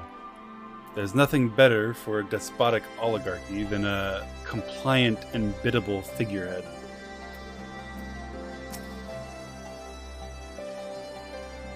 That took longer than I intended, but at least you know where I stand. Now that's settled. Arnbald, what news? We may have a puppet, sir. Puppet. A problem, sir. A group of Ananta... That's a Freudian slip. A group of Ananta has arrived at the main gates, and I don't mean the Vera. These are Kalyana, the ones that summoned the Primal. They're insisting they be allowed to attend the council. Lisa's trying to reason with them, but she may need help. An invitation was extended to all of the native beast tribes, but we assumed the Kalyana would refuse it out of hand. We had best go and see for ourselves. Pippin, take command of our forces and be ready for battle. But these are the artistic ones who are disinterested in war and battle. I think it'd be fine. I don't think we need to be ready for war.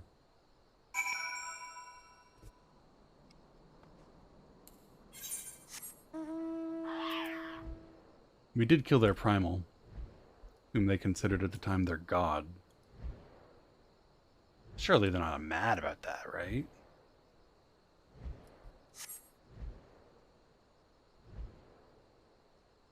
We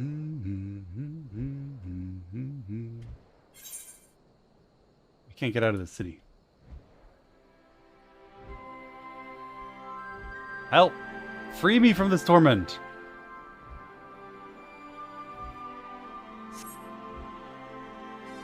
I found it.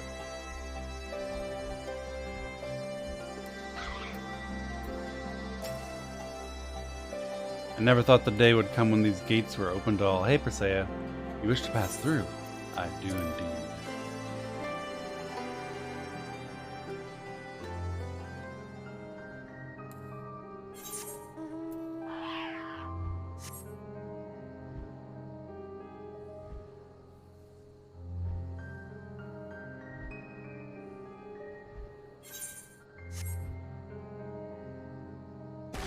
You look at who did the most for Alamigo's freedom.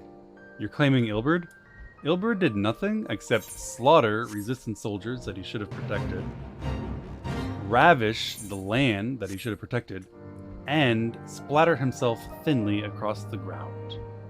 The last of which was by far the most useful thing he did.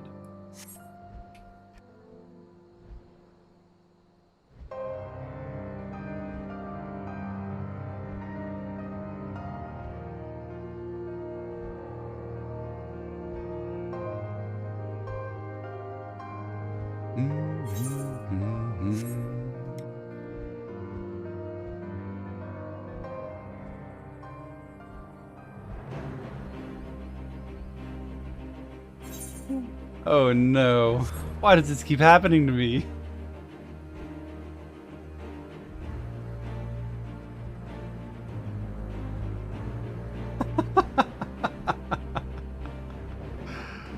Ugh.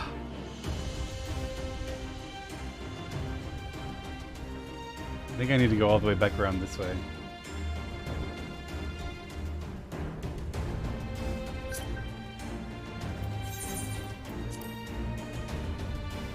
I need to be up there.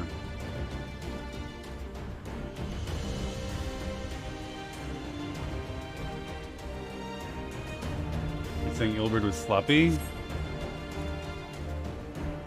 Oh, it's over here. I found it, guys. I found it.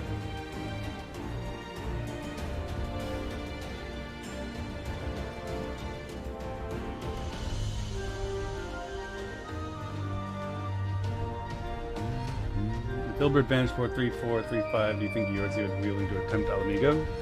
I think you guys vastly overstate his importance in causing action.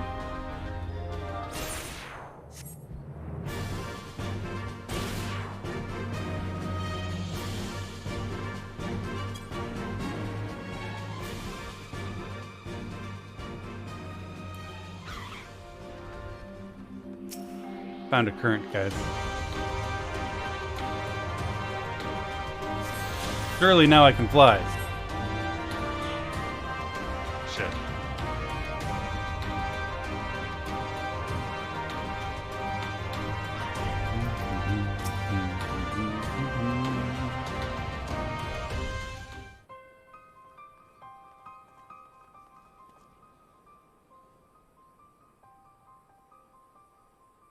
Robin and Raban.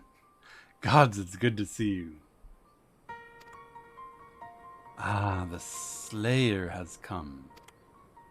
We have not forgotten how you sinned against the Lady of Bliss, but we did not come here to shed blood. You claim to seek harmony with all who call Gyr Albania home. If this is truly your wish, you will welcome us as envoys of the Ananta. It is our wish, and you are welcome. But we cannot condone the summoning of primals.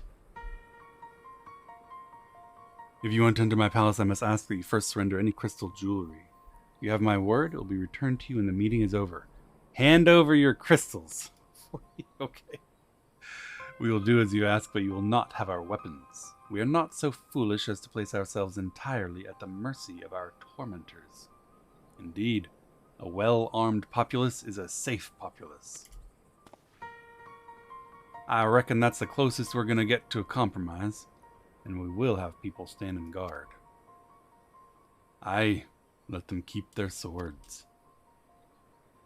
Then we have an agreement. Lead the way to your meeting chamber.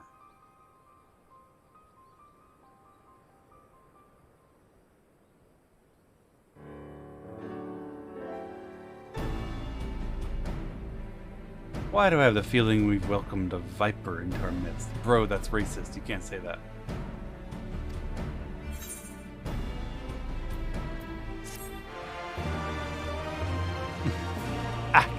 Actually racist. Actually an uncool racist joke.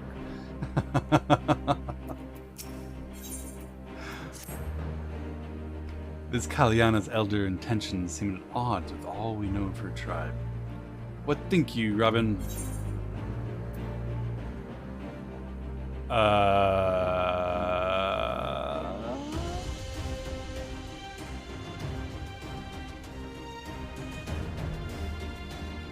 My gut says 1, but my heart says 2.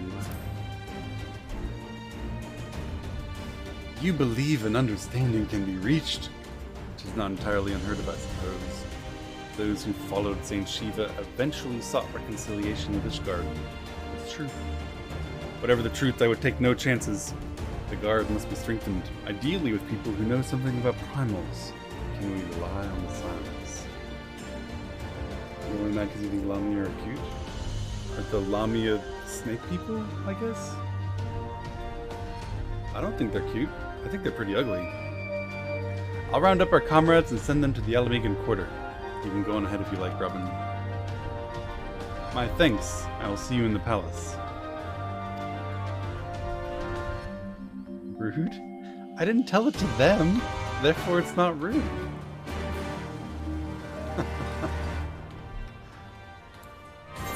Lamia hater?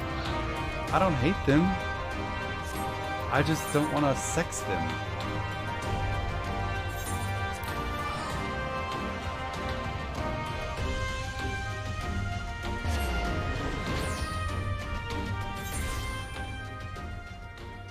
Talking behind their backs is rude. Eh.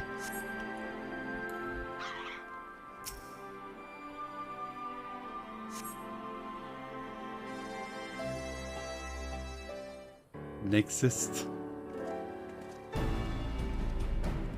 Have sex or you're a bigot.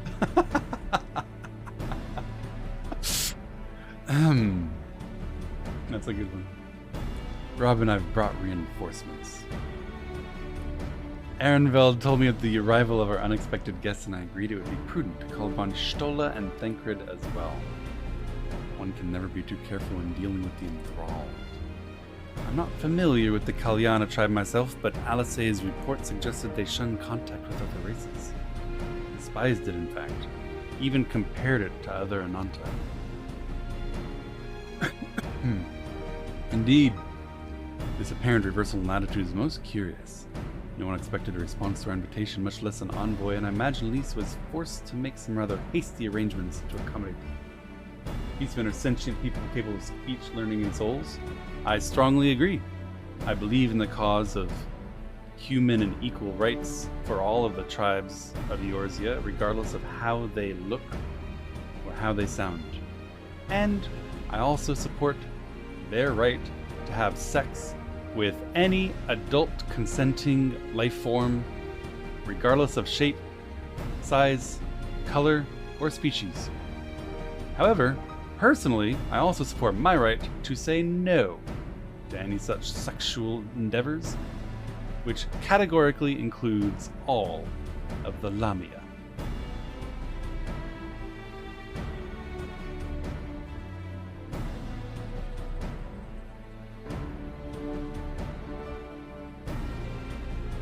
My consent also matters. This apparent reversal in latitude is most curious. No one expected a response to our invitation, much less an envoy, and I imagine Lise was... Oh, we already said that. Yeah, we didn't expect him to come.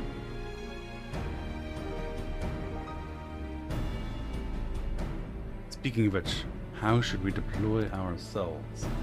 Someone looking to pick up Final 14, is it worth it? And am I missing out by not playing it? I can only dedicate a couple hours a night to it, fit other MMOs and enjoy them. If you enjoy MMOs, it is 100% worthwhile to at least try Final Fantasy for a night or two, because you can do so completely for free, having lost nothing other than the time you could have spent doing something else. If you like MMOs, that time will likely be well spent. And then you can judge for yourself.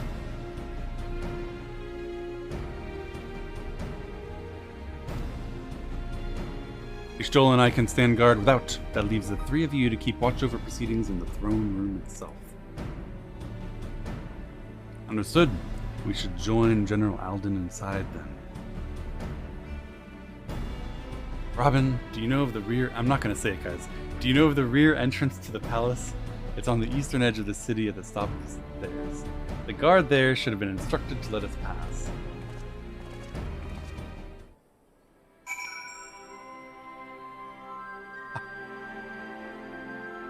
I'm not gonna say it.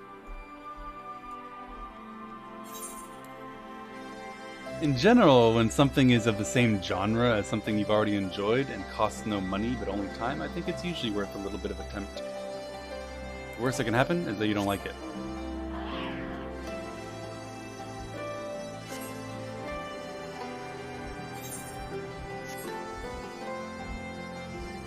Alright, let's go talk to the Resistance Guard.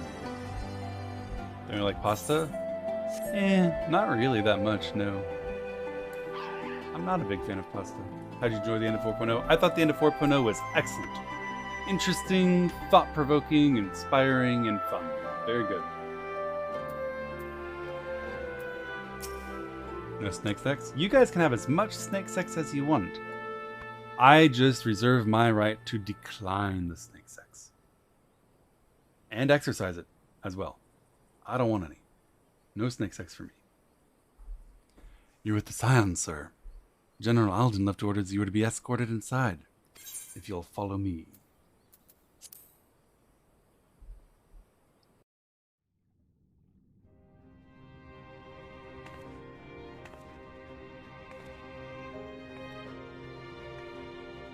What's with their pointed shoes?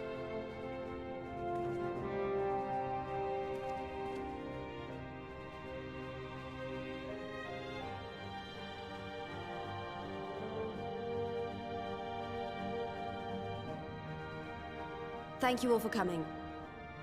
I am Lise Hext, and I speak for the Resistance.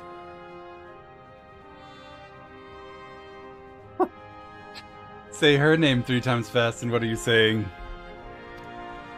Among you are village elders, refugee leaders, envoys from the Ananta and the Kikern. You've come from every corner of Girabania to help decide the future of Alamigo. But before that, I want to ask you a question.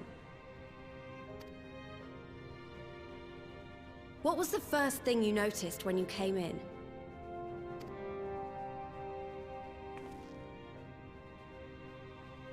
That guy kind of looks like Conrad. For me, it was that empty throne.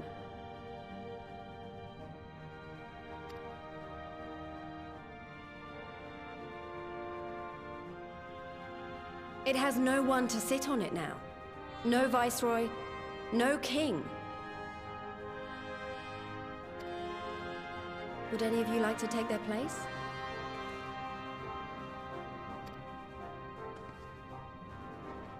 Or should someone else sit there?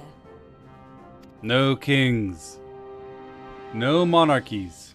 Then let's sit here in a circle. As equals. And I hope, as friends.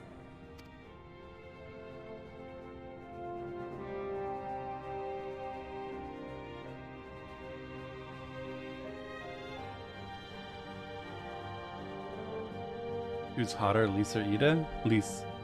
There's something weird about not being able to see someone's face. Expertly done. Automatically Lisa's minus removed 50 monarchy as a attraction choice points. early in the game and positioned them to consider a joint government. All things considered, I would say events have got off to a fine start.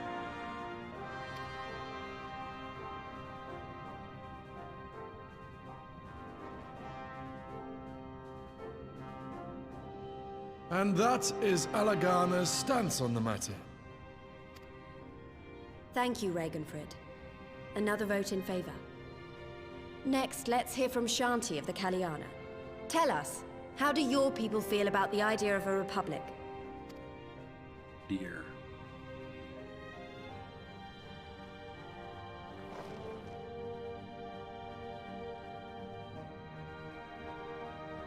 The Ananta wish only that those who dwell within Gir Abania devote themselves to our faith. I'm afraid that I'm even more opposed to theocracies than I am to monarchies. You shall all worship Sri Lakshmi! No.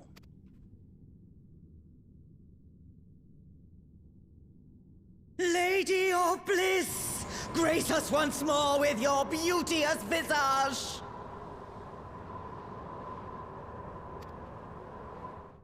They're all just sitting there. Huh. This is weird.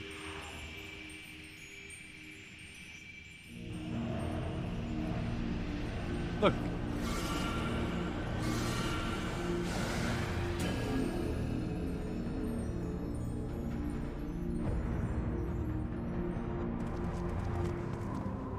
This can't be happening. No crystals were allowed through the door. We can worry about the how of it later. We need to evacuate these people right now, or the Primal will make thralls of them all. It's up to us. Yes, it is. And by us, I mostly mean me.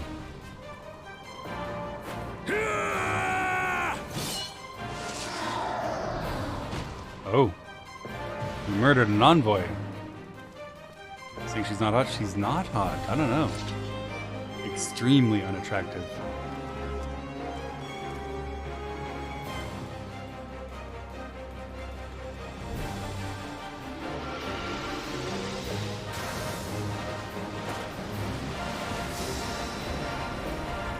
I'm glad we learned how to do that.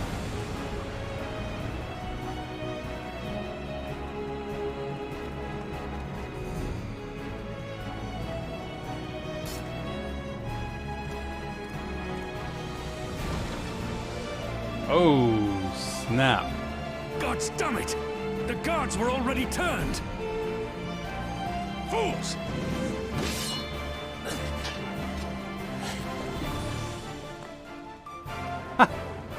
He's got a book and a bunny. No, you don't!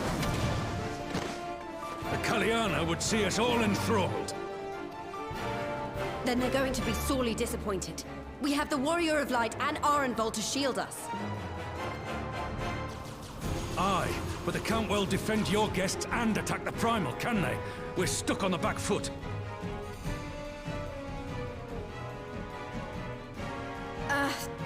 All right, I think I have an idea. Keep these people safe, General. I'll be back as soon as I can.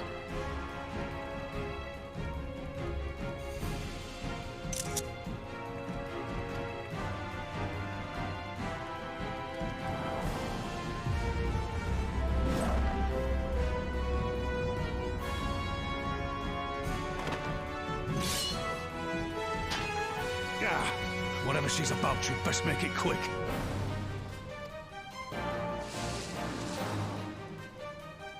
I wonder where she's Come then.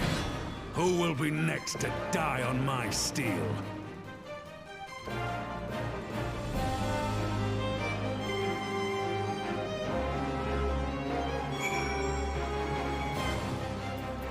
Well, what do we do next? How do we fight her without leaving our allies wide open? We can't stay on the back foot forever. No damage. If I think like that, we've already lost. I have the Warrior of Light on my side. We can do this. Right, Robin? Using the duty action Deflect, dissipate the ether spheres Lakshmi releases during the battle.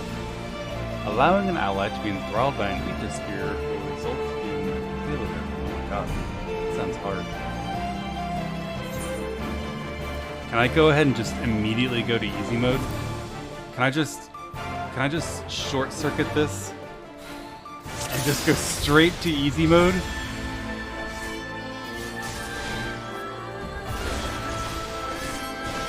Oh, so I have to shield him too. Whoops. That? Like this? How does it work? Like that. Alright, we're good. The little balls I don't have to worry about.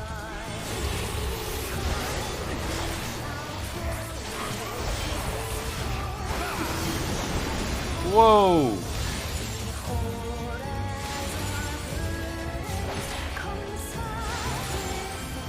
Why, I offer you peace and serenity.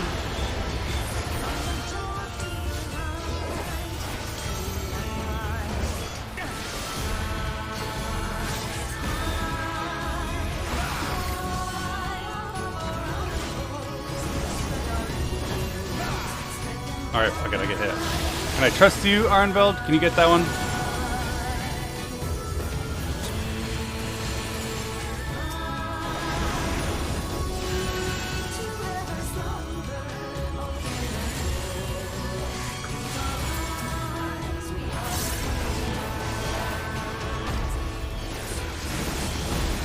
Oh my god!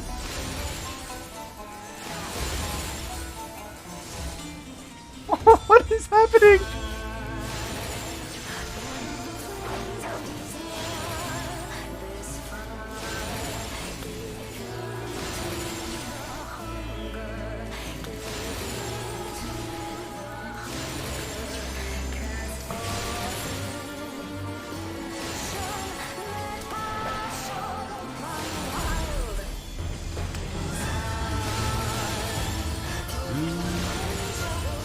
I shall free you from your hate!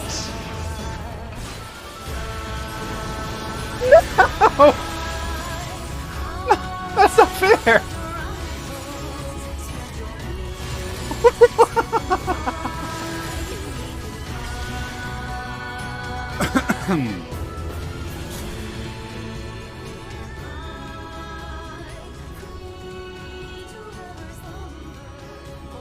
Damn it all! It's only a matter of time before we miss one. No, I can do it.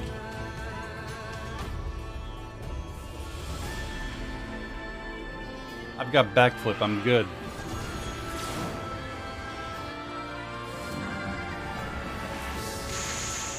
Oh, snap.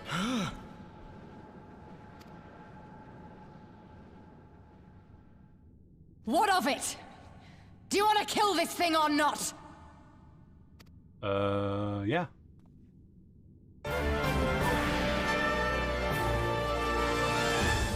I was right, guys. My therapy that you guys so cruelly considered torturous has worked. We didn't fix her. My therapy plan fixed her.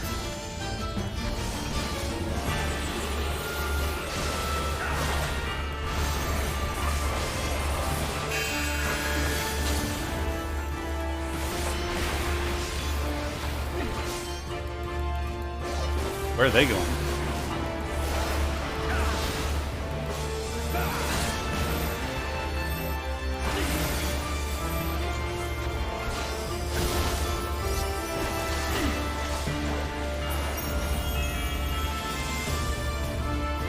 Where did she?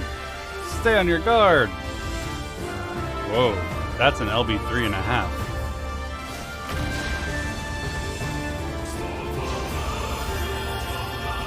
You found her! She's behind you, watch out!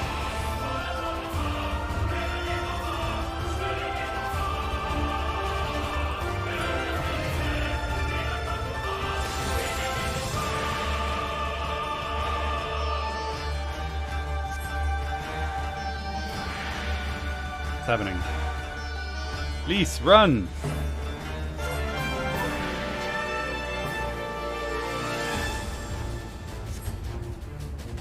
Do something. I can't! I'm useless. I'm just like, hey guys, what's up? Here, I'll come pretend I'm doing that line. Oh, there she is.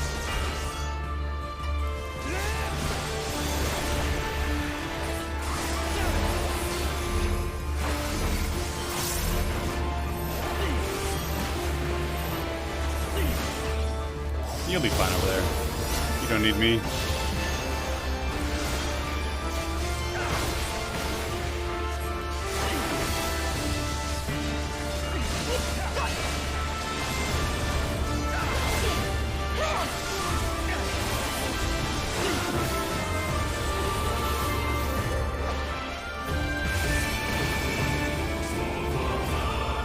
I'm rooted.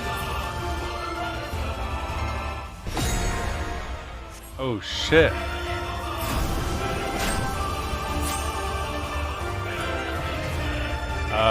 Let me out so I can save them. Let me out. Uh-oh, uh-oh, uh-oh, uh-oh, uh-oh, uh-oh, uh-oh, uh-oh, uh-oh, uh-oh. No!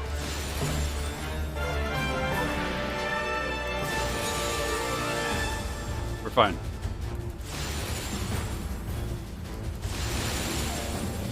Ooh, that was close.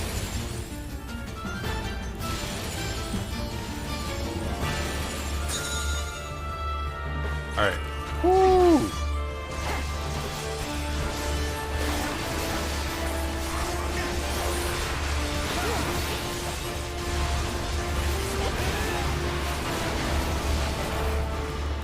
Do not your souls weigh heavy?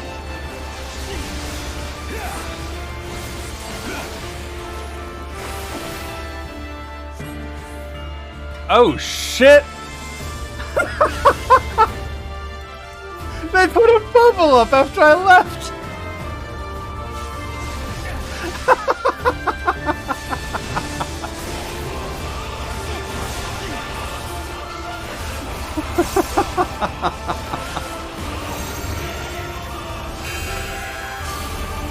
This is my space, friends. This is my room.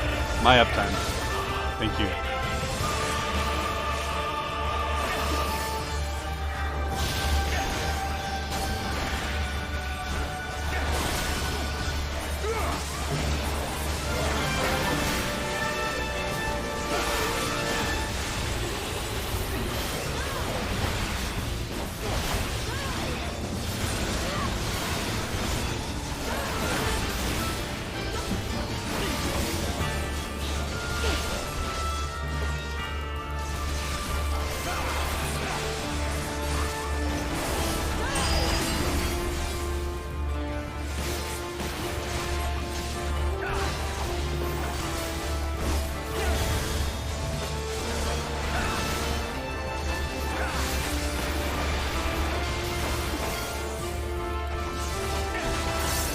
They may have been enraged.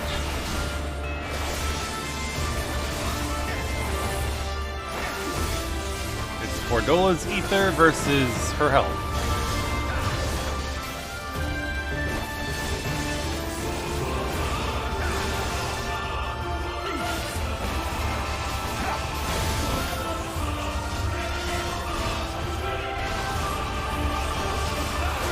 Here it comes!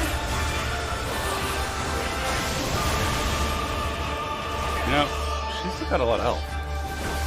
Am I supposed to do something? Darkness holds no solace.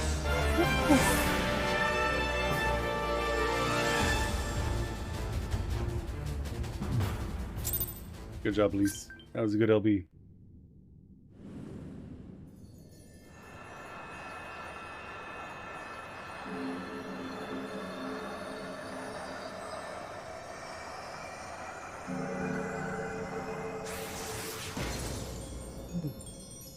Imagine not doing that on the first try.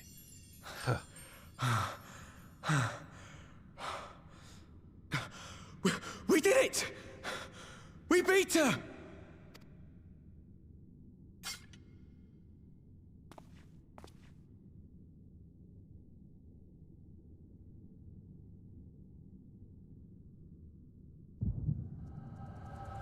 Oh shit, we echoing again.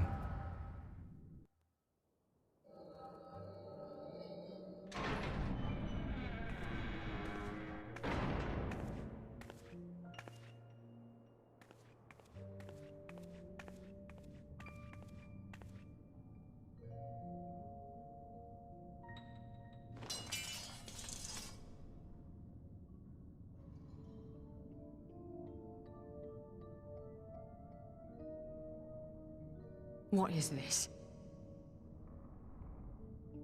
A sword. I'm only gonna say this once. The Ananta just summoned their primal in the throne room. My friends are fighting her, but they need help. Oh yeah, she left. That's right. They need someone with the Echo, and by the gods, I wish I had it, but I don't.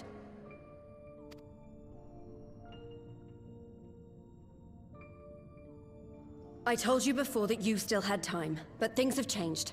I need your answer now. You can end it like Xenos, or you can fight for Alamigo. Your choice.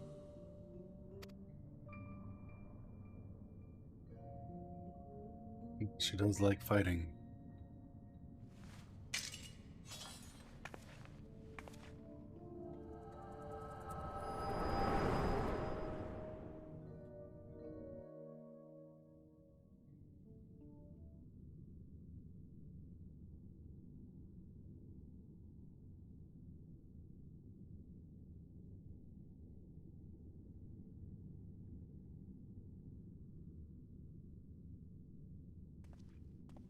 It's like, anyway.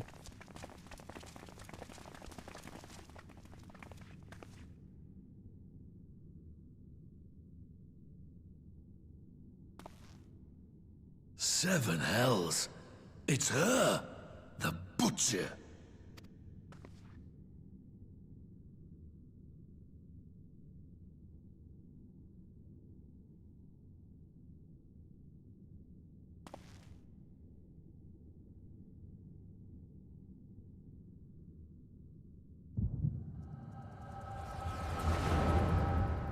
That catgirl's shirt is just not fastened at all.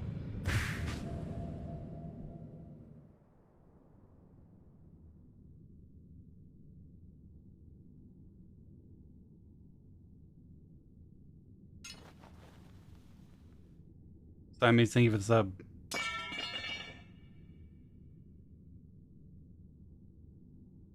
It's done. Take me back to my cell.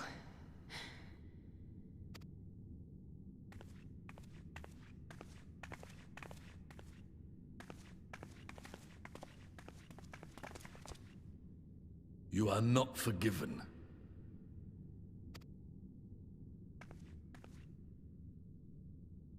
It's fair. Not you. You I will never forgive. Understandable. Have a nice day. I'll be in my cell. But I will thank you.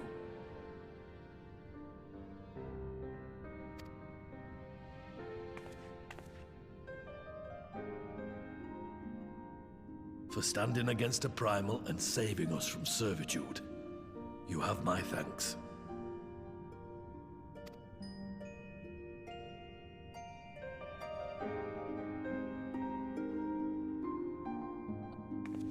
He's moved.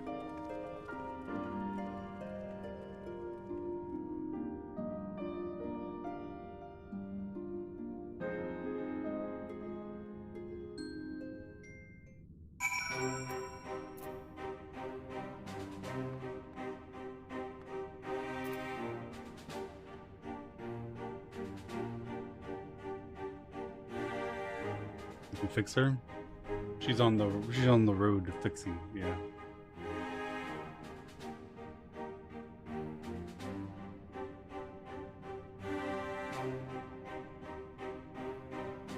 Torture therapy works. It's not torture, and I told you I thought it would work. Nothing about it is torture. It's an extraordinarily humane method of therapy and reformation.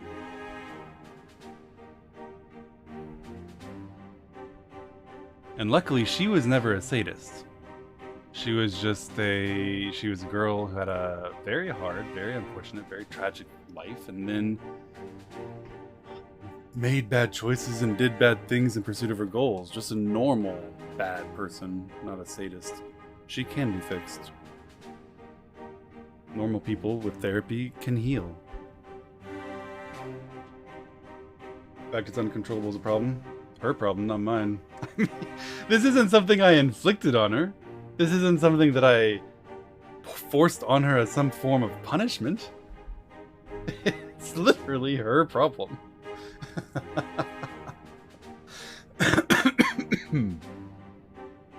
Needs to be coupled with therapy. I do agree, she's living a very tormented life right now with an enormous amount of guilt as she constantly sees what her actions have done to other people. And it's justified guilt and she needs to feel it in order to become a better person. But she does likely need a shoulder to cry on.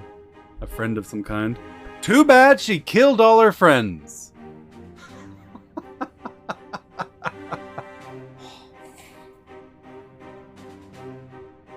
What do you want from me? This is a bed of her making.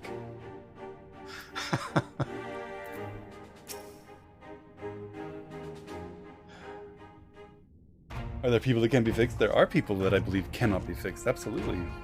Not so much people as things. There are some things that cannot be changed. There are some things that are fundamentally who we are. And sometimes those things are good, and sometimes those things are bad, and sometimes they are completely neutral. And by good, bad, and neutral, I mean with respect to our existing in a state of peace and harmony with our fellow creatures. I believe that we are comprised of some mutable and some immutable personal characteristics, very few of which we have any choice in.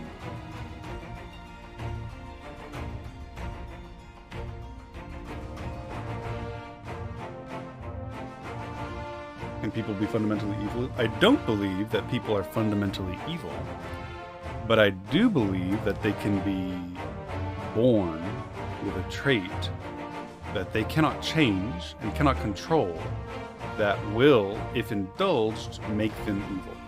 Yes. I believe you are born a sadist. Or not. I believe you are born attracted to whatever you're attracted to, and you don't get to choose or change it. I believe that you're born taking sexual pleasure or delight in the harming of children or the torture of people. And possessing that trait in itself does not make you evil. Because people can choose whether or not to indulge their attractions and proclivities. There are people who are attracted to children and yet never ever touch or assault one. And those, despite their attraction and not being able to help it, are good people. And then there are people who are born attracted to children who do indulge it, and they're evil.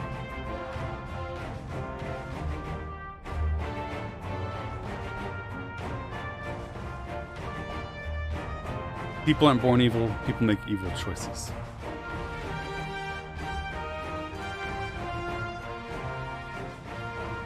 Clarify your previous background. Is it relevant?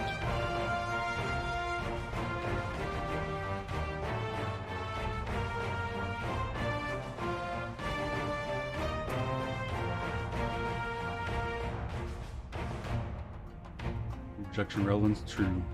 You're a paper pusher, not a psychiatrist. How would you know if something can or can't be cured? And how would a psychiatrist? These are things I believe.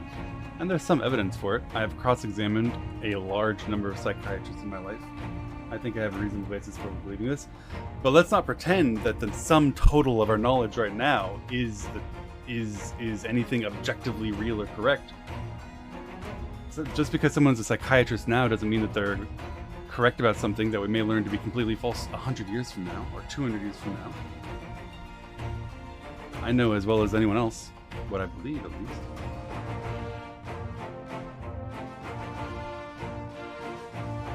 That is concerned. What about?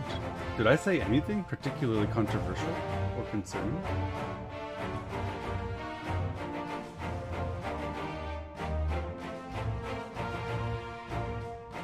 Yeah, I didn't think so. Paper pusher? I don't mind being called a paper pusher. Doesn't hurt me in the least. It's a weird thing to call playing video games for a living, but it doesn't bother me. Yeah, I guess I'm speaking about topics that could cause an inflamed and heated conversation. But I don't think that it has yet.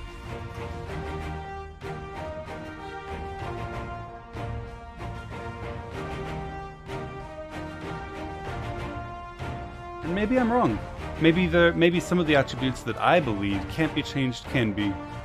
Oh, but then we get into a conversation that is omega concerned. Yeah?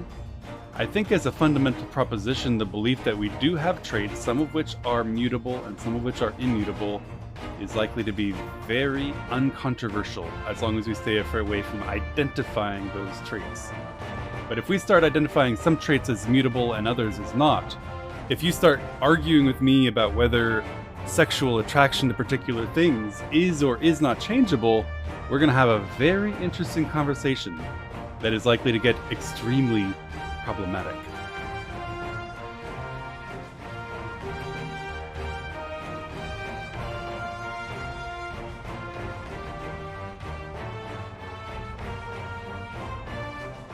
Your background prevents you from being triggered?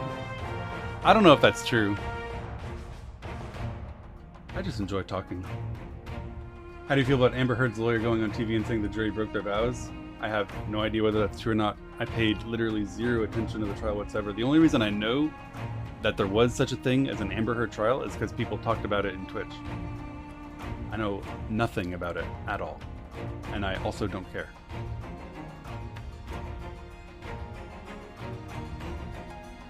I don't think anyone chooses to be attracted to children. Neither do I.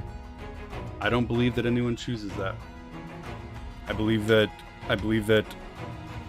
we don't control. Here, let's take it back a step away from the concern faces. I don't believe that people, by and large, control much of anything that you like. You don't decide to like or dislike broccoli. You don't decide to like or dislike strawberry ice cream. You don't decide to like or dislike long hair or short hair, and you don't decide to like or dislike roller coasters. These are things beyond choice. These are immutable characteristics of who you are at a level so deep that your conscious mind isn't even aware of it half the time. I believe lots of other things also fall into that criteria.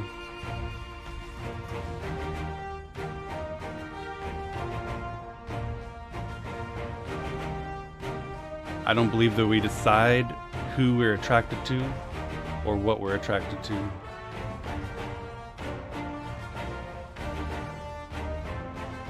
That goes for the good and the bad. I never chose to be attracted to women, but I do choose whether that attraction guides my behavior or causes me to behave in particular ways. And though I am attracted to women, I have never once assaulted one. I have never once touched one without their permission. And I believe that can also be true of people who have more unfortunate attractions. I believe that some people are attracted to children and would never have chosen to be so, and live their entire life avoiding children and never touching them. And those are good people. They can't help what they're attracted to. It's not their fault. But they choose what they do with their body and their actions and their minds, and they walk a hard road. And then there are others who are attracted to children, and I've met them, and I've talked to them, and I've put them in prison. And they choose to indulge that attraction, which makes them evil.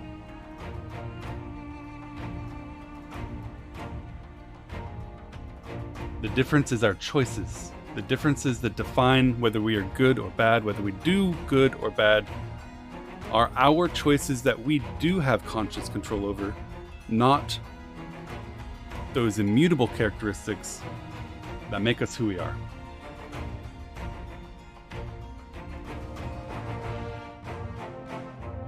Anyway, that's enough about that.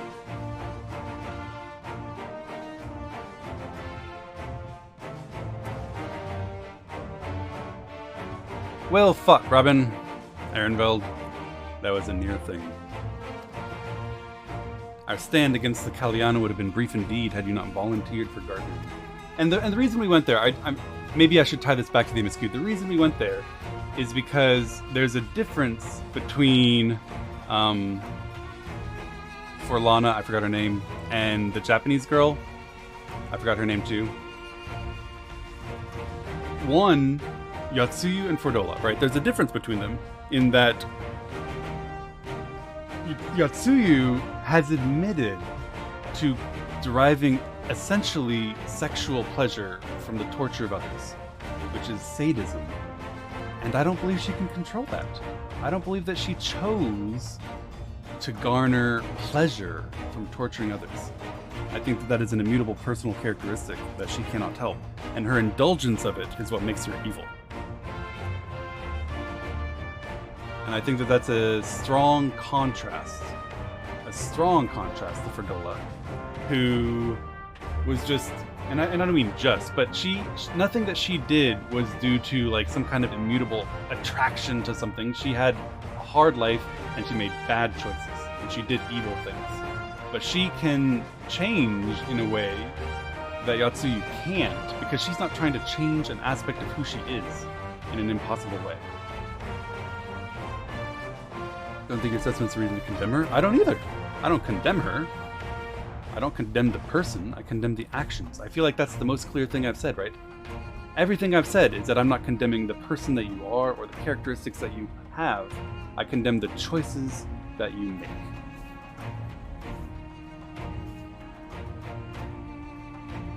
Both of them made bad choices and both of them did evil things. I believe that one of them will be more amenable to therapy than the other because of who they are.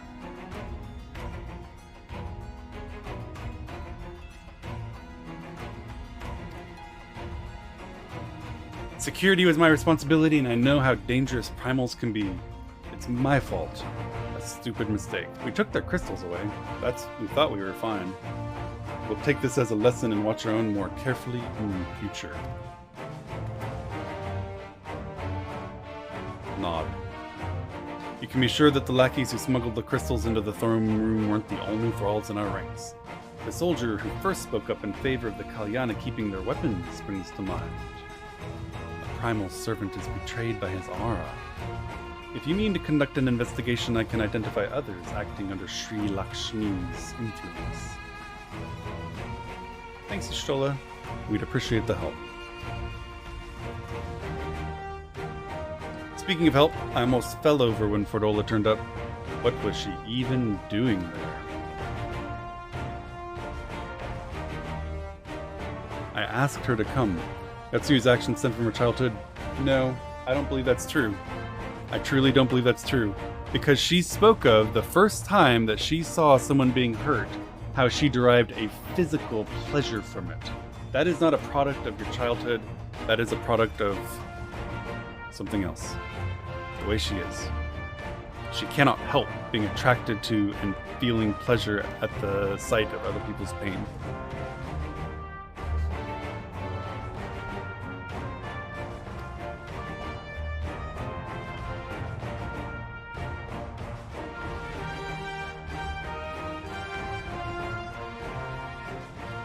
That explains it then.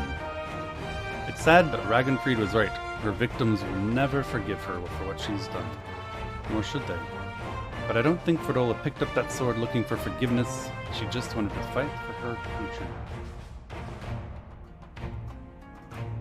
If you say the world in which Frodola grew up is partly to blame for what she became, then as an Alamegan, I feel responsible for improving that world.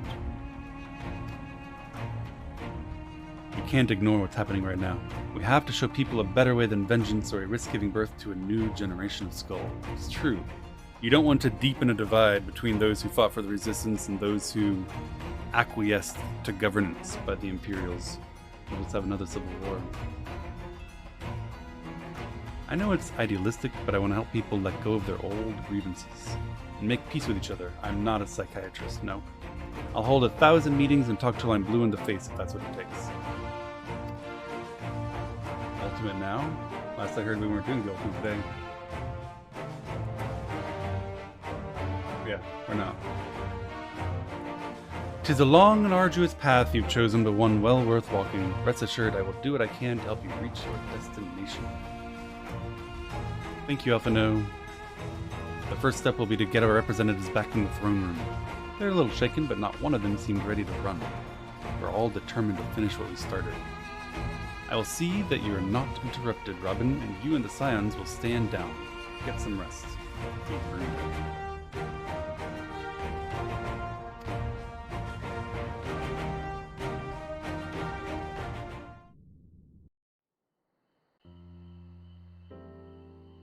There was no ultimate progression today, we cancelled it. Sorry, friends.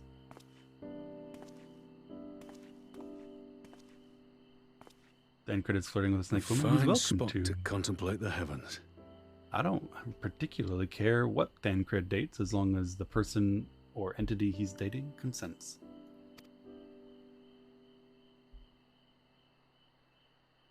The meeting is over. The envoys have chosen to instate a government modelled on Ishgard's House of Commons, a ruling body of representatives elected by the people. Yotsuyu didn't kill anyone herself? Yes, she did. Don't be absurd.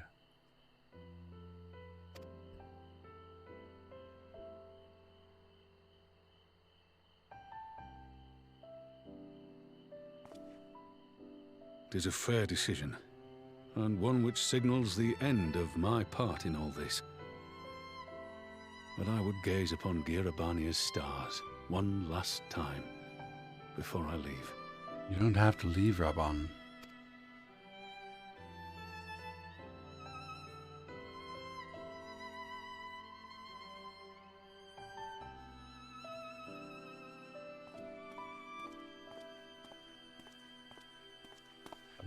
I guess I'm leaving.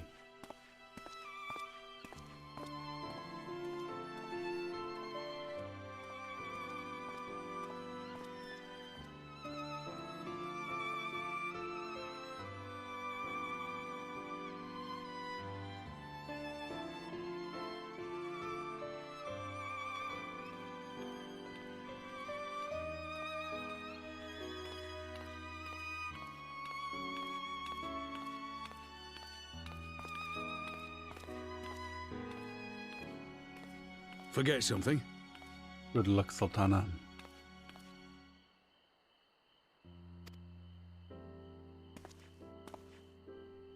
Your Grace, there was no word.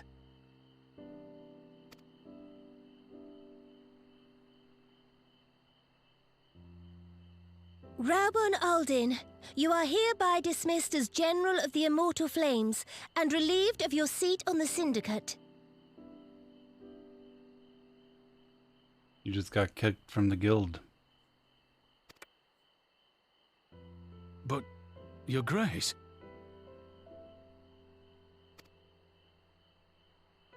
Raubon, I am no longer a child. Stay here in your homeland. Work with your brethren. Rebuild Alamigo. You desire to stand alone. I understand, but remember what happened. Yeah, but to be fair to her, what happened while you were there to protect her? Your presence changed nothing about what happened last time. Harsh but true. I remember full well the consequences of my naivety, and thus did I consult at length with a most trusted advisor ere I embarked upon this course. A most trusted advisor? And what of me? Am I no longer deserving of your confidence? What trust can there be between us when you withhold the truth from me? Did you think me oblivious to the anguish in your eyes when you spoke of returning to Uldar?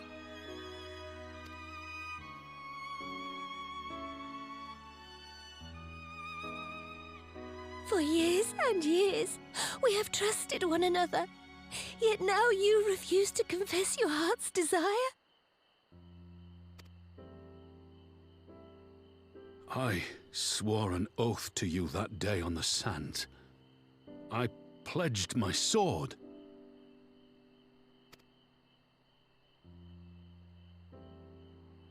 And it has served me well. But in Pippin you have forged a new sword, as sharp and deadly as the blade you bequeathed him. Significantly younger, and with 2 arms. I will show you a Sultana who can wield every weapon at her disposal, including Lolorito and his monetarist cronies.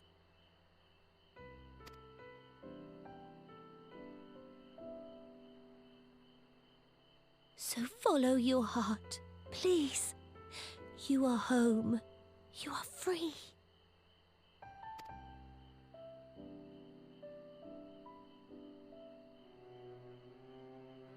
Nanamo. Maybe you can try long distance.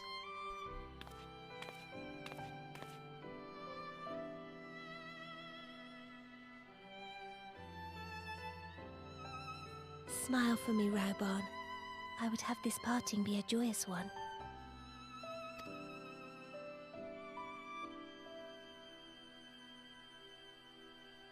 Thank you, Your Grace.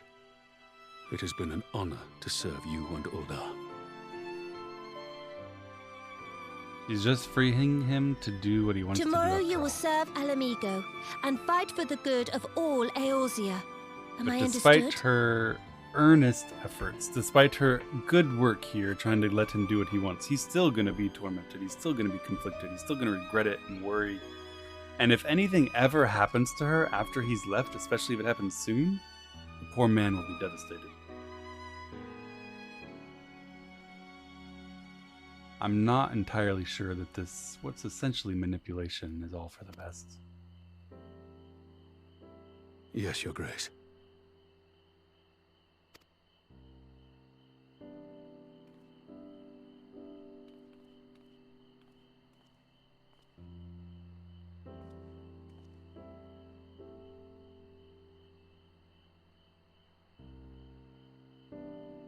Make a wish.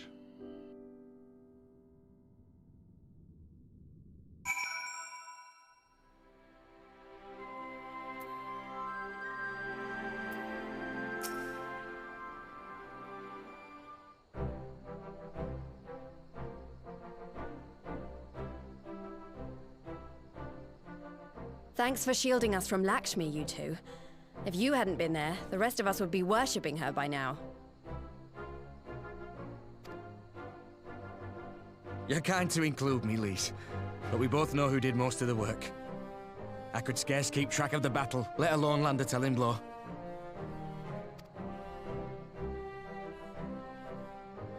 No shame in admitting it. The Warrior of Light has put far better men than me in the shade. Yeah, that's true. But all you can do is the best with what the tools you have. Did I mention that I encountered the Sultana in the palace? It would seem Her Grace has come to Girabania to oversee the final stages of her relocation project. Lavarnvald? Yeah, I think he's doing great.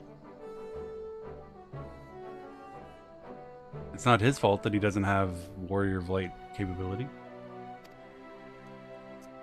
She was in search of General Oldin, and I directed her to the rooftop garden. I do hope he was still there. Are you in the habit of gossiping about the affairs of royalty, Master Leveilleur? Leveilleur? Certainly not, Your Grace. I was merely informing my companions. Be at ease, Alphino. 'Twas only a jest. Weird how people keep making the exact same joke around you, though, isn't it? I bet it keeps you up at night wondering why they do it.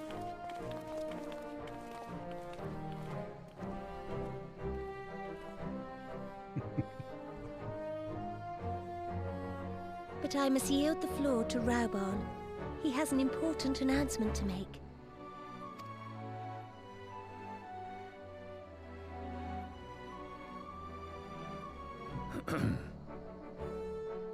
As of yesternight, I have been relieved of my post in the Immortal Flames and the Syndicate both.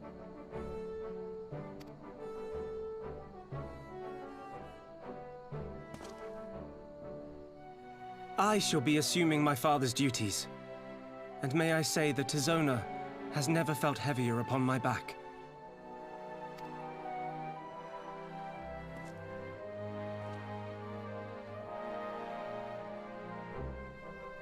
Twould seem I am in need of employment. Mayhap one of my old acquaintances can introduce me to a mercenary company or some such. Yeah, alright. Way to play coy. That was low. You may be getting on in years, Father, but you'd struggle to find a band of sellswords who wouldn't snap your hand off. Your remaining hand.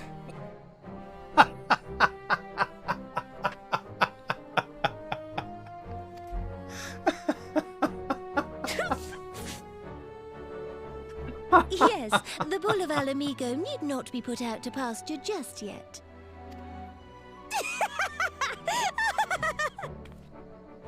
Your Grace has developed a wicked edge to her humor. And you, Pippin, would do well not to laugh when the future may hold the same for you. He didn't think it was funny.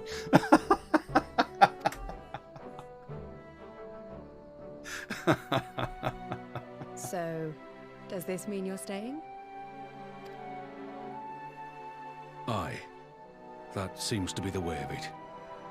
I would be glad to aid you in rebuilding our nation, if you'll have me. If, he says. Welcome home, Raubarn.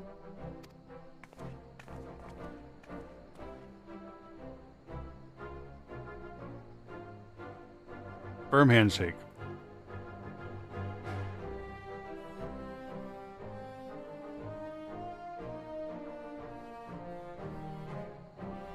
Hug. Well, that He's was unexpected. Never mind. Though you seem distinctly unsurprised.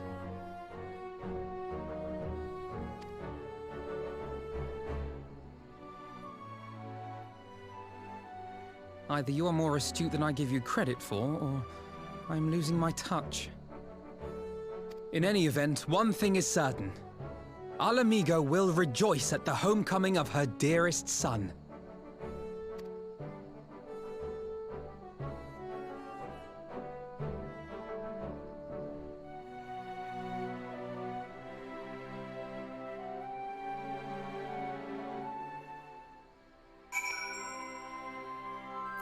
Alfie called you dumb. I mean, Robin is pretty dumb. Alfie's never seen anything to suggest that he's not.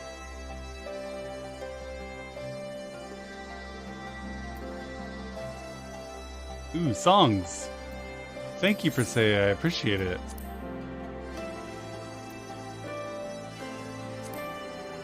There's nothing that Robin is more used to than Alfie being Alfie. Spend way too much time in Alfie's presence.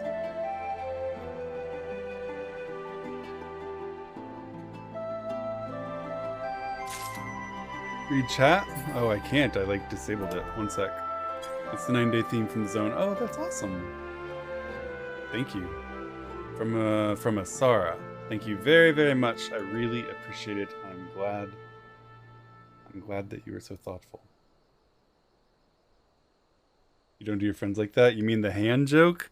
I agree that I wouldn't have made it, but it was funny.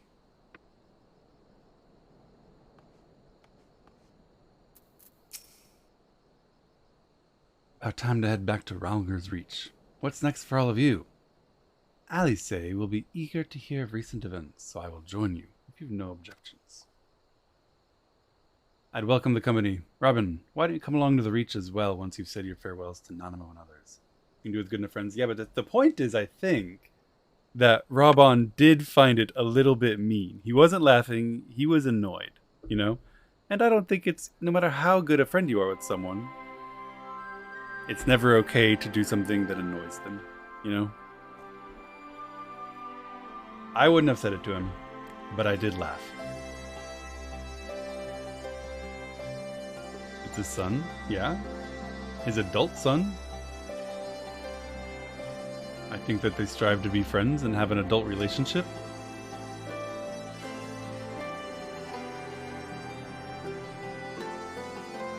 As long as it's forgivable, of course. They can do whatever's good for them. I'm not like mediating their relationship. I'm just saying I wouldn't have done it. I would not have been comfortable saying something that obviously annoyed him. That feels hurtful to me. Maybe they feel differently. Maybe they enjoy making each other feel hurt and angry. Fuck if I know. I'd welcome the company. Robin, why don't you come along to the Reach as well once you've said your farewells to Nanamo and the others? My son said that I'd clip him around the ear. I wouldn't do that. But, I can't even imagine having one arm, much less how I would react to a joke about my one-armedness. Access the palace's rooftop gardens. Oh. Cool.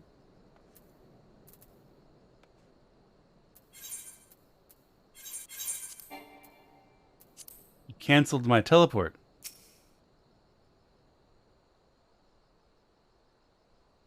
Apples with Aplomb.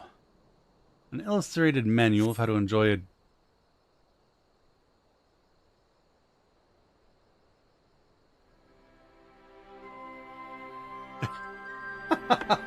an apple. Thank you for the apple. Let's see. What's the command? There's so many of these, and I don't understand the categories. Do apple? The command apple does not exist. Oh, it has to be lowercase.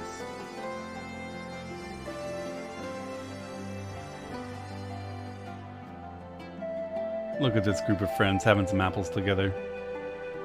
It's pretty nice.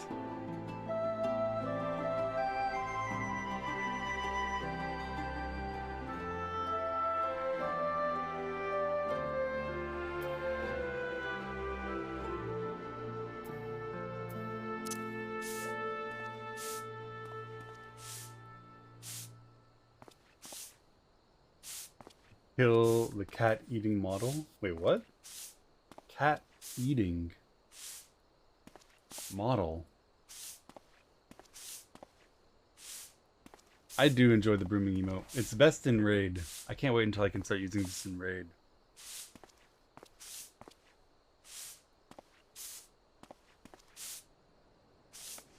Alright. I was heading to Ralgar's Reach.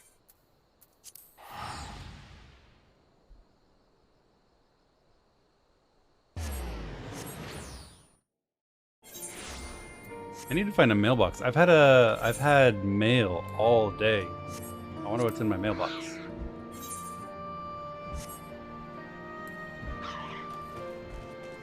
Hello. A new letter has arrived just for you. Oh. Sussy Robin sending me a...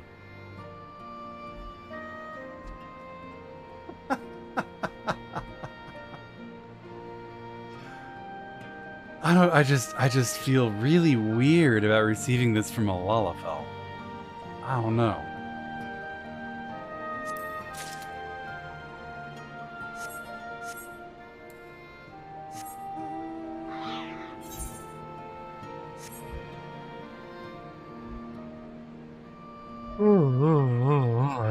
Pardon me, chat. A little bit yawnings. Racist? Not at all. I don't judge all Lalas by the actions of a few, or attribute to all of them the attributes of a few. But much like the rest of you, I don't control who or what I'm attracted to, and I am not attracted to Lalas. It's just true.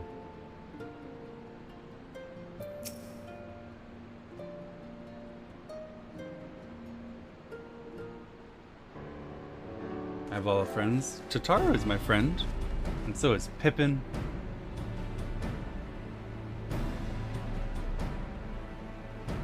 That's about it.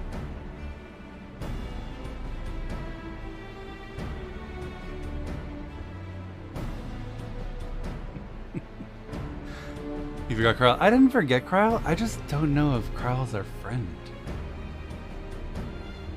I still think we made a mistake by going to free Kryle as a priority over making the assault on the Empire. Also, I'm super worried about Kryle. Kryle was in that machine for God knows how long, having other people's ether, like, I don't know. We still don't fully understand the process. Has she lost her ether? Has she been moved and transplanted into Fordola? Is she okay? What's happened to her? I'm worried about her. I'm concerned. Here we are again. Alphino has regaled me with a thrilling tale of hidden treasure troves, mid-meeting betrayals, unlikely alliances, and joyous homecomings. It would seem I missed everything. I was patrolling the palace grounds with Thancred and Y'shtola when we heard the report of a primal in the throne room. I doubted my own ears. As others have said, we were lucky to have our Echo-blessed champions nearby this time, but we need to keep a closer eye on the Kalyana. You can say that again. This whole episode has reminded me just how far apart our kind still are. It looks like centuries of fear and mistrust can't be washed away in a day. Oh my god. Someone has to make an effort at reconciliation if these conflicts are ever going to end. Naturally, a lot of people are crying out for vengeance, but I've been doing my best to calm things down. Violent reprisals only lead to more summonings. Indeed, violence will ever beget violence, as the Empire has learned to its cost in recent times. In any case, summoning Lakshmi was the broodmother's doing, and whoever replaces her might not be so keen on the idea. We'll just have to watch and wait. They were the artsy ones. Maybe they'll calm back down. Which isn't to say we won't be putting the safety of our allies in the Vera and M tribes first. I plan to have resistance scouts keep track of the Kalyana's movements at all times. My parents will be relieved to hear that. What are your plans for the rest of the resistance army out of interest? Are we to prepare for Imperial counterattacks? That would be a question for the Resistance's newest recruit, a military commander with far more experience than me. Very good, Lise. You'll make an excellent American president yet. Just delegate everything important to people who are better than you at everything.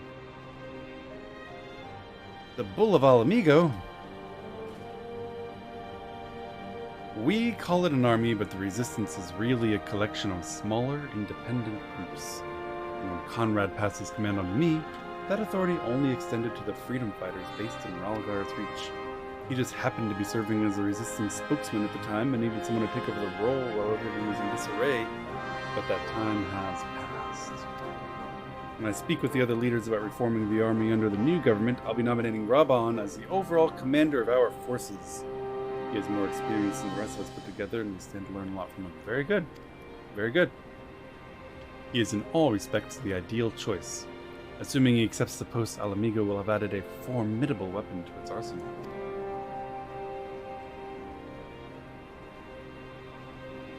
Given the progress of Nanamo's resettlement initiative, I see great cause for hope.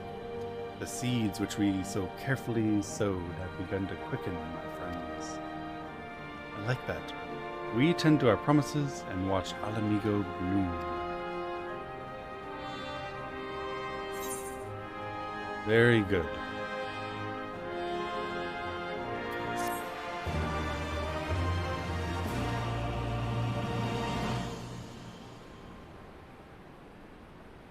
More of a parliament than a presidency. Right now, it's more of a... I don't even know what it would be.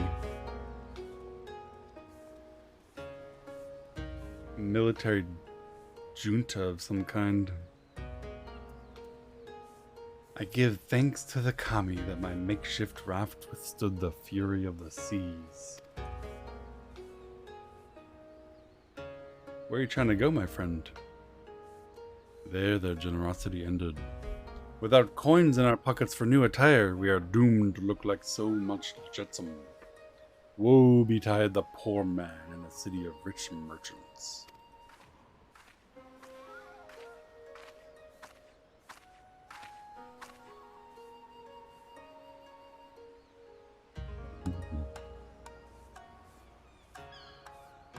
These dango are delicious. Will you have one?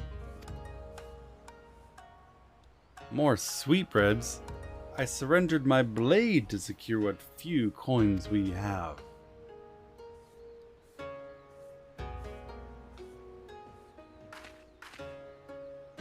The idea that both of these people survived, one sliced, the other one shot, a roof falls on them, they wash out to sea. I just...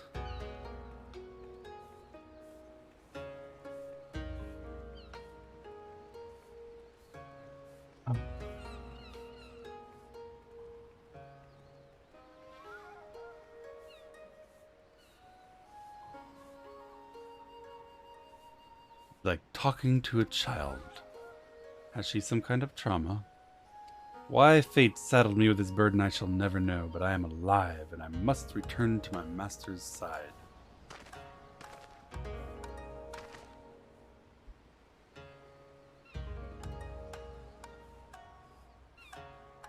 Come, Tsuyu. We'll find a ship to carry us across the Ruby Sea.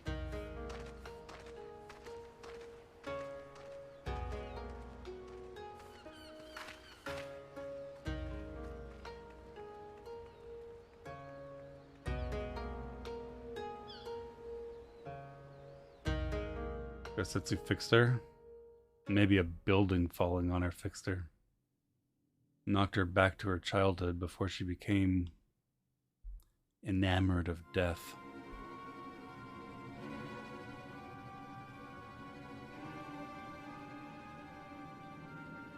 Have you read the reports? First Doma, then Alamigo, and Lord Zenos put to the sword. Do not believe everything you read. I hear the Viceroy was merely wounded and that he has already returned to the capital. Naturally, the savages beat their chests and boast loudly of taking his head regardless. No, he's dead. He fell from a mile up in the sky and then cut his throat. Lord Zenos lives? No, dude. Deplorable that our own officers should be fooled by Eorzean misinformation. Small wonder the provinces have begun rising up in rebellion. We must prepare an official and accurate announcement to quell these pernicious rumors. Quick, call Fox. They would wage war with empty words. Let them produce the Viceroy's remains then. We shall soon put the lie to their claims. No, dude, you produce the living Viceroy.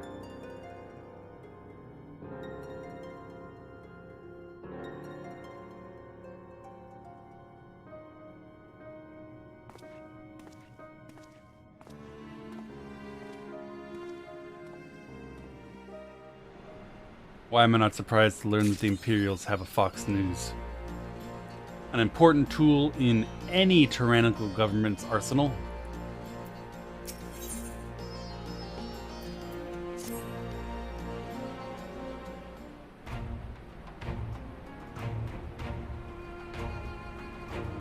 Maybe I shouldn't have started this. Robin, great timing. I was just about to send word to the Scions. I've got lots to tell you. The Council has officially recognized the Resistance as our standing army. And I expect you can guess who's been appointed commander. Suffice it to say we're in good hand. Ha ha ha ha ha. Having the Bull of Alamigo at the helm's done wonders for morale. People were dancing in the streets when the announcement was made, and we have you and the Sultana to thank for it. If you two hadn't worked your magic, he'd never have contemplated following his heart. The Council has also decreed that we're to maintain a presence at Ralgar's Reach. Lise will continue to lead our forces in the Fringe, a job she's been doing tirelessly. A bit too tirelessly, some might say. We constantly have to remind her to rest before she falls over.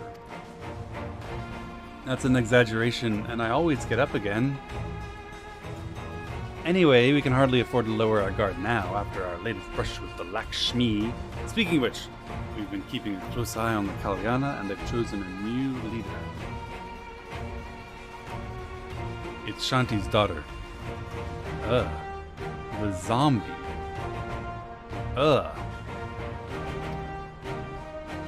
As things stand, there's no prospect of engaging in talks, let alone coming to an understanding. But it won't stop me. I'll keep on reaching out to them until they finally see sense. Just like I've been reaching out to Fordola. She still won't meet my gaze, but she's given up trying to ignore me. It may only be the odd grunt, but at least she's responding. I'll get through to her yet. Nods. Robin, there you are. Alphino, Alice, is everything alright? We've received word from Tataru. Hancock has apparently acquired information of great interest and urgency. More than that she didn't say, only that we should come to Kagane right away. I had a mind for the two of us to set forth together, but Alice is determined to make a party of 3. Oh, that's great. I would rather have her along anyway. As I've told you more than a dozen times, brother, my wounds are quite healed and I would benefit from some fresh air. Besides, you may well need an extra pair of hands. You know, I think she's a little taller than you.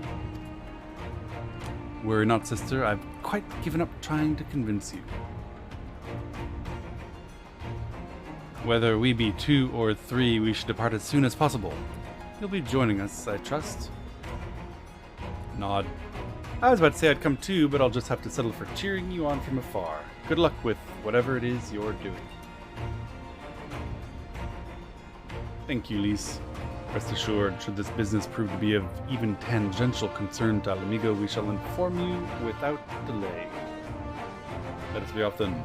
Hancock and Tataru await us at the Ruby Bazaar offices. Okay. Alright. That's a good stopping point. I won't actually continue this because then I'll get hooked and we'll be playing for the next 8 hours, and everyone needs some sleep. I've got a few minutes if you guys want to chat about anything else or ask any questions. I also want to go back and make sure I haven't missed any subs and support, so thank you very much, Sumbine, Siamese12, Jin Captain, and I'm for Face for the subs. I'm Face, thank you so much for the 25 months, over 2 years of supporting stream, hanging out, and talking, and I really, truly appreciate it. Thank you, everyone. Glad you guys enjoyed the stream. I really enjoy streaming with you guys. I really enjoy talking to you guys about the plot and the story, and it feels really good that there's this many people so passionately interested in thinking about and evaluating what this means, not only for the story, but also as a reflection of our human condition. What do you think of this Stormblood MSQ? I talked about it a little bit earlier. I think that the MSQ overall story was extremely good, an excellent plot that I really enjoyed, that was unfortunately bogged down by horrendous pacing and world building that significantly detracted from the overall enjoyment.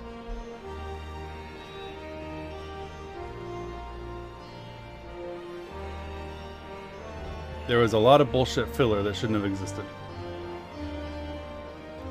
Plans to do Stormblood raids. I'm following an itinerary set by my mods, and I will do whatever it is that they think best. What are predictions? Well, I guess we're going back to Kugane. Gosetsu's alive, so is Yatsuyu. We need to figure out what's going to happen there. I assume we want to keep pushing back on the Empire. Free more lands, maybe. I don't know. We still haven't found Omega. There's a big hole in the earth. Sid's working on it. And I'm worried for Kryl. I think maybe that there will be some residual problems caused by that machine.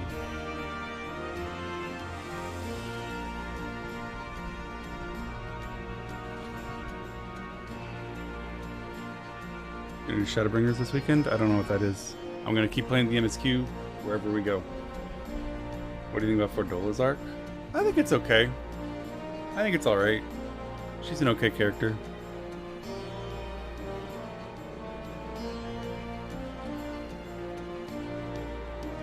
Guys, I want to remind you that tomorrow I will not be starting at my normal time. I honestly don't know when for sure I will start, and it's going to start with World of Warcraft. So don't set alarms, don't wake up on my account, do not worry about missing anything. I will not be starting at 5 in the morning, 12 noon Europe. I will start raid sometime after 9 or 10 in the morning my time, which will be somewhere around 5 EU, and it's going to be World of Warcraft until main raid is done.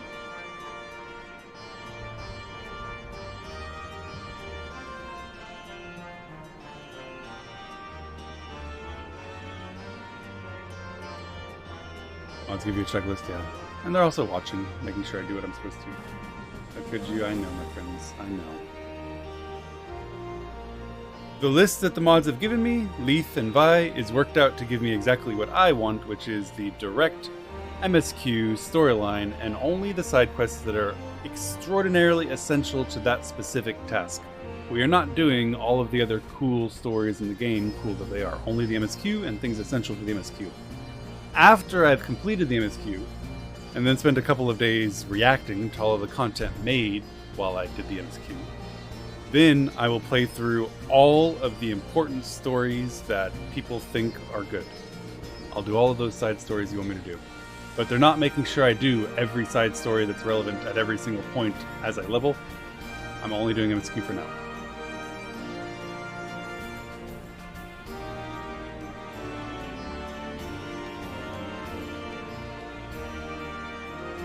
It's a huge story, and it's enough work trying to keep up with that, you know? Side stories will be later.